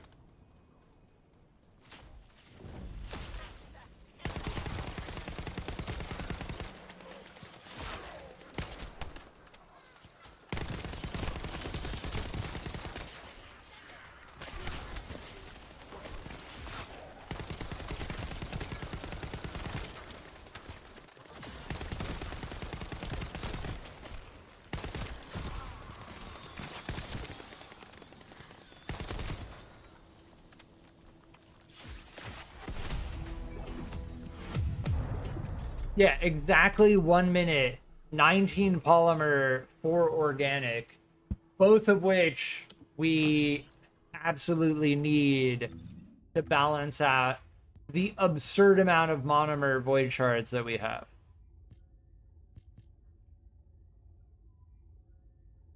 So as far as polymer goes, this might be like one of the best. For 1 minute, like that's pretty good.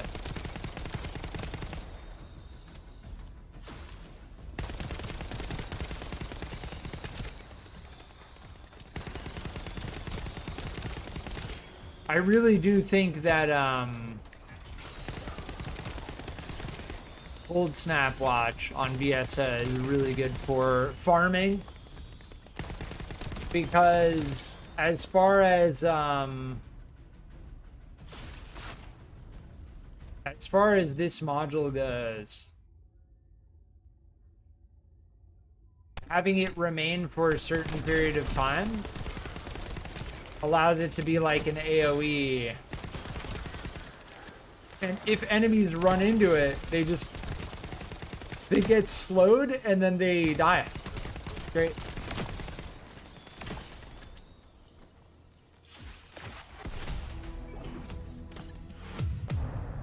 Yeah, exactly 1 minute. We did this twice in a row, exactly 1 minute. That's pretty good.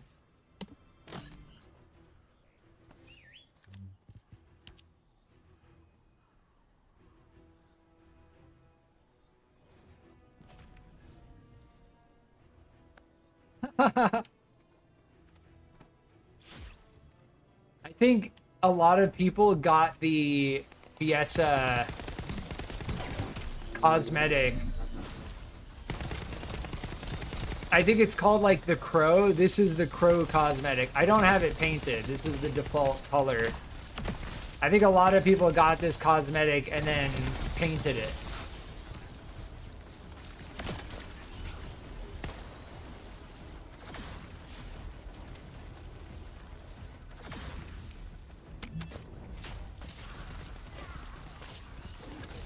Crossroad is like pretty strong. It's not as strong as like lightning emission. I don't know if it's as good as cleanup, but the important thing is it slows enemies.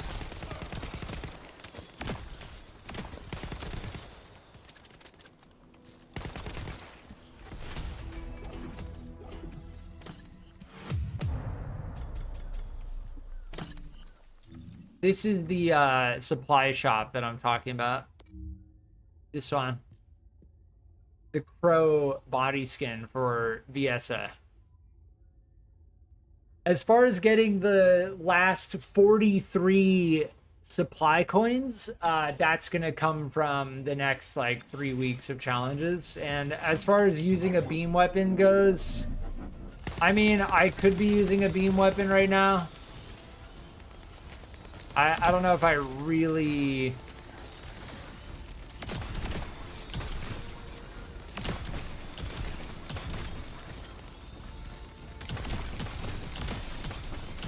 I don't know if I really care.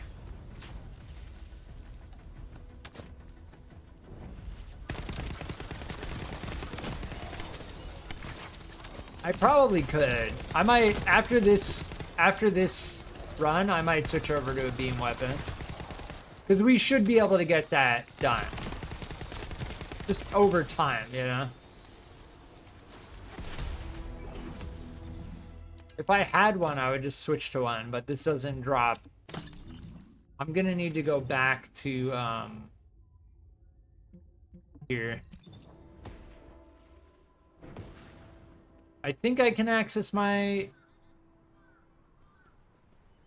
Yeah, I can get my beam weapon.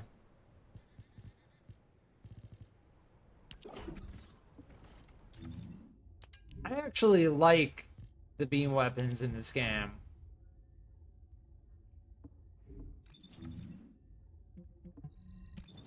I like that I don't need to leave.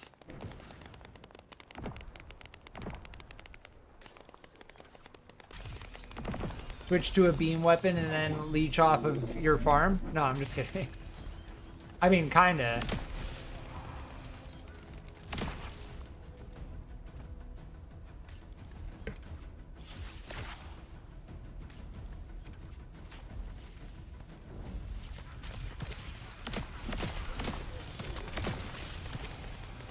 You can change Descendants there?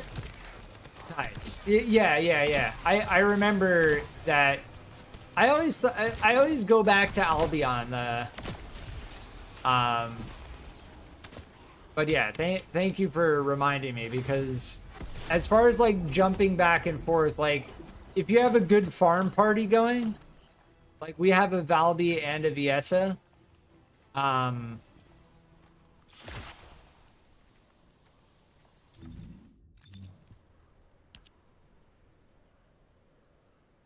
it's okay you like Albion a lot.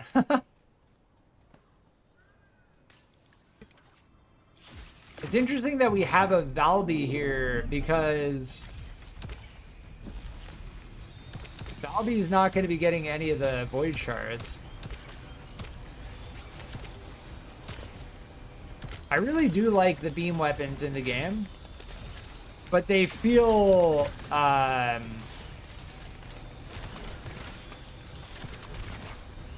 little bit weak in the end game.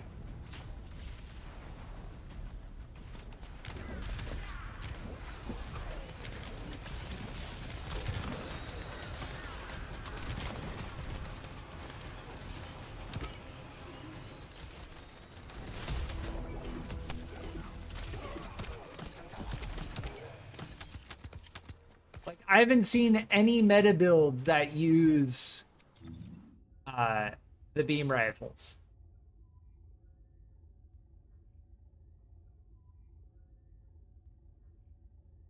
Unfortunately. Ooh, skill duration. Singular skill cost. Skill effect range is not bad. But again, topping the reactor we have on Viesa currently is going to be exceptionally difficult.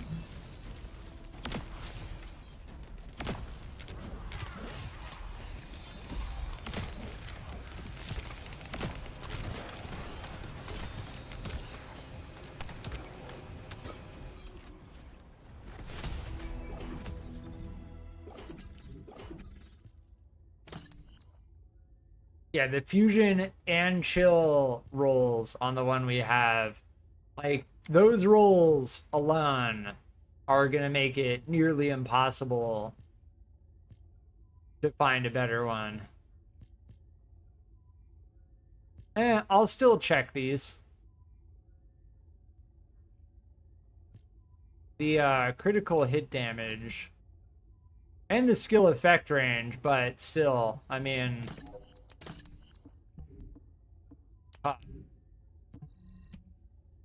ooh, now weapon change speed.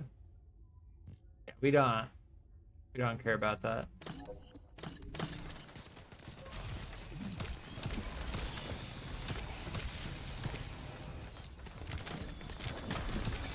Yeah, it's interesting that we have a Valby. This must be like a good XP farm.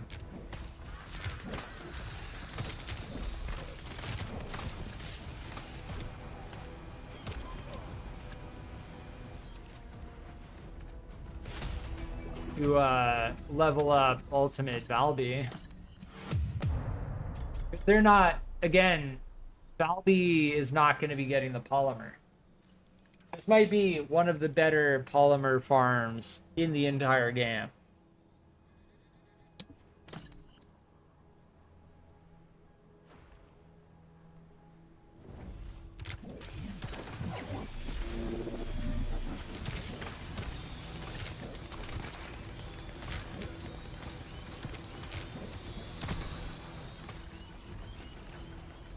As far as the void shards go in the game, they're kind of like this currency in the background. And as far as I can tell, there's no such thing as too many void shards.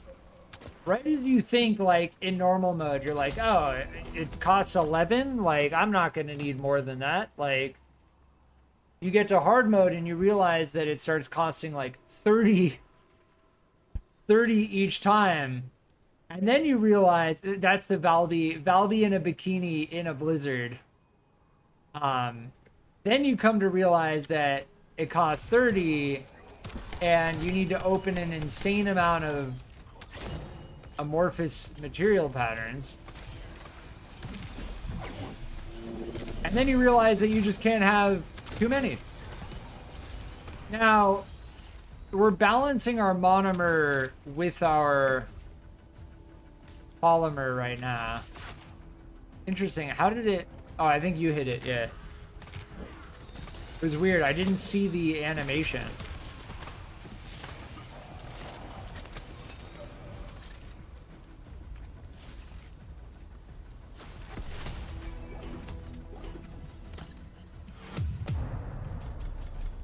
Why'd they write how... Yeah, 30 seconds?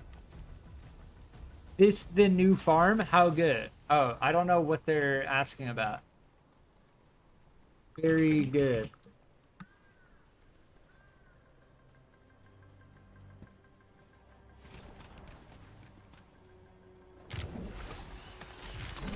Yeah, because they can just keep their...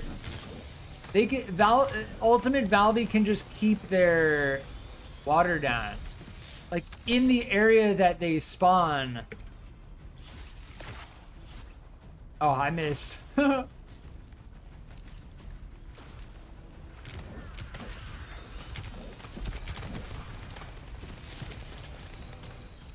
at that. Look at how fast that phase was. Did you see that? Wait, how fast was that one? Less than 30 seconds? That's crazy.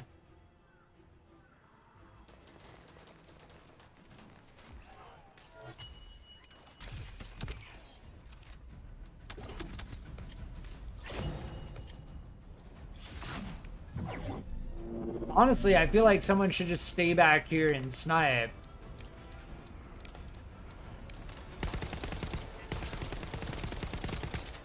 One of the VSs should just stay back here and snipe. Instantly hit it.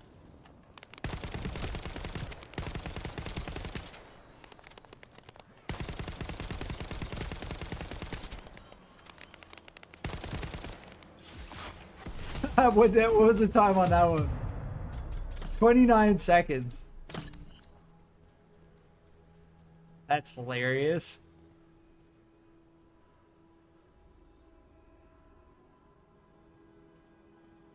Yeah, this mission is actually pretty good if you need polymer void shards. Now, the Valby that we're playing with is not getting void shards, so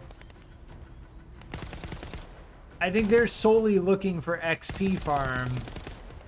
The interesting thing, though, is that there's no, like, there are no gold drops or anything, right?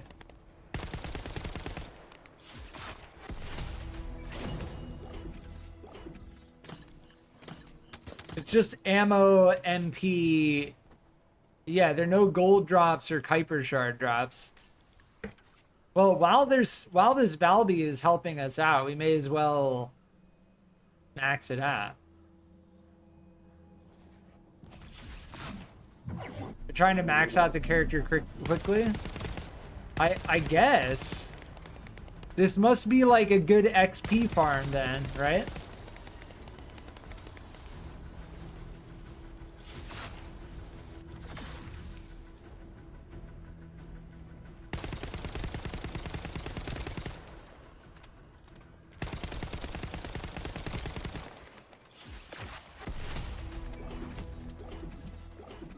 It's pretty crazy how fast they can kill. 27 seconds.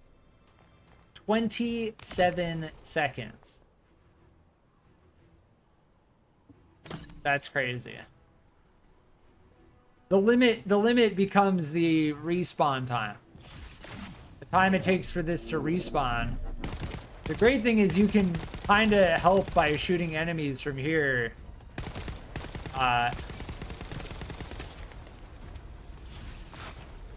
And just hit it instantly. The only problem is I can't use my beam weapon.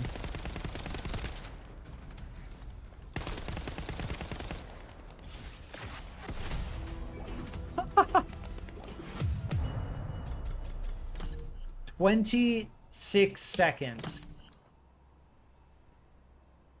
Gotta love Valby in the bikini in the blizzard.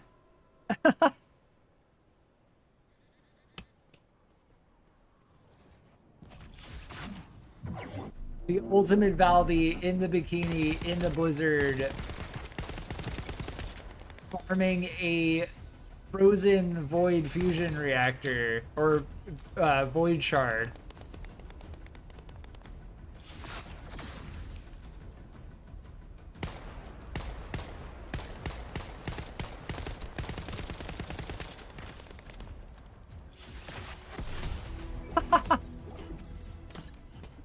This is ridiculous. Maybe one or two more. How many polymer do I have? Coming up on 400.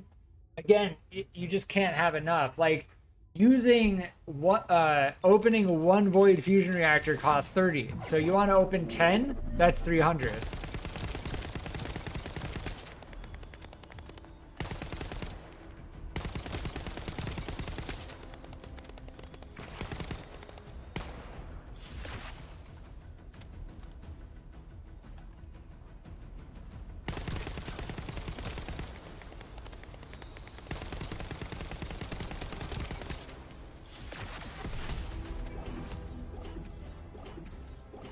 All right, one more, just one more.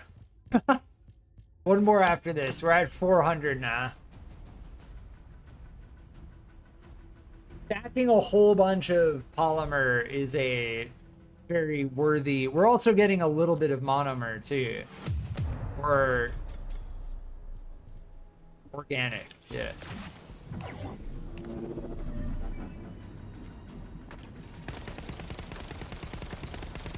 They're just instantly killing them before I can even shoot them. Oh, oops, I forgot to hit the...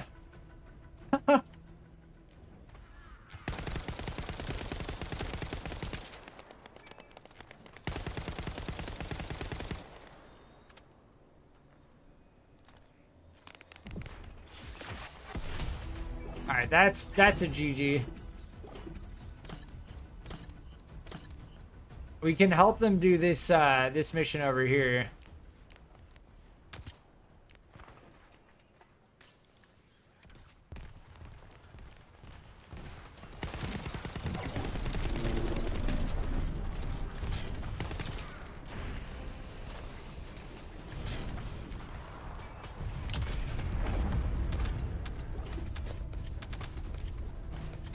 Two ultimate Valbies. That's pretty funny. This is how you get polyatomic.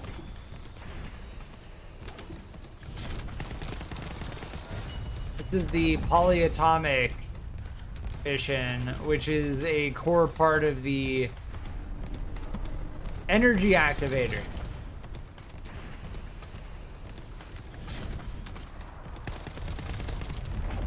Gotta wait for them to enter the circle.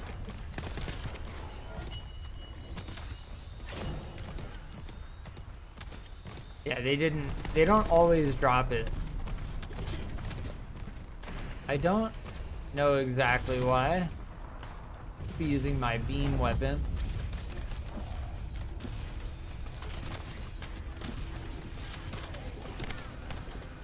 Get my laser beam kills in for my weekly.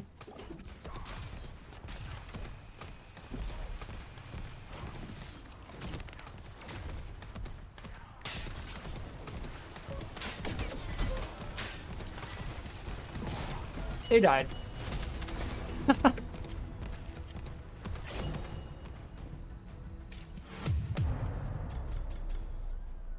Yeah, that's a pretty decent farmable mission. I will be right back.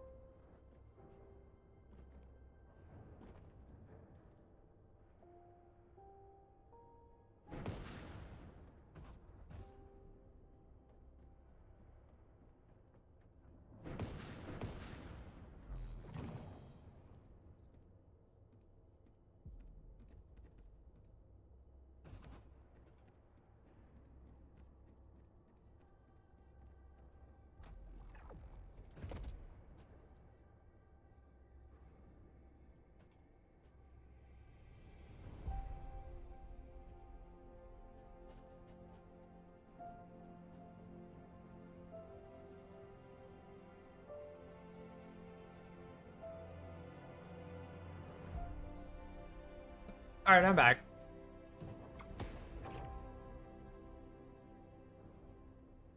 Yeah, that was a good polymer farm. Fiesta is definitely one of the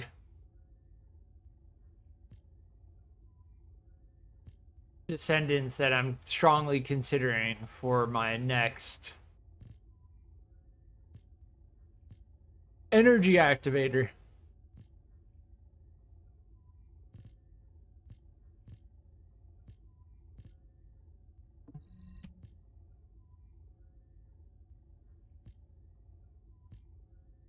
Really should. Ooh, skill effect range on Reyna.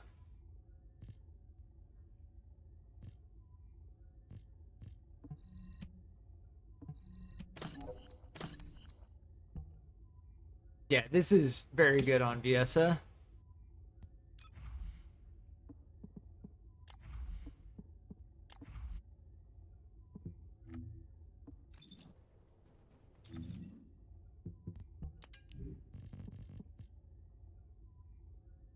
Crit rate, crit damage. I'll check that out. The belief.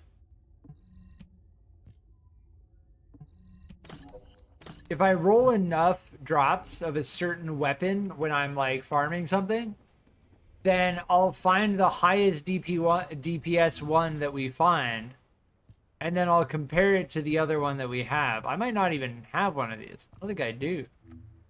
Yeah.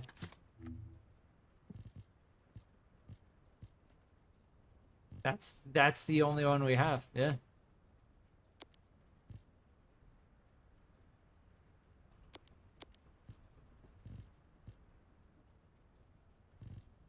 Fusion, fire, singular, fire dimension.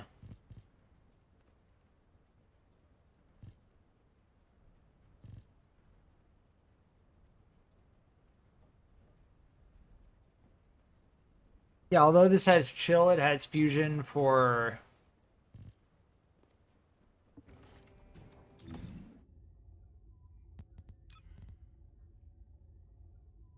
Sharon. Let's make sure to save that.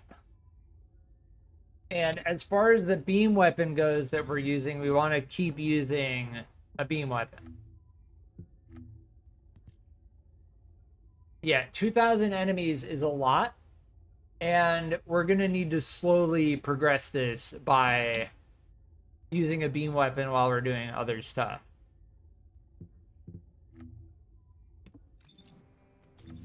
So, now there are several considerations. The reason why we were doing the polymer shard grind was because we were trying to open the 71 and we didn't have any polymer for this fusion reactor. So extra hero, if you want to do that, I love having to press escape 3 times. I will switch back over to Sharon again. And I will add the beam weapon. Why did my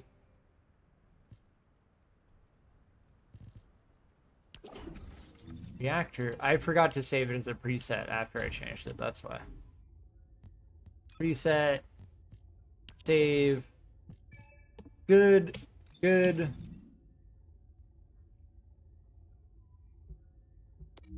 Good. Good.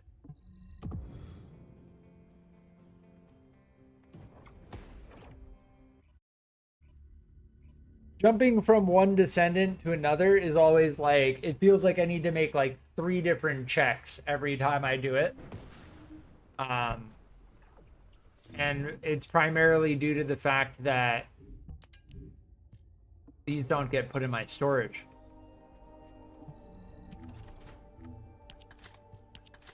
And I've accidentally junked certain preset items, namely my good Sharon reactor.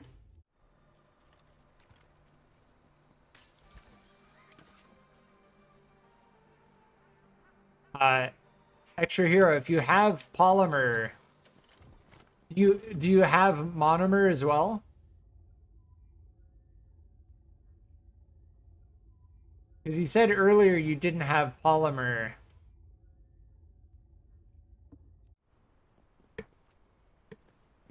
Oh, weird. Like got like a weird rubber band mid-air. But this is the last piece. This is the last piece of No, we still need the code. Yeah. The spiral catalyst and the code. The code we're gonna need to get in Agna Desert.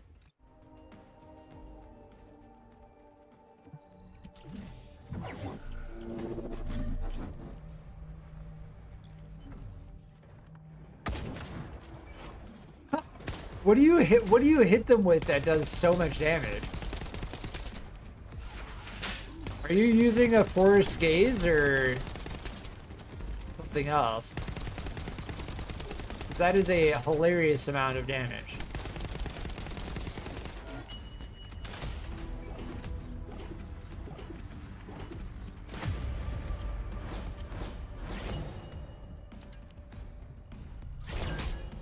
And we're rolling on the energy activator too at the same time.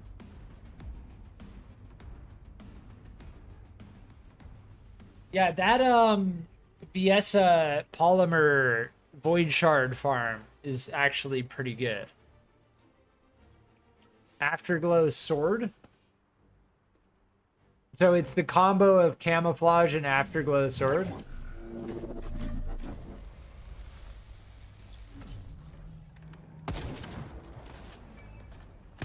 If you crit with it, it does an absurd amount of damage.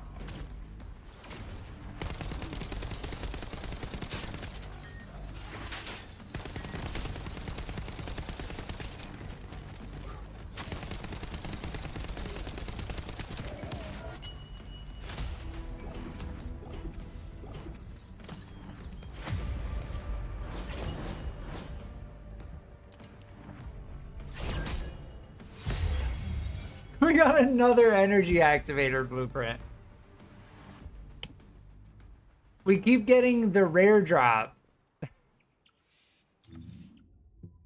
We now have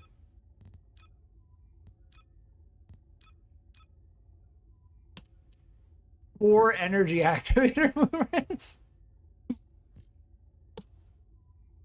Yeah, that is ridiculous. That is partially why I prefer doing it this way, because worst case scenario, we manager suffix title.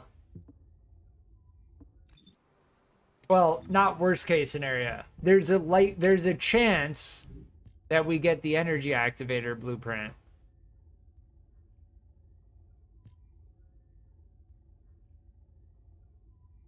Ooh, this one is close. Still, the defense and max HP. The module drop rate increase is like tempting, but I think our balance of defense and HP right now is really good.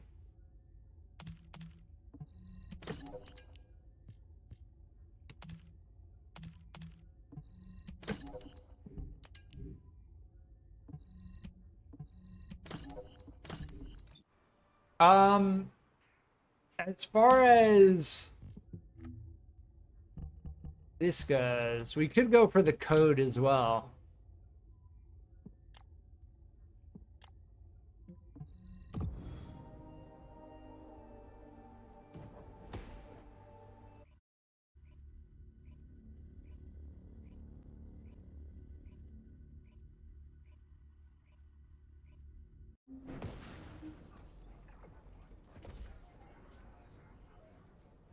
Overcharged edge module afterglow sniper cloak. What is the overcharged?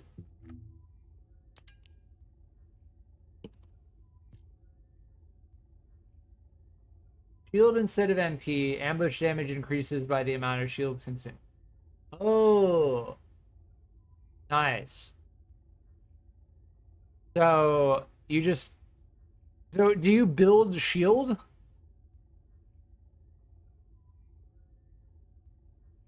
That seems like one reason you would want shield, but then shield is like lower survivability.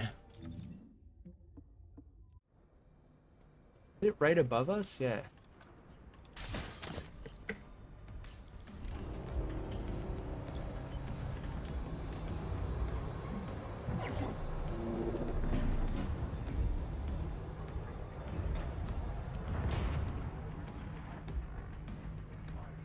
Oh, we're in public. I forgot to go private. Aren't they playing as Sharon though?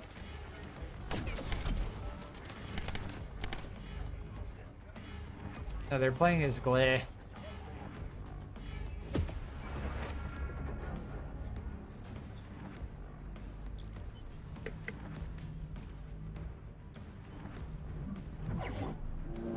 I think they understand that how did they, this one is weird.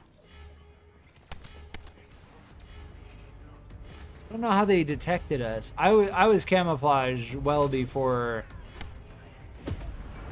We should just go private. All right, I'll try one more.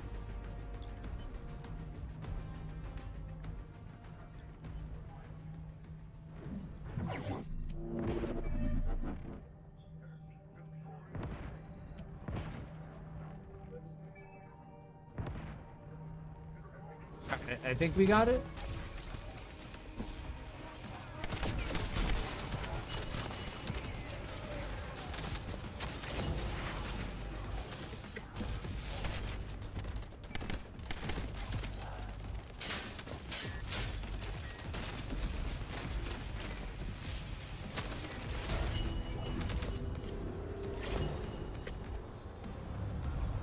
I mean, I guess we could do it public if they're gonna actually try to stealth it.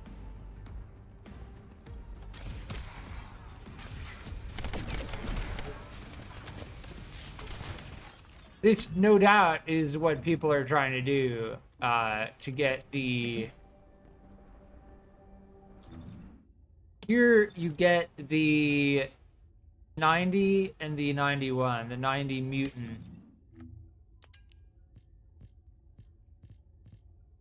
Which is how you get the Luna code. As far as the Luna code goes, that's like one of only 2 ways to actually get it. There's the normal one, which is the 27.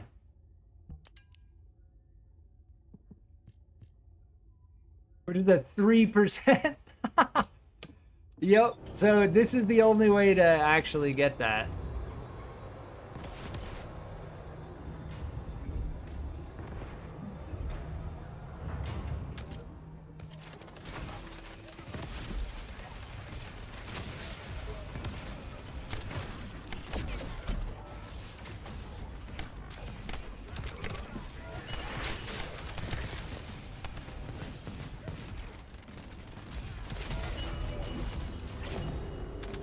There's the 90 mutant. As far as the Luna code goes, what was the other way? There was some other like much harder, hard swamp walker, hard gluttony. And that's the 94. So the 94. The 94 is a 32%, but you're doing hard the asylum, and then you're doing hard swamp walker. That's not ideal.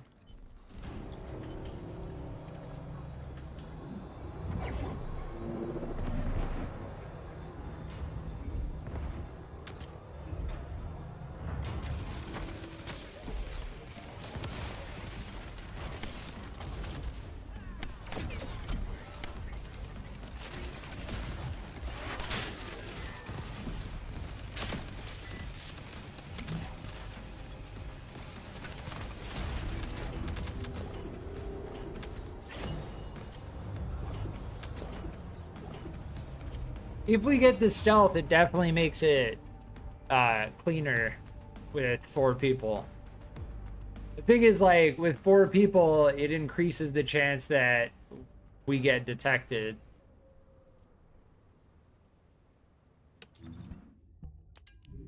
But I think it's worth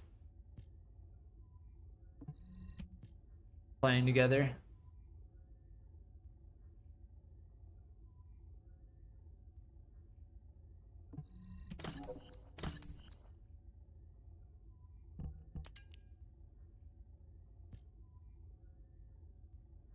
How do we get the Predator memory? This is actually close. The thing is, the max HP and defense. The only thing is the gold drop rate. I think I have to. I think I have to.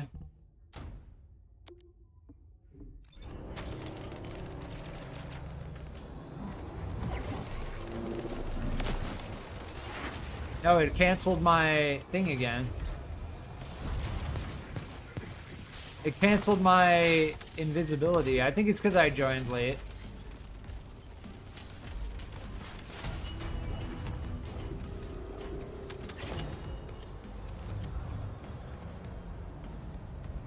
If I join late, then it cancels my invisibility and teleports me.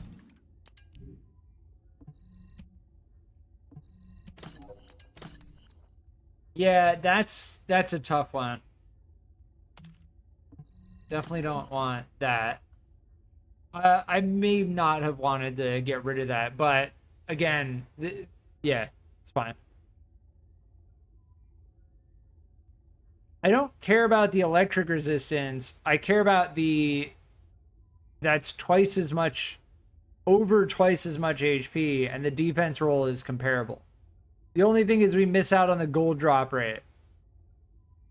So it's like trading health for gold drop rate.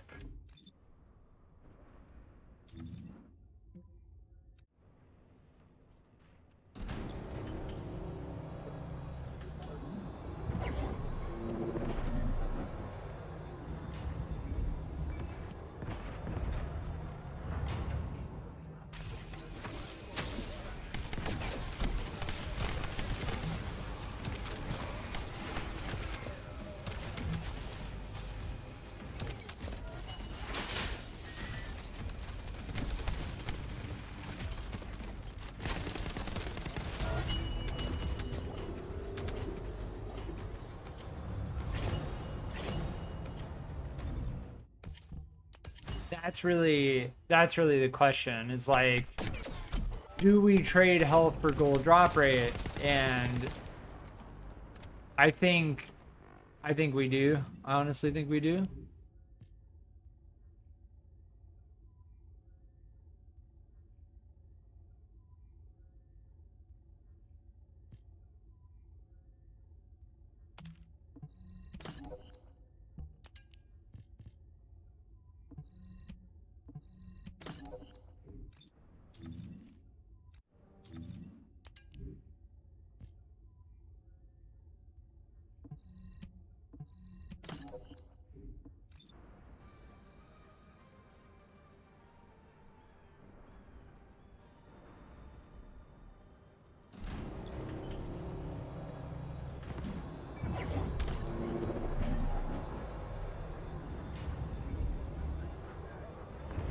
Someone got discovered. Oh, they were AFK. Yeah. I guess we can kill the boss. That's fine.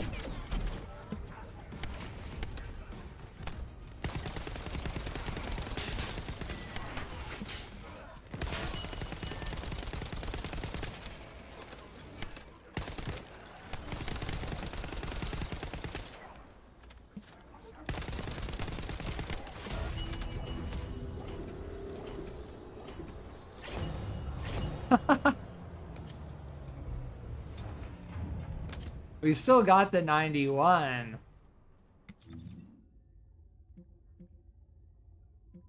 How did we get the 91 when we were discovered by enemy? Weird.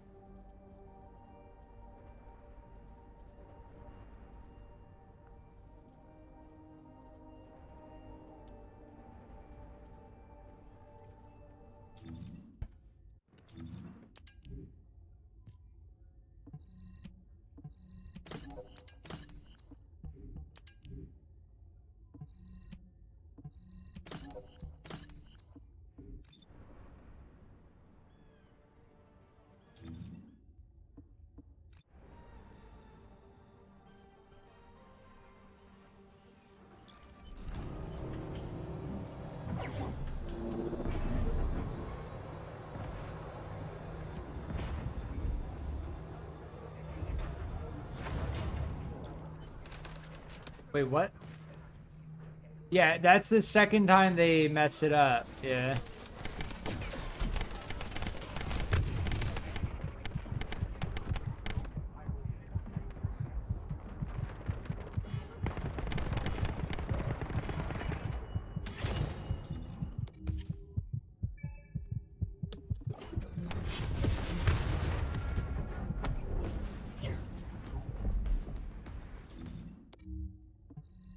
Are you still rocking purple reactors?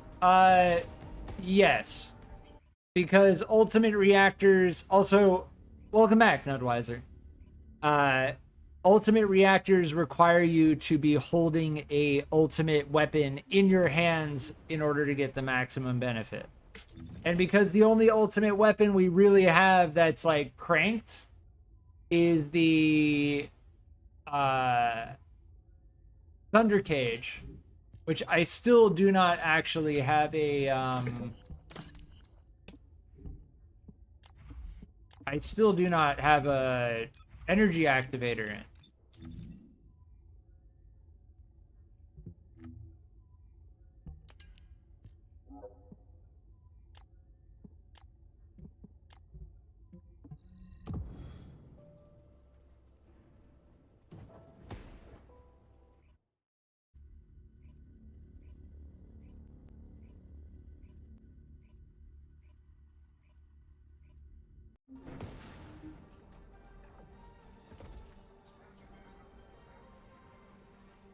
You beat Frostwalker? Nice.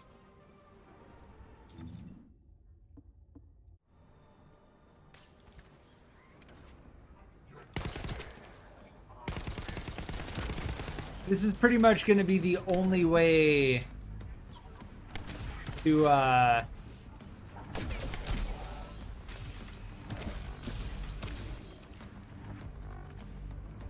where's the timer? I've marked it.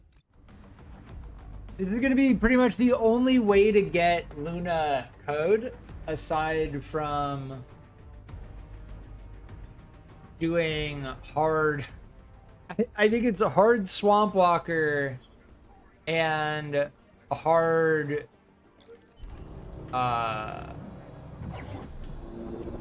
whatever the name of the last boss they just added is. Like the hardest Colossus in the game, basically.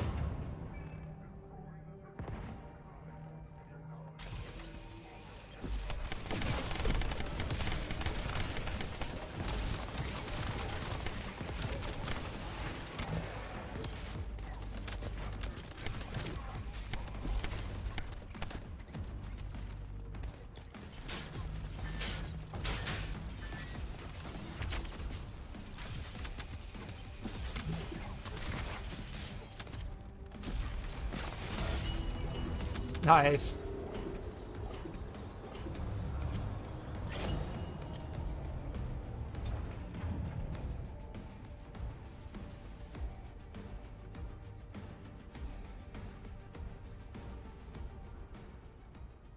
Yeah, the Frostwalker has like flames or something that you need to pick up. Like you can't really do it solo, I don't think. Like I don't think there's actually a way to solo it.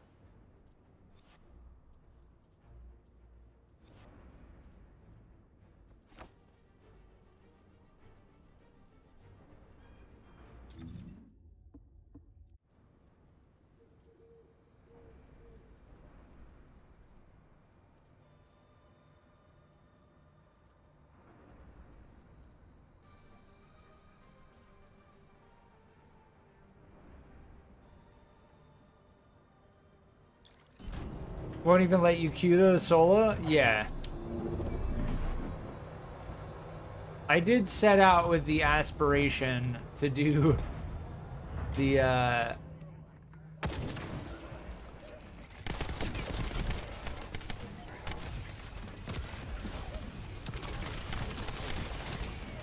nice, I can get my beam weapons in, my beam weapon kills. To do all the hard Colossus solo. But alas, you cannot. The afterglow with the overcharge is pretty hilarious. That's like the highest single shot damage I think I've seen. Yeah, these sensors, the Predator set that we're getting is not that great, unfortunately.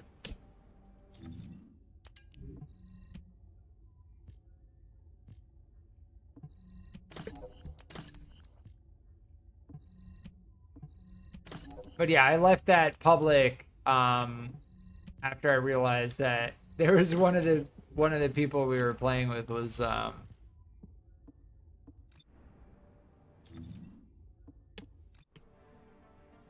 they messed up like twice in a row.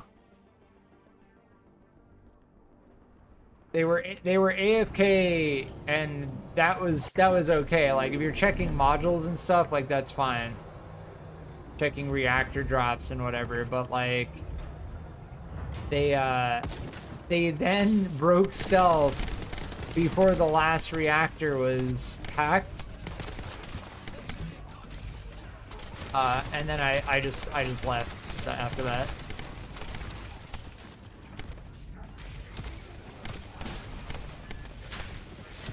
Which is interesting because we were doing okay. We did like 3 or 4 without a problem.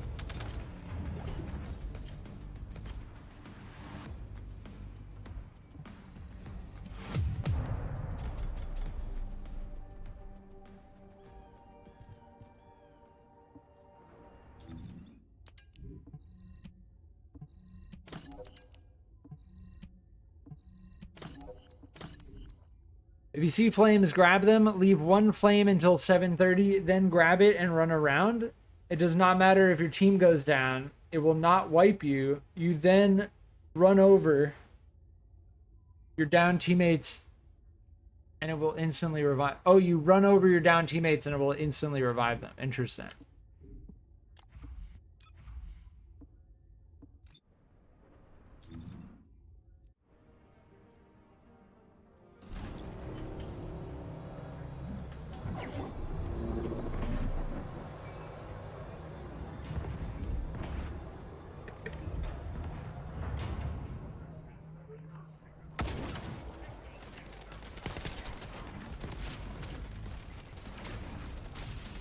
You get my beam weapon kills in.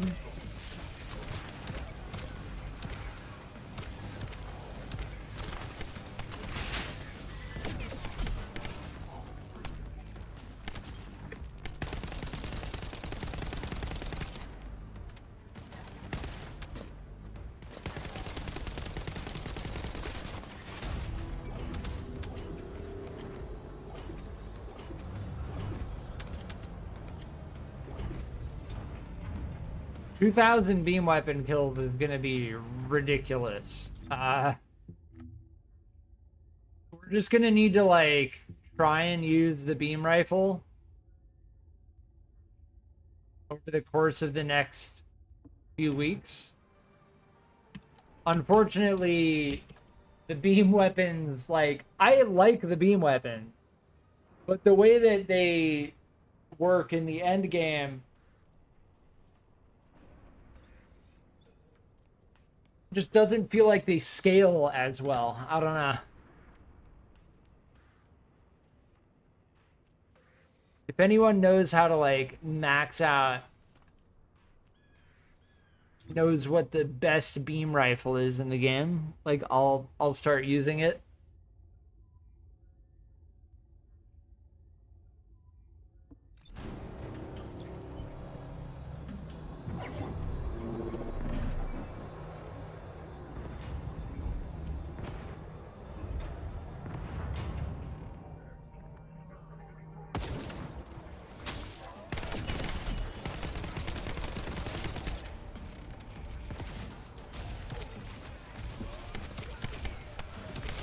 Give me the beam kills.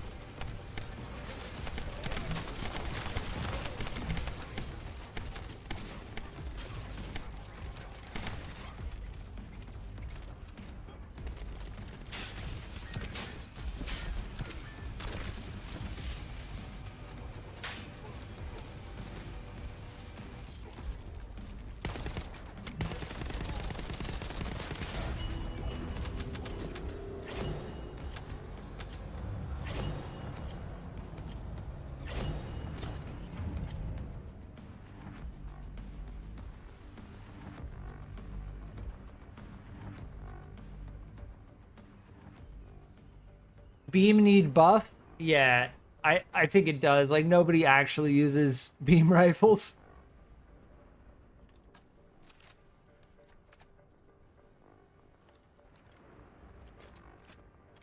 Beam rifles are fun to use, for sure.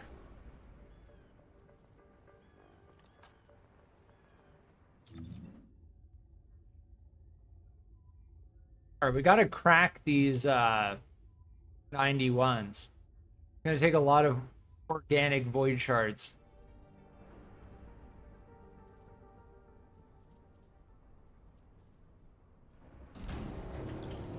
We will, after this one, crack it open.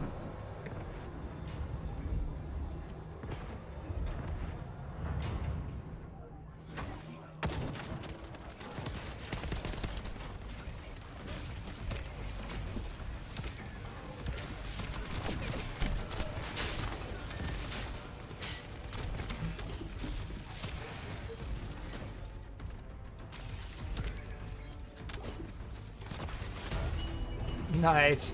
Oh, you went down right after.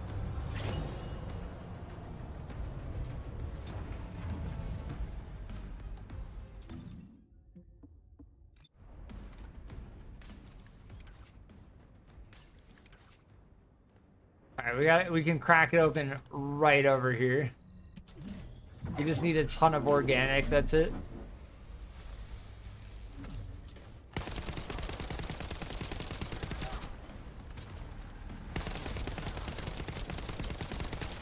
Interesting. There are like 3 enemies.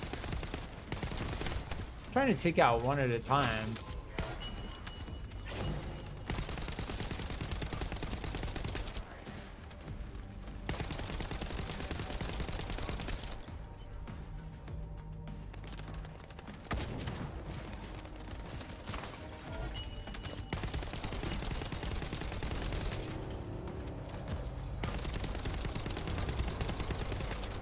We need to do Hagios.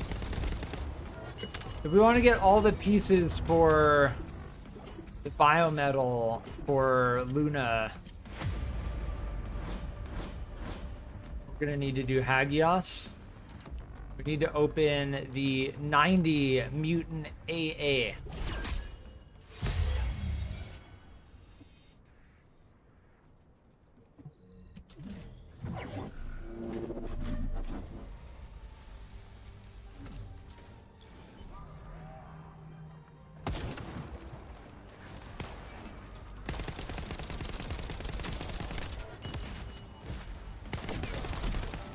Yeah, the Slayers don't have nearly as much HP. Do these get stunned? Nah.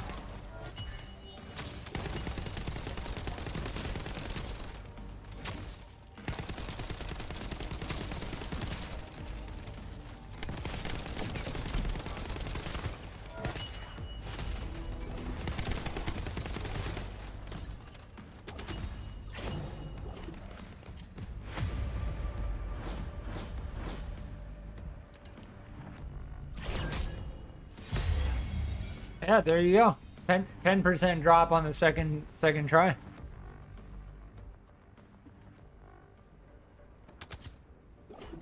That is pure RNG.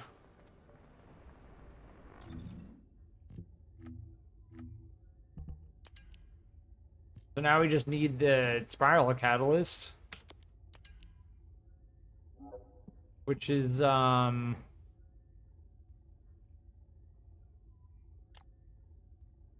You were doing here, right? At this, yes, the 71 with the polymer. The 71 with the polymer is the best way to get this Luna blueprint, because I've gotten 2 energy activator blueprints trying to get this Luna what is it? Luna spiral catalyst.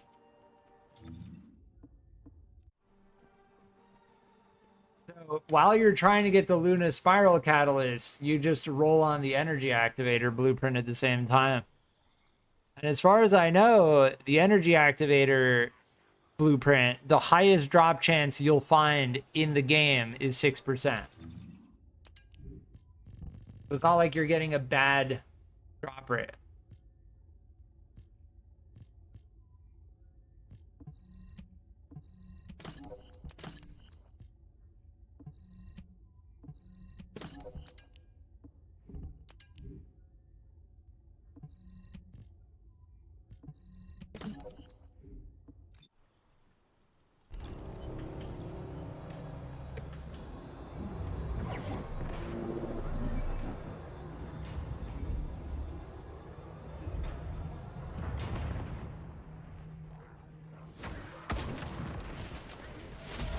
Yeah, this one is very clean.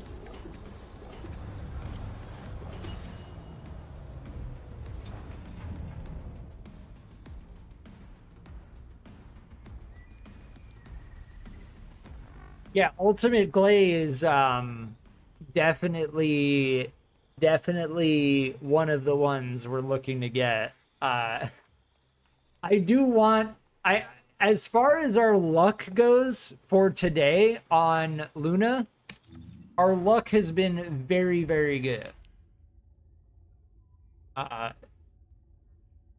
Getting the Luna blueprints with extra Hera has been very fruitful.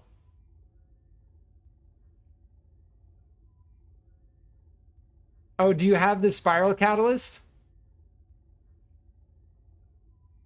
If you have the spiral catalyst and you want to do the code, then that's totally understandable. We could also go and get specialized biometal.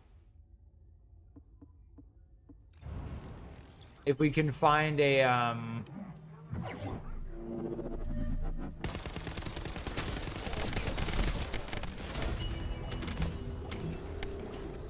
if we can find a mission in Hagios, like, as far as the biometal goes, we just need to do any one of the fusion reactors or the outposts.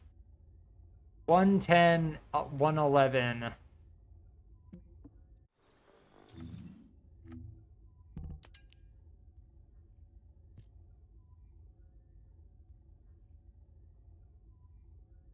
That's the 110. I could do this one, the 111.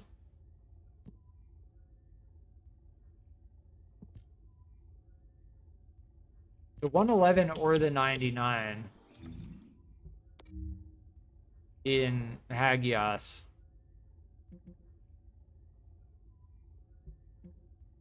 I think it was the 99, right? No, it's a 110, 109, 108, 109.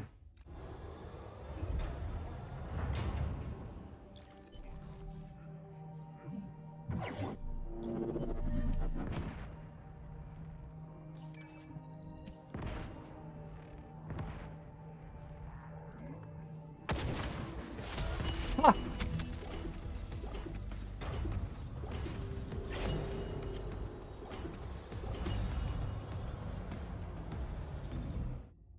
Yeah, it's the 108.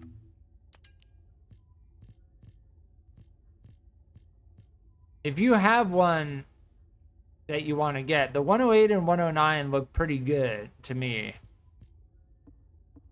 We just need to do we could do 108, 109 if that looks okay.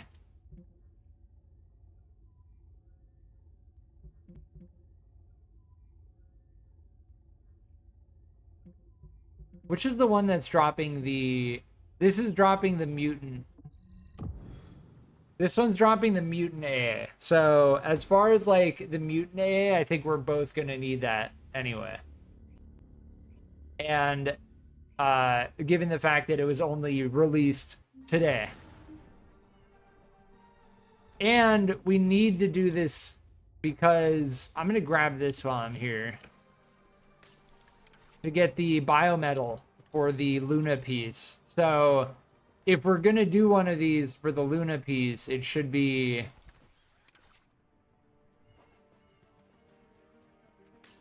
We should be getting an amorphous that we need. Just need the biometal.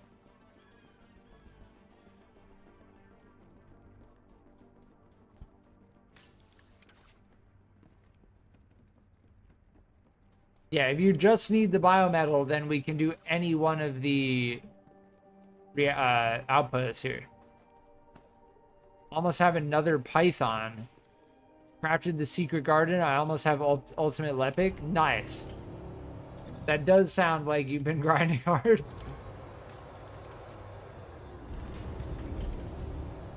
Man, this area is crazy. I haven't spent much time here in game. I do remember this area. But it feels like there's like one mission down here. And then aside from that, you like don't really get anything. Like Hagios overall just kind of feels like a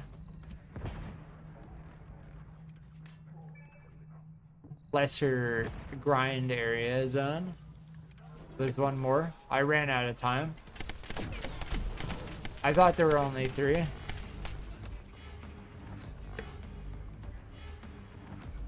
This one's actually difficult.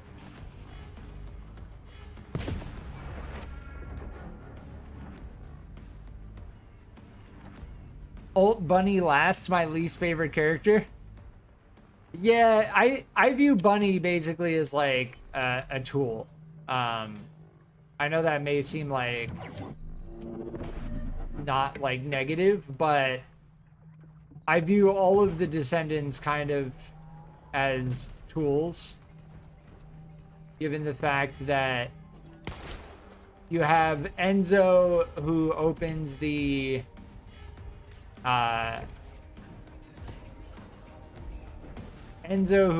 vaults, Sharon who opens the outposts, Bunny who farms all of the other materials.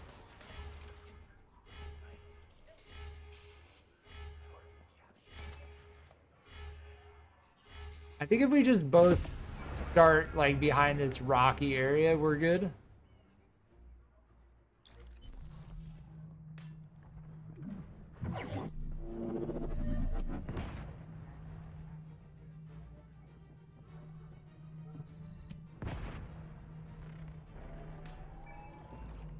Yeah, it teleported you again. We need to start at the same time. Like if we just start behind this wall at the same time, we'll be fine.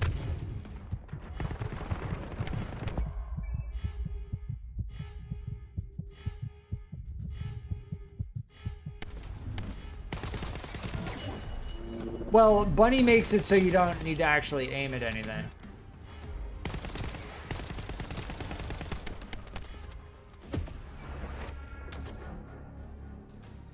Alright, I think if we start now, we're good.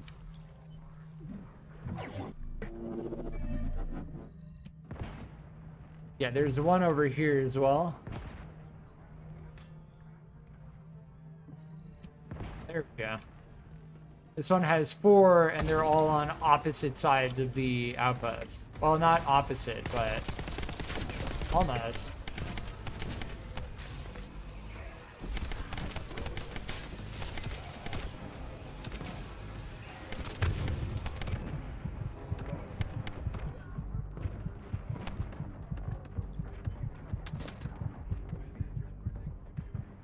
Oh, damn, rip. Rip.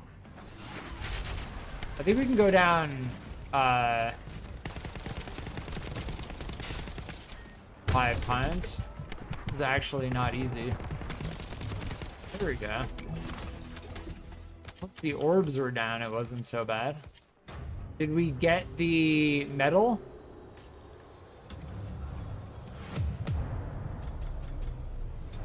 Nope. It must be like a rare chance or something.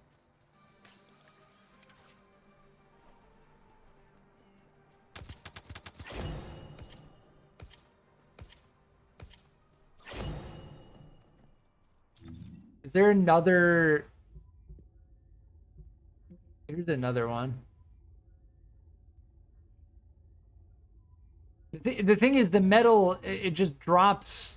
Like, look at this. Hagios outpost, outpost, outpost. Void fusion reactor. I don't think there's any other way to get it.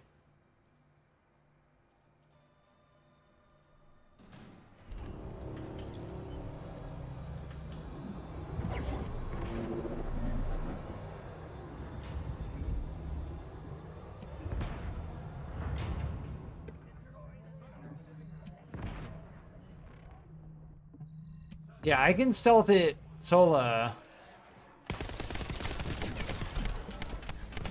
You're glitched.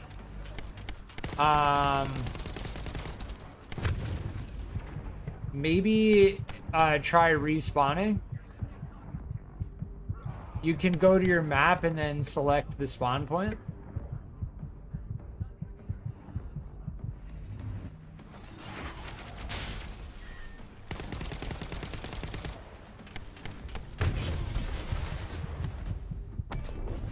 I can die 5 times. Yeah,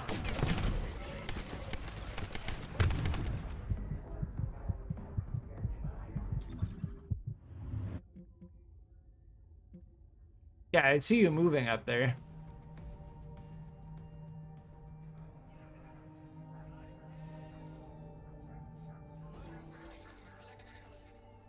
Yeah, this game definitely still has some jank. I'll get my beam kills in.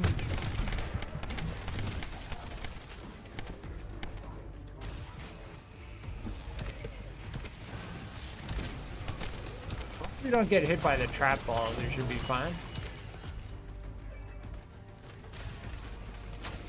Yeah, I'm glad that respawning worked. If we don't get the metal from this, then I really don't know. Yeah, this one is not dropping it. We did it twice, and typically that biometal drops like every time I do. There are multiple variations of this biometal. Everything was grayed out. That sounds like a really jank bug. I'm glad that you could just respawn the... This game definitely has some jank. It could be like a Hagia specific jank bug. I really don't think many people... well, there's the Hagios Void Experiment Special Operation. I don't know if people like grind these missions as much.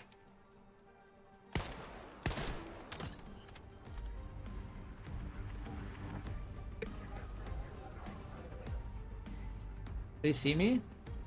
What happens? Well, it's on a cooldown, right?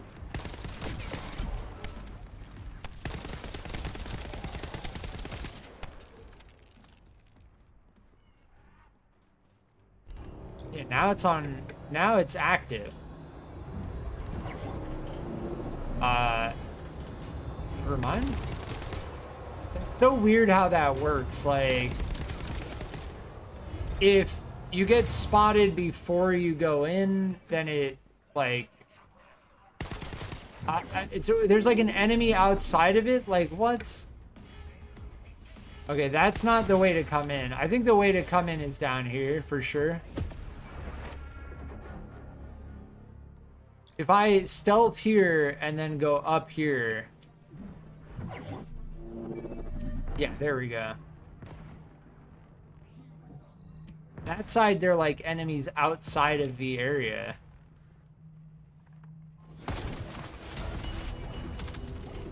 There we go.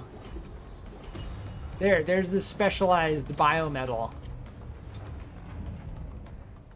That is what we need for the Luna Spiral Catalyst, which we do not have yet. But we know how to get it. And we know how to get energy activator blueprints while we're trying to get the Spiral Catalyst. So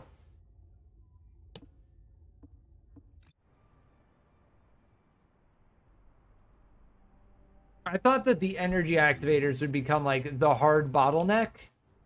But given the fact that I have 4 energy activator blueprints,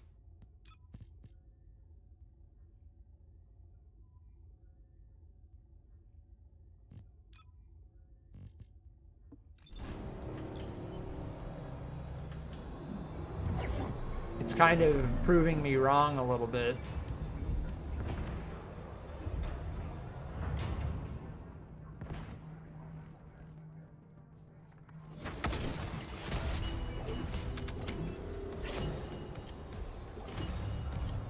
Yeah, we're getting specialized biometal every time now. Okay, good. That other outpost was jank. Ooh, oh, but non-attribute. Yeah, but I think we still take it. Just for the skill duration up, right?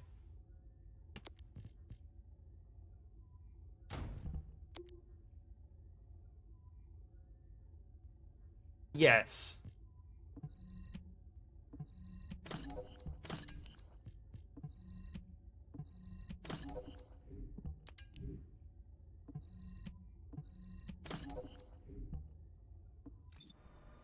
The non-attribute is not what we want, but everything else is okay. So that's fair enough.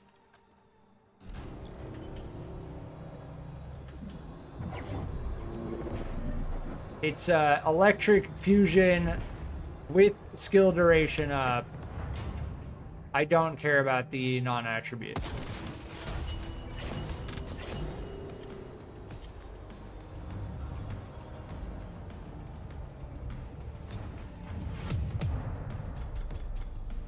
See, that time we didn't get it. So it's not every time. But we know it drops here. That's what's important. Silent Night, welcome back. You need Sharon to get Luna? It makes getting Luna a lot easier using Sharon. Using Sharon makes it a lot easier. Otherwise, you need to do hard Swamp Walker or hard Gluttony.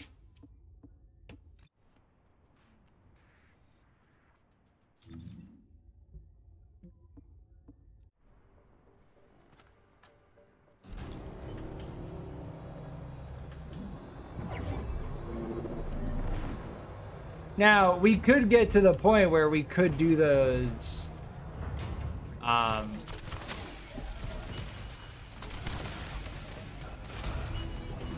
we could do those hard Colossus.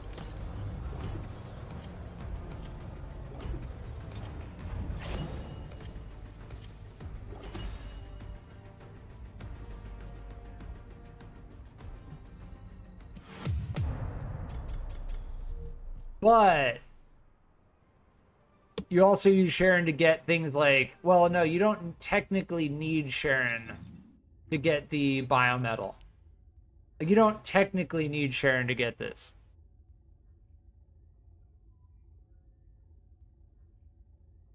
Most likely gonna have to do hard Swamp Walker for what?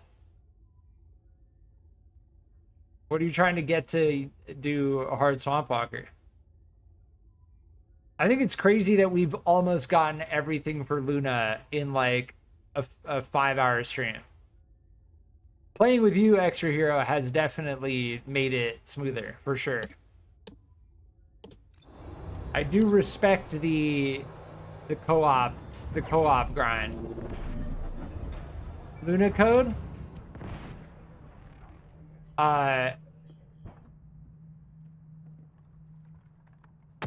If you wanna, if you still have, I'm down to do that. The one that I got the Luna code from, I'm down to do that. If I can stand right here, maybe. What do we get from this thing? Ultimate Bunny Energy Activator, Ultimate Valby.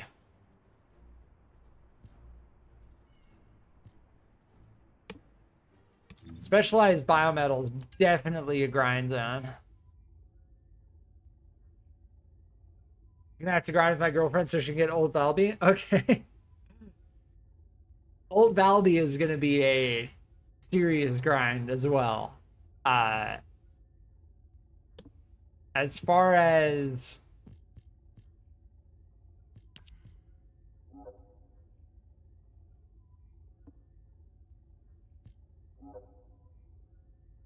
yeah, this is how we're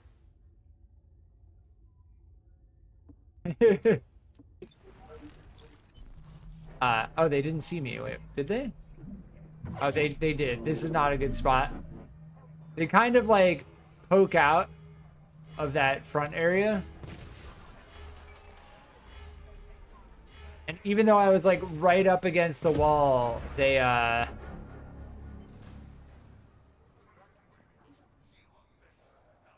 still tried to attack me. I think, are they still aggroed on you? I don't think so. I think we're good. Nope.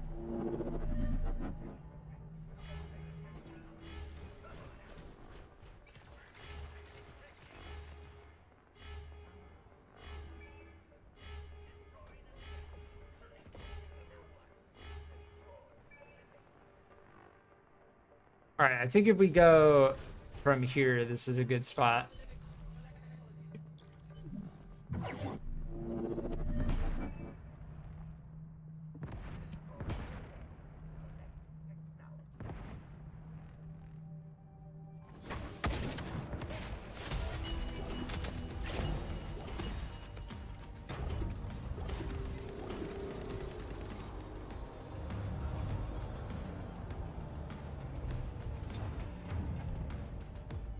Yeah, Old Valby is going to be tough. I think Hard Dead Bride was how we got one of these, right? Yeah. We got this stabilizer first try from the 68 Mutant AA.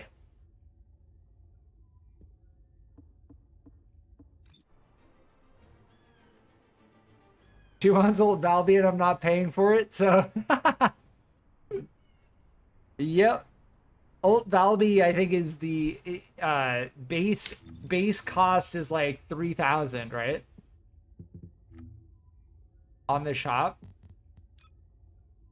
Yeah, 3,000.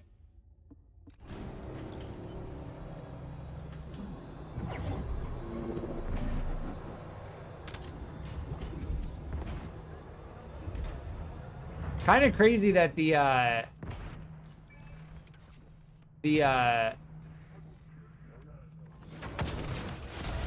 energy activators,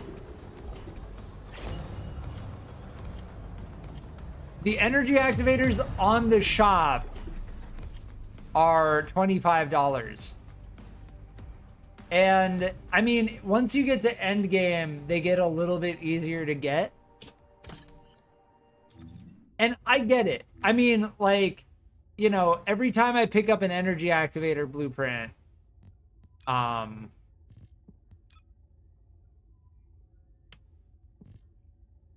it's not like $25 of value necessarily, but it's akin to it. What is it under support? Yeah, here. 1,200. Yeah, so like if you play over time, you're almost guaranteed to get energy activators. And I say almost guaranteed, because if you get really bad RNG luck, then you may not come across one.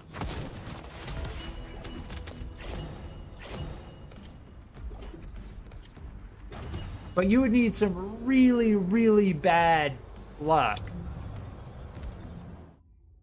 How much of this do I have now? Damn. The specialized biometal is the grind zone.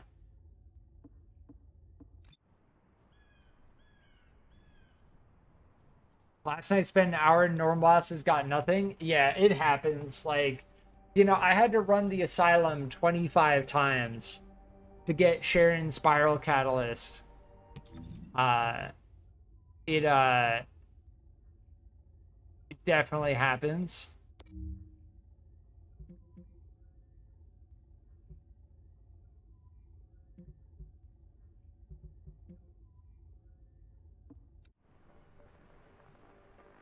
I think it's the Spiral Catalyst.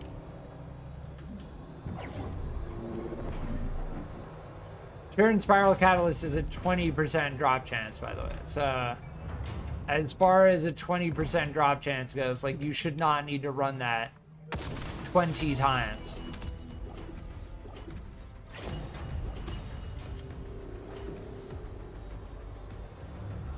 Sharon Spiral Catalyst?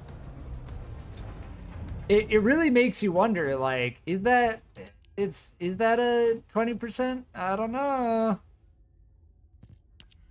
I don't know. The fact that I remembered that Sharon Spiral Catalyst is at the asylum, I don't know. The 20%. I was thinking like maybe 10, maybe 15, but like 25 times?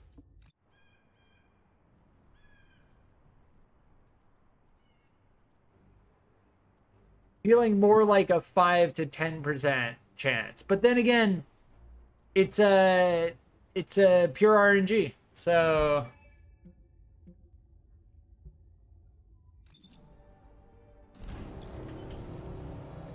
it's a pure RNG chance.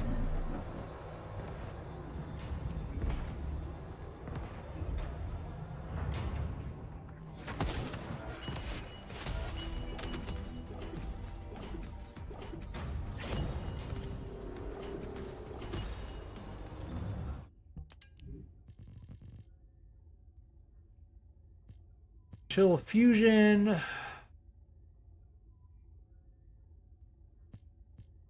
What is VSA again? VSA is Fusion Tech, right? Yeah. VSA can also be singular.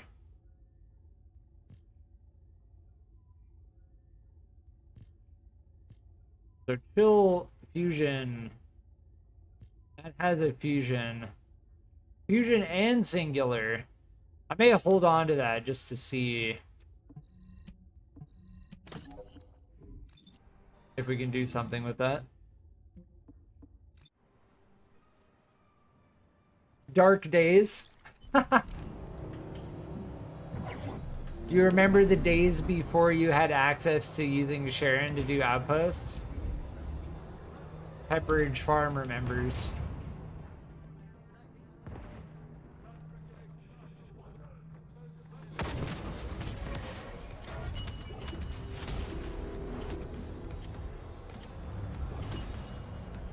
All right, what are we at now? We're at 46. Extra, do you need more? If you need more, we can do it. I'm also down to run Luna code more. Even though I don't need it, there are other things in that I can get.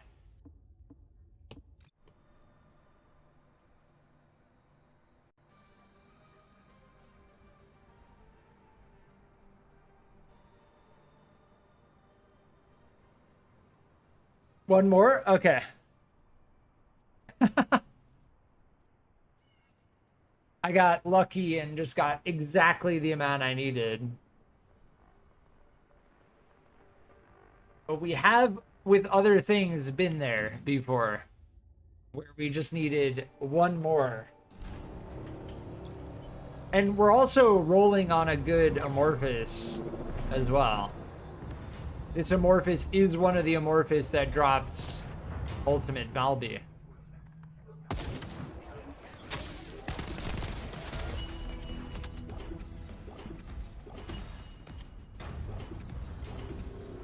So as far as the Luna code goes, if you still need Luna code,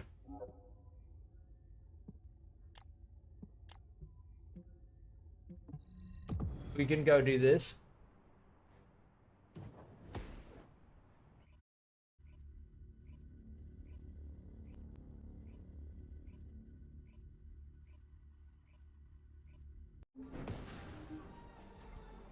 Do you have the blueprint?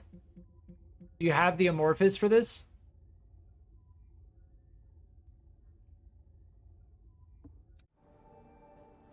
If you have the amorphous and you have organic, then we should just open the fusion reactor.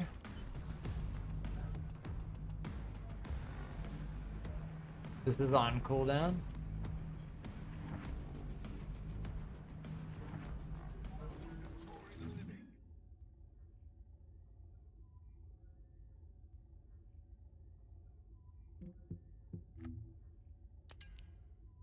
For the spiral catalyst, I need to do 71. Yeah, we know this one. And then we bring it up here. And we have plenty of polymer for that as well. We could do that like 10 times.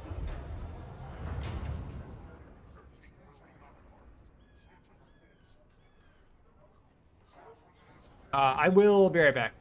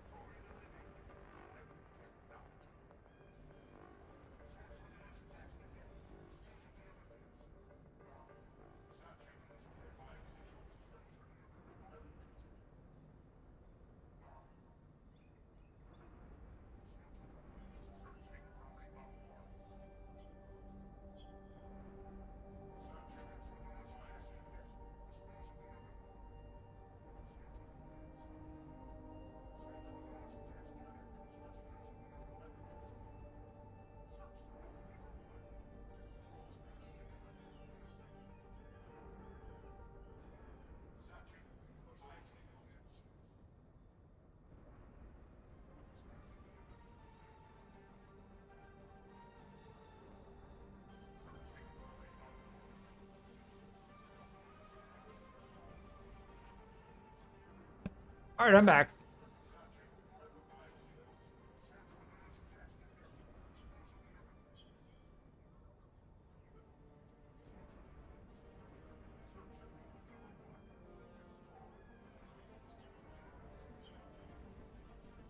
Been streaming for almost 6 hours.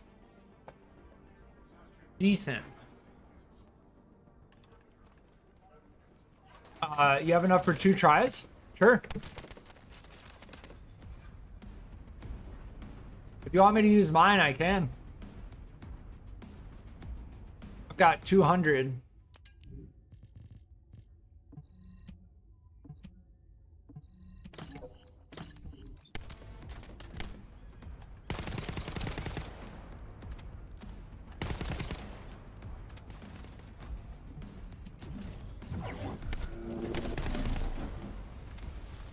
Void shard grind is something that gives me something to do, so I definitely don't mind using mine.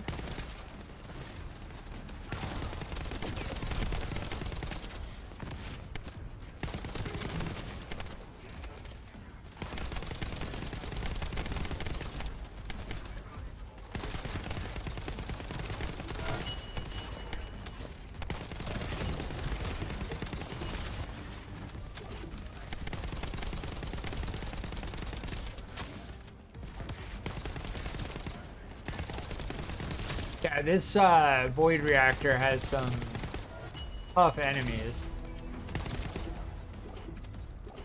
Because they're just like regular trackers, so...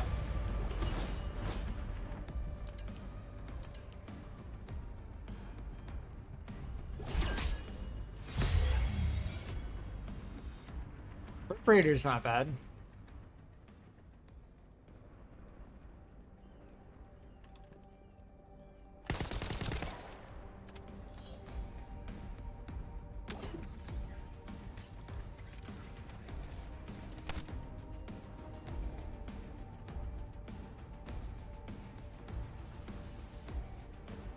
If you want to do it again, I have I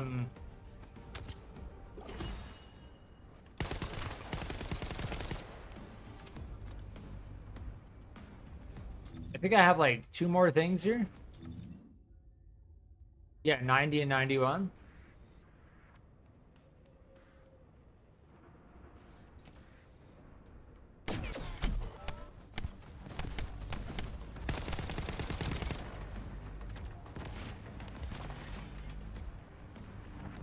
Oh, if you got it, then we're good. Yeah, if you have everything, then sweet, awesome. I still need the spiral catalyst, which is gonna come from one of these. You know, I might, well, I need to look at the 49 again. I think I determined that the Vesper Hard is the best way. Because it's the 71 versus the 49. The 71 is a 20%. The 49 is a 38. I should probably do this one. Unless I want to keep trying for the energy activator. Yeah, we can go back to Albion.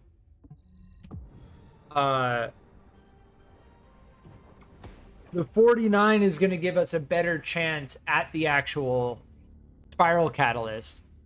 The 71 is going to give us a chance at the spiral catalyst, but also a chance at the energy activator blueprint. And because I have 4 energy activator blueprints, I'm probably going to start just going for the 49.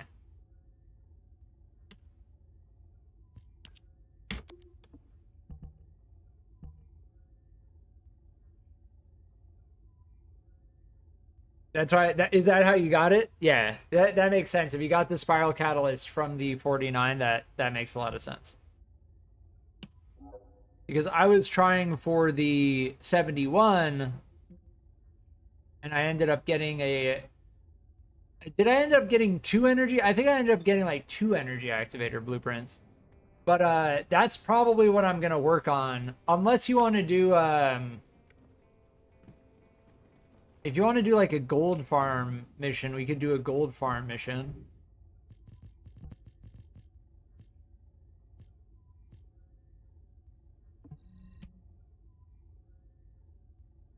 Chill fusion.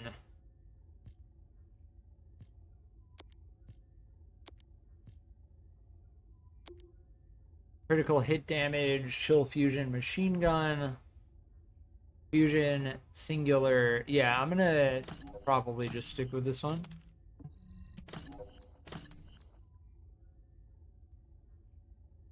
I'm down. Yeah, we could do leveling because I see you're level 31. Leveling and then gold farm. I just don't want to do something that you already have. Yeah, electric resist and then gold drop rate is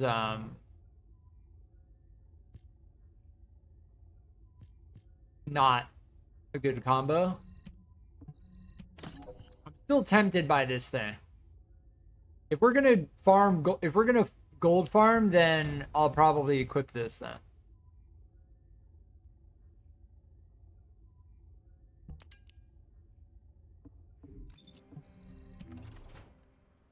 Max Sharon with Catalyst? Nice. Do you have a slot on every single slot? Have you used a Catalyst on every single slot? Oh, Fusion Chill. This is so good on Viesa, but again, the shotgun. Just the shotgun. I'll hold on to that.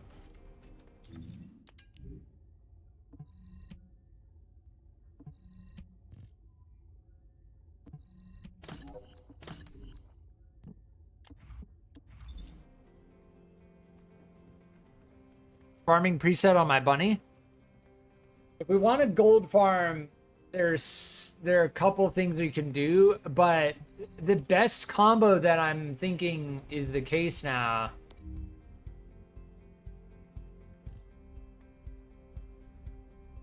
is gonna be something like the void. No, it's gonna be a defense mission.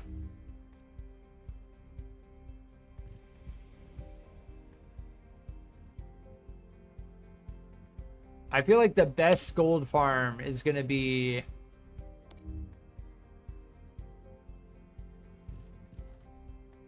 one of these. Because of the mark for arrest or whatever they added.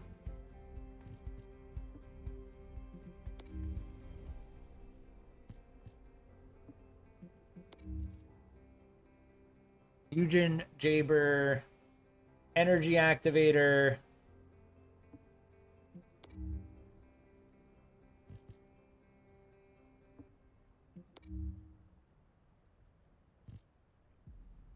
Yeah, I don't know. None of these feel really worth it. I just like it's almost worth it. The way we ended up getting Luna enhanced cells was not by this. I feel like if we really want a gold farm, well, I want to level up Sharon as well.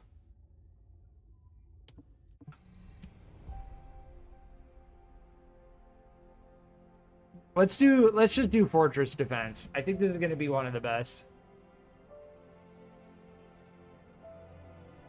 It's also got the Mutant 52.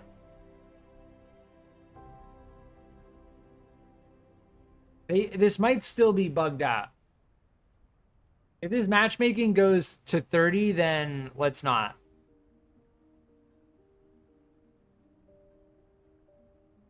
Because they were saying that the Fortress mission was like low spawn rate.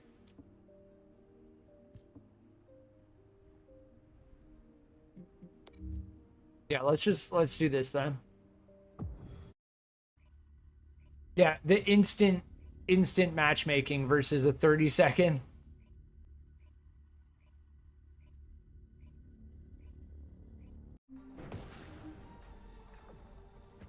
I think this will be a decent place to level, and the fact that you get void shards and potential drops mark for arrest. I don't think I have any. They're called mark. Yeah, I don't have any. But we got like 1 million gold from one of them.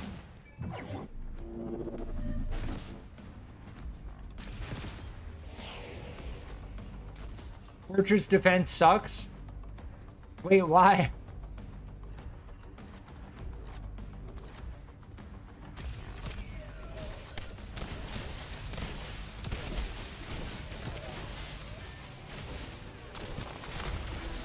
I've done it a couple times.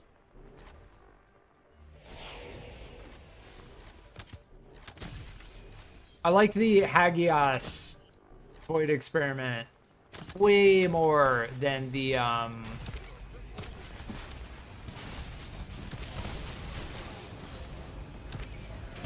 Echo Swamp. My frame rate here is like very smooth.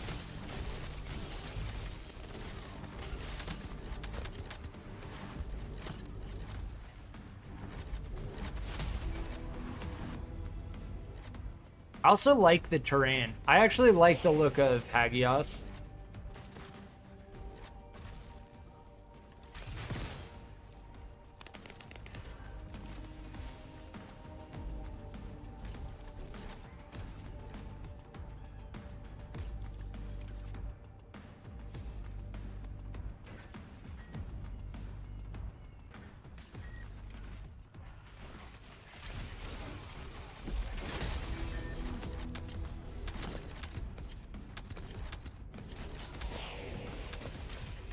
You get a good amount of gold here.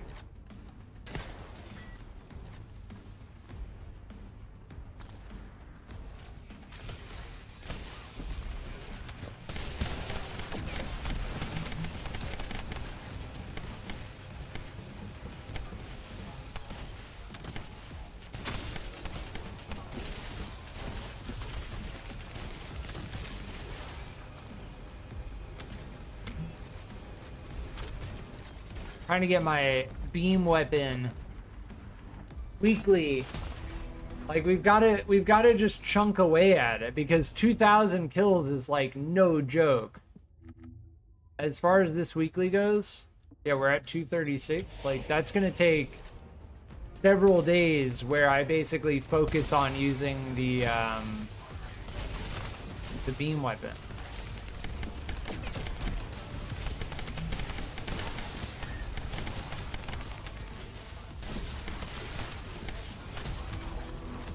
And because beam weapons are underpowered and the developers know it, that's the one that they're telling. Like if it were assault rifle, like we would already be done with it. You know what I mean? It was like get 2,000 kills with the assault rifle, like we'd already be done. But they know, dude. They know. They know no one uses the beam rifle, so that's what they're giving us a quest to do.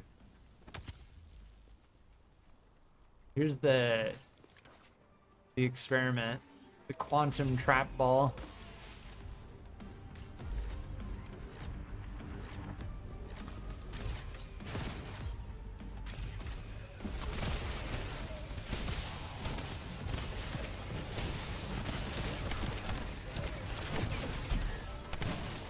We had another similar quest in the past where it's like use the tactical rifle to kill so-and-so enemies.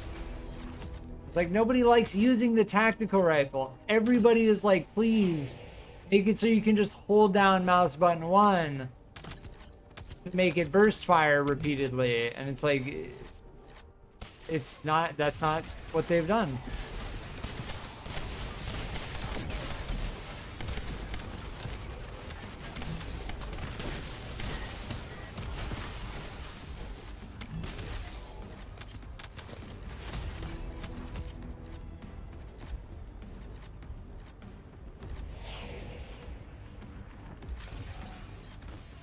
Almost level 40. Sharon, I think I've used 1 spiral catalyst. 20, I think I've used 3.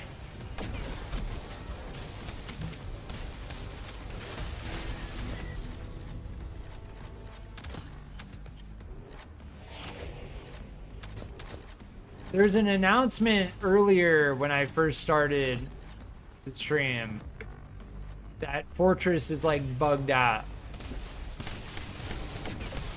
Where like enemies aren't spawning at the rate that they should be.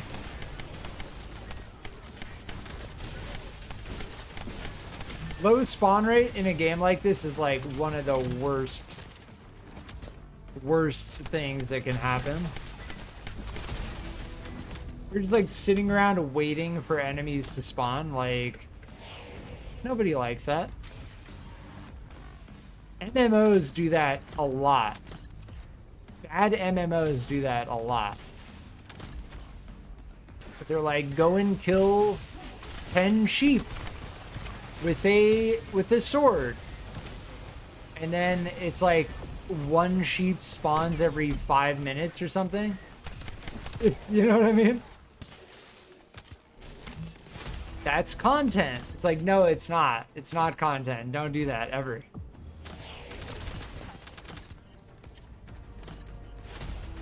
Like, there's a good way to do challenges and there's a bad way to do challenges. And the way I just mentioned is a bad way to do challenges. Go and kill these sheep with a sword. They also run really fast and only spawn once every 5 minutes.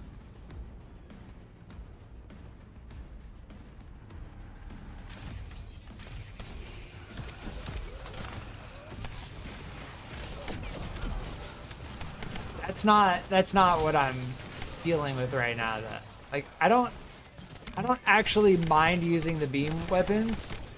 I just wish that they were more viable in terms of like high DPS endgame builds. See, we're getting inorganic void shards, so they've definitely made it more worthwhile to do these. Before, on release, you didn't get any void shards from this at all. 0.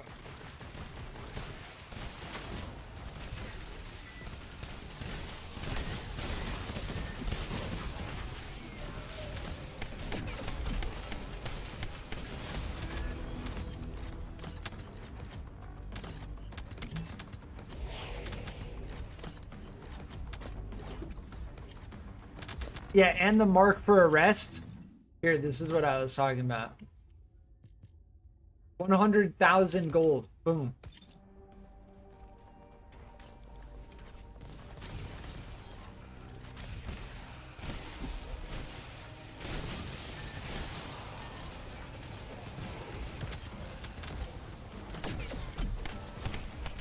I just got knocked off of them while I was trying to get them up.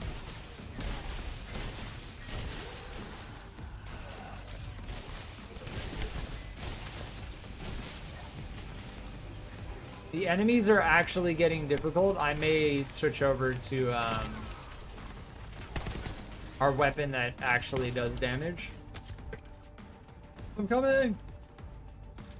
Ah, 1 HP. I got you at 1 HP.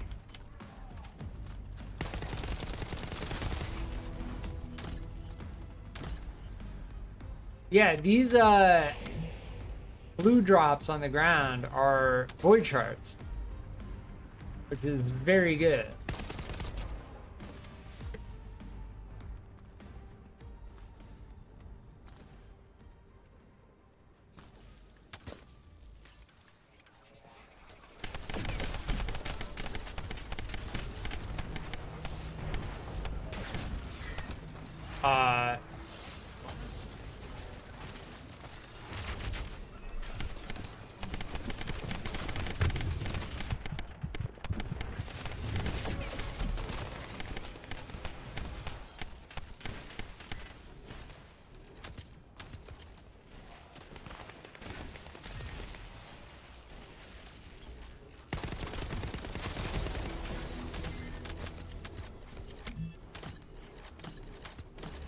Yeah, we're actually getting a lot of void shards right now. You can see on the right side of the screen, like, I'm constantly picking up void shards.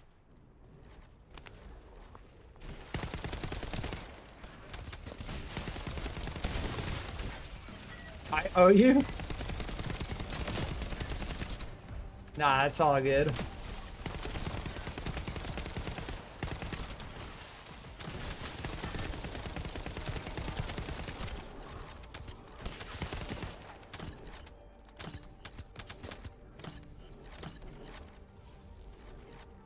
We help each other out. That's the whole point.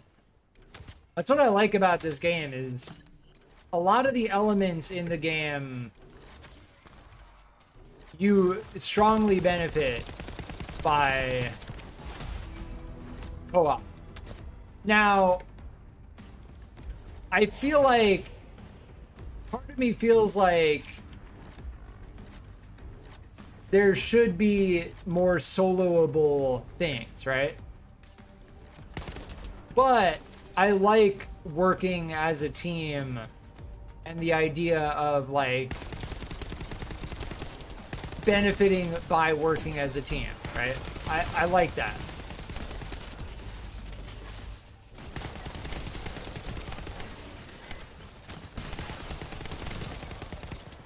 But I still think that as far as the Colossus in the game go, you should be able to solo all of them.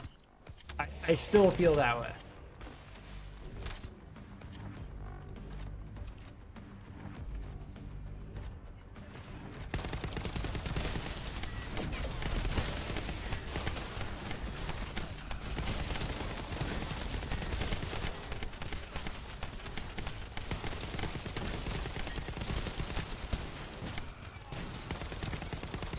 Damn, Bunny's lightning emission just zapping everything.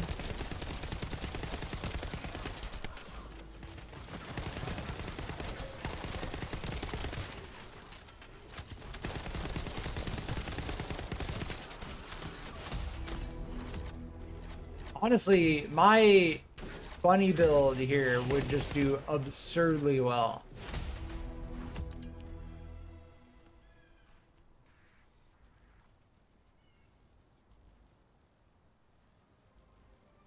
Between the void shards, the Mark IV arrests, I really think this is actually worth it now.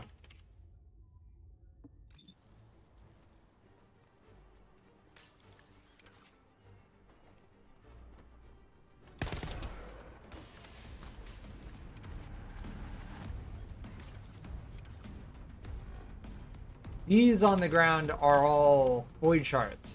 We just picked up 6 polymer. 6 polymer.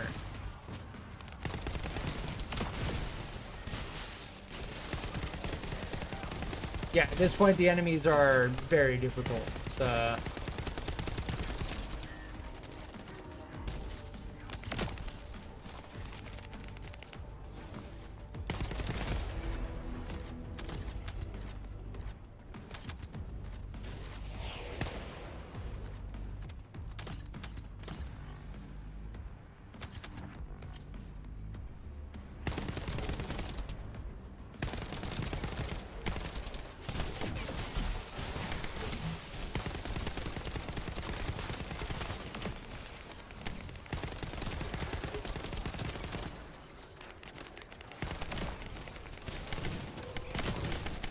oh my.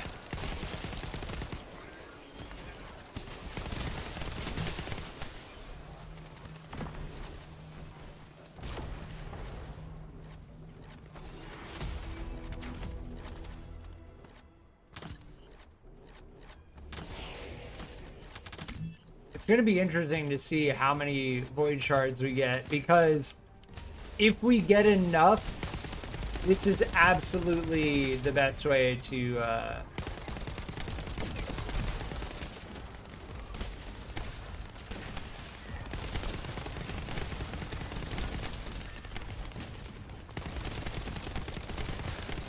absolutely the best way to grind for void shards and gold.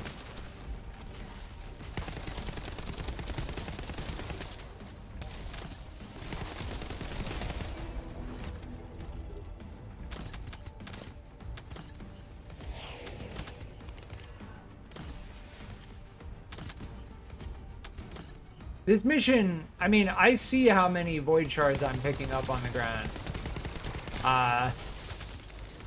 Definitely feeling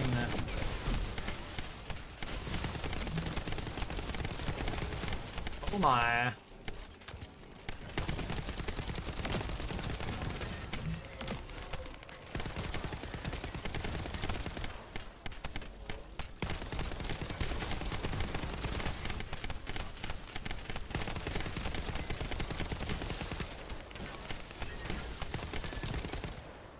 The Farseer enemies, they just keep zapping you over and over again.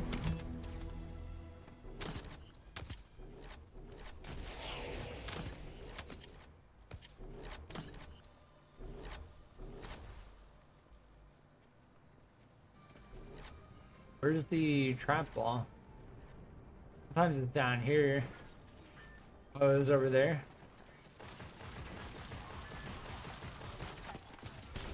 The shield bubble enemies are by far the worst.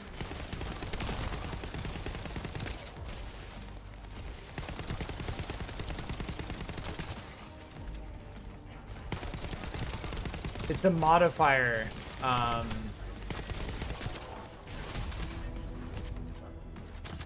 And if you have like a shield bubble enemy that has immunity, it's like gets very difficult.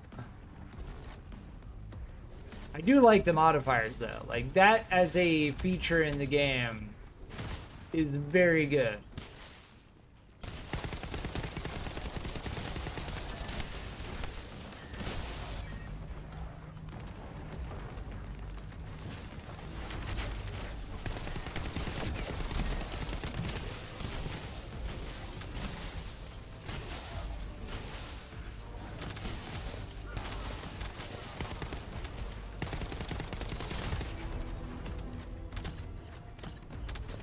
Level 38.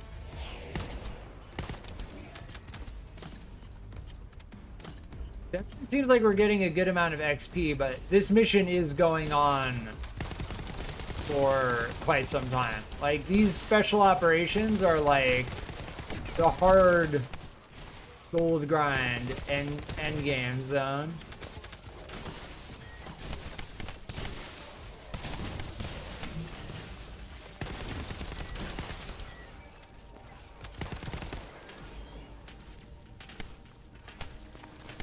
Survive? Really feels like my survivability is like insanely good. Maybe we built too heavily into survivability.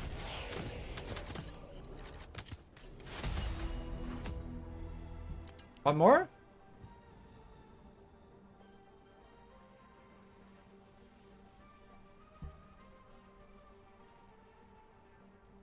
Wait. 10 waves? No way. Is that actually 10 waves? No way. Are we gonna be able to make it? The two bunnies we're playing with are struggling. If I had my bunny farm build, I feel like I could definitely be doing more.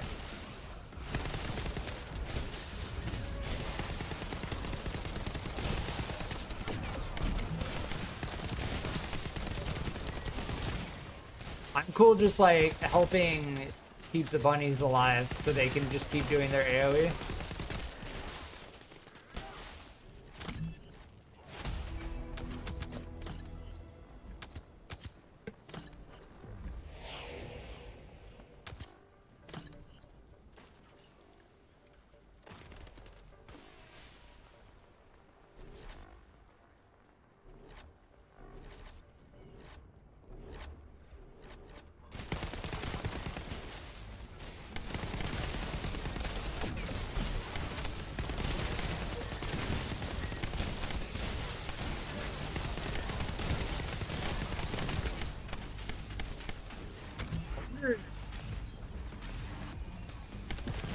It does okay. I think I might try to use the beam weapon again.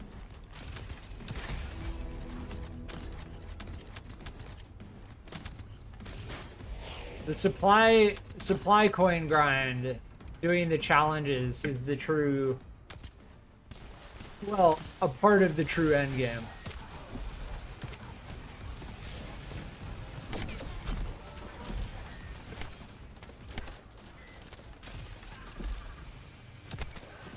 Server lag. That's not good.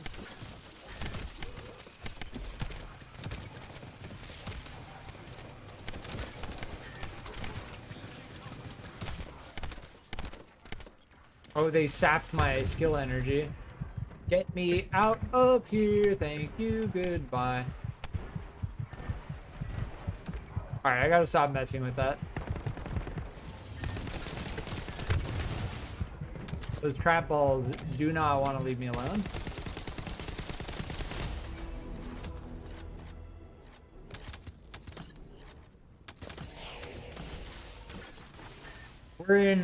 We're in the end waves of this mission.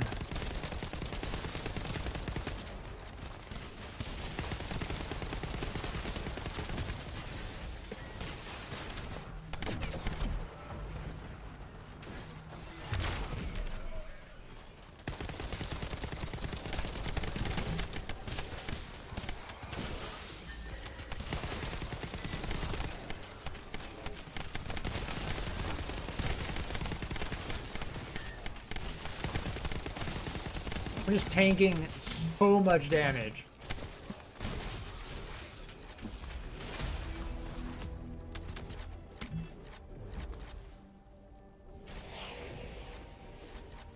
$33 of 38. Oh man, the last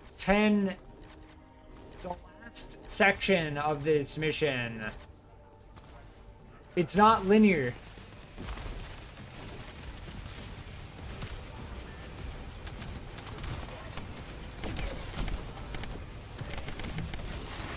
Definitely not linear.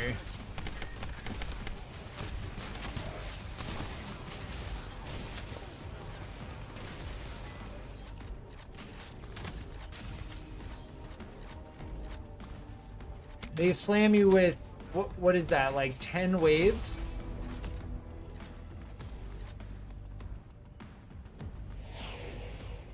We have 5 more now.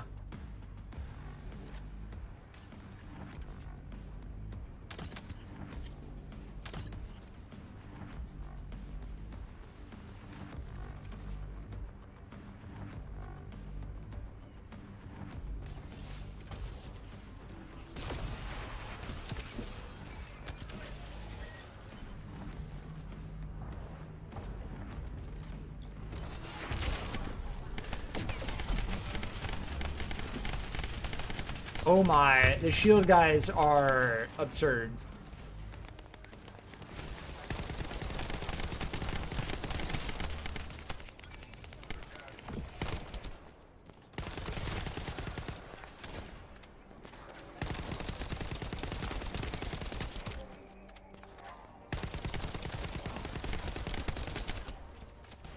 We just need to make sure we're not shooting at shields.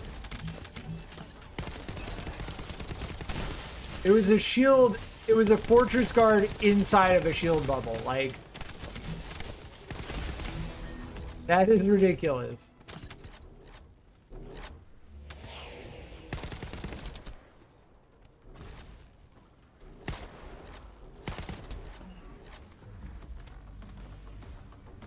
A fortress guard, which has a shield ability, by the way, inside of a shield bubble.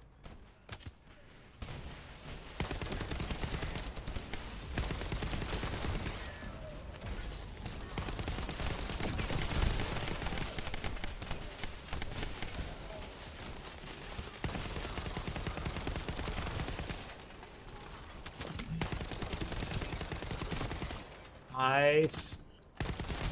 That was a clean clear. 3 more? 3 more and we're home free? We can do it, I believe. I believe.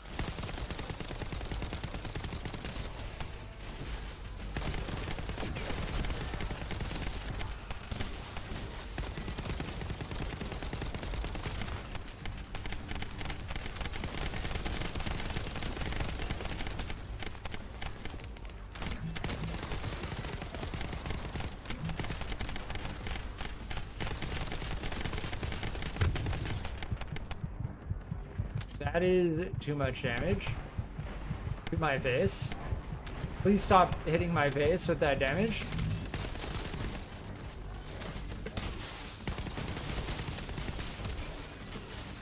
I can't aim up all the way.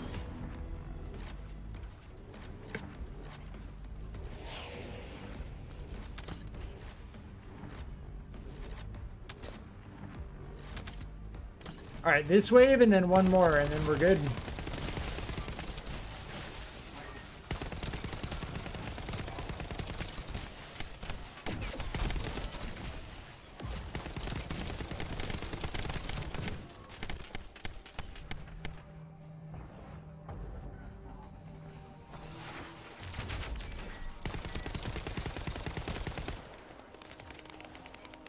Did someone die?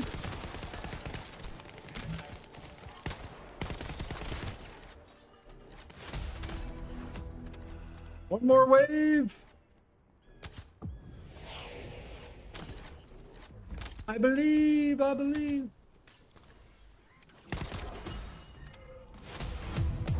Oh, we just had to shoot it. So 3 amorphous. That was a 26-minute, 31-second mission.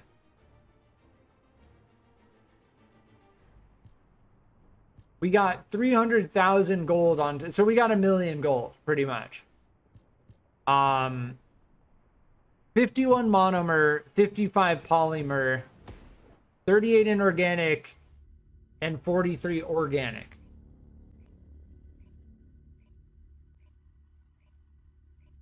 That feels pretty close to worth it. That feels pretty close to worth it. You got a high value? Nice. That's not guaranteed. That's a rare drop. I got 3 regular mark for arrests, which I will take because that's a massive amount of gold and we always need gold. But you also get no weapon drops, no reactor drops, no external drops, and no module drops. So it's purely for gold, amorphous, and gold, amorphous, and XP, right?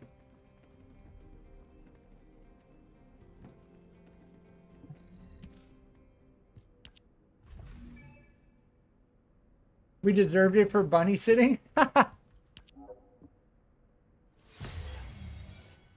Honestly, if I had my bunny build, I would have been slamming those enemies.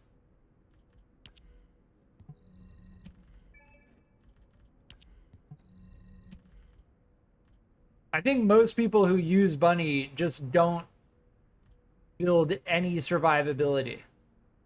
They just don't do any survivability. 12 more hours on our energy activator. And then, guess what? And then we have another 4 energy activator blueprints. And we know how to get all the materials for them. As far as our next... yeah, we've got all the materials lined up for our next one after the one we have researching.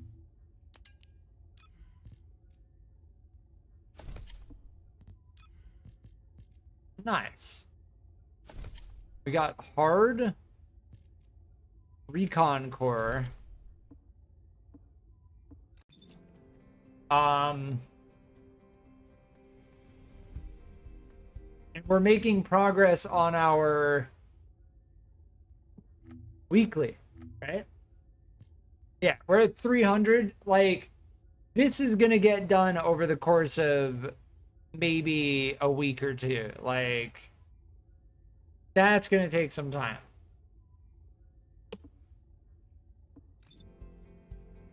But yes, I'm gonna leave it here. I think as far as the first Descendant goes for today, we got We got most of the Luna pieces, right? We're just missing the Spiral Catalyst blueprint at this point. So it will be interesting. Luna is going to be a very weird play style, but I think it'll add some depth and it'll be pretty interesting. But yeah, I'm going to leave it here. Good playing with you, Extra Hero. If you've been enjoying my live streams, please consider liking and subscribing, and I will be on in the future. Thank you.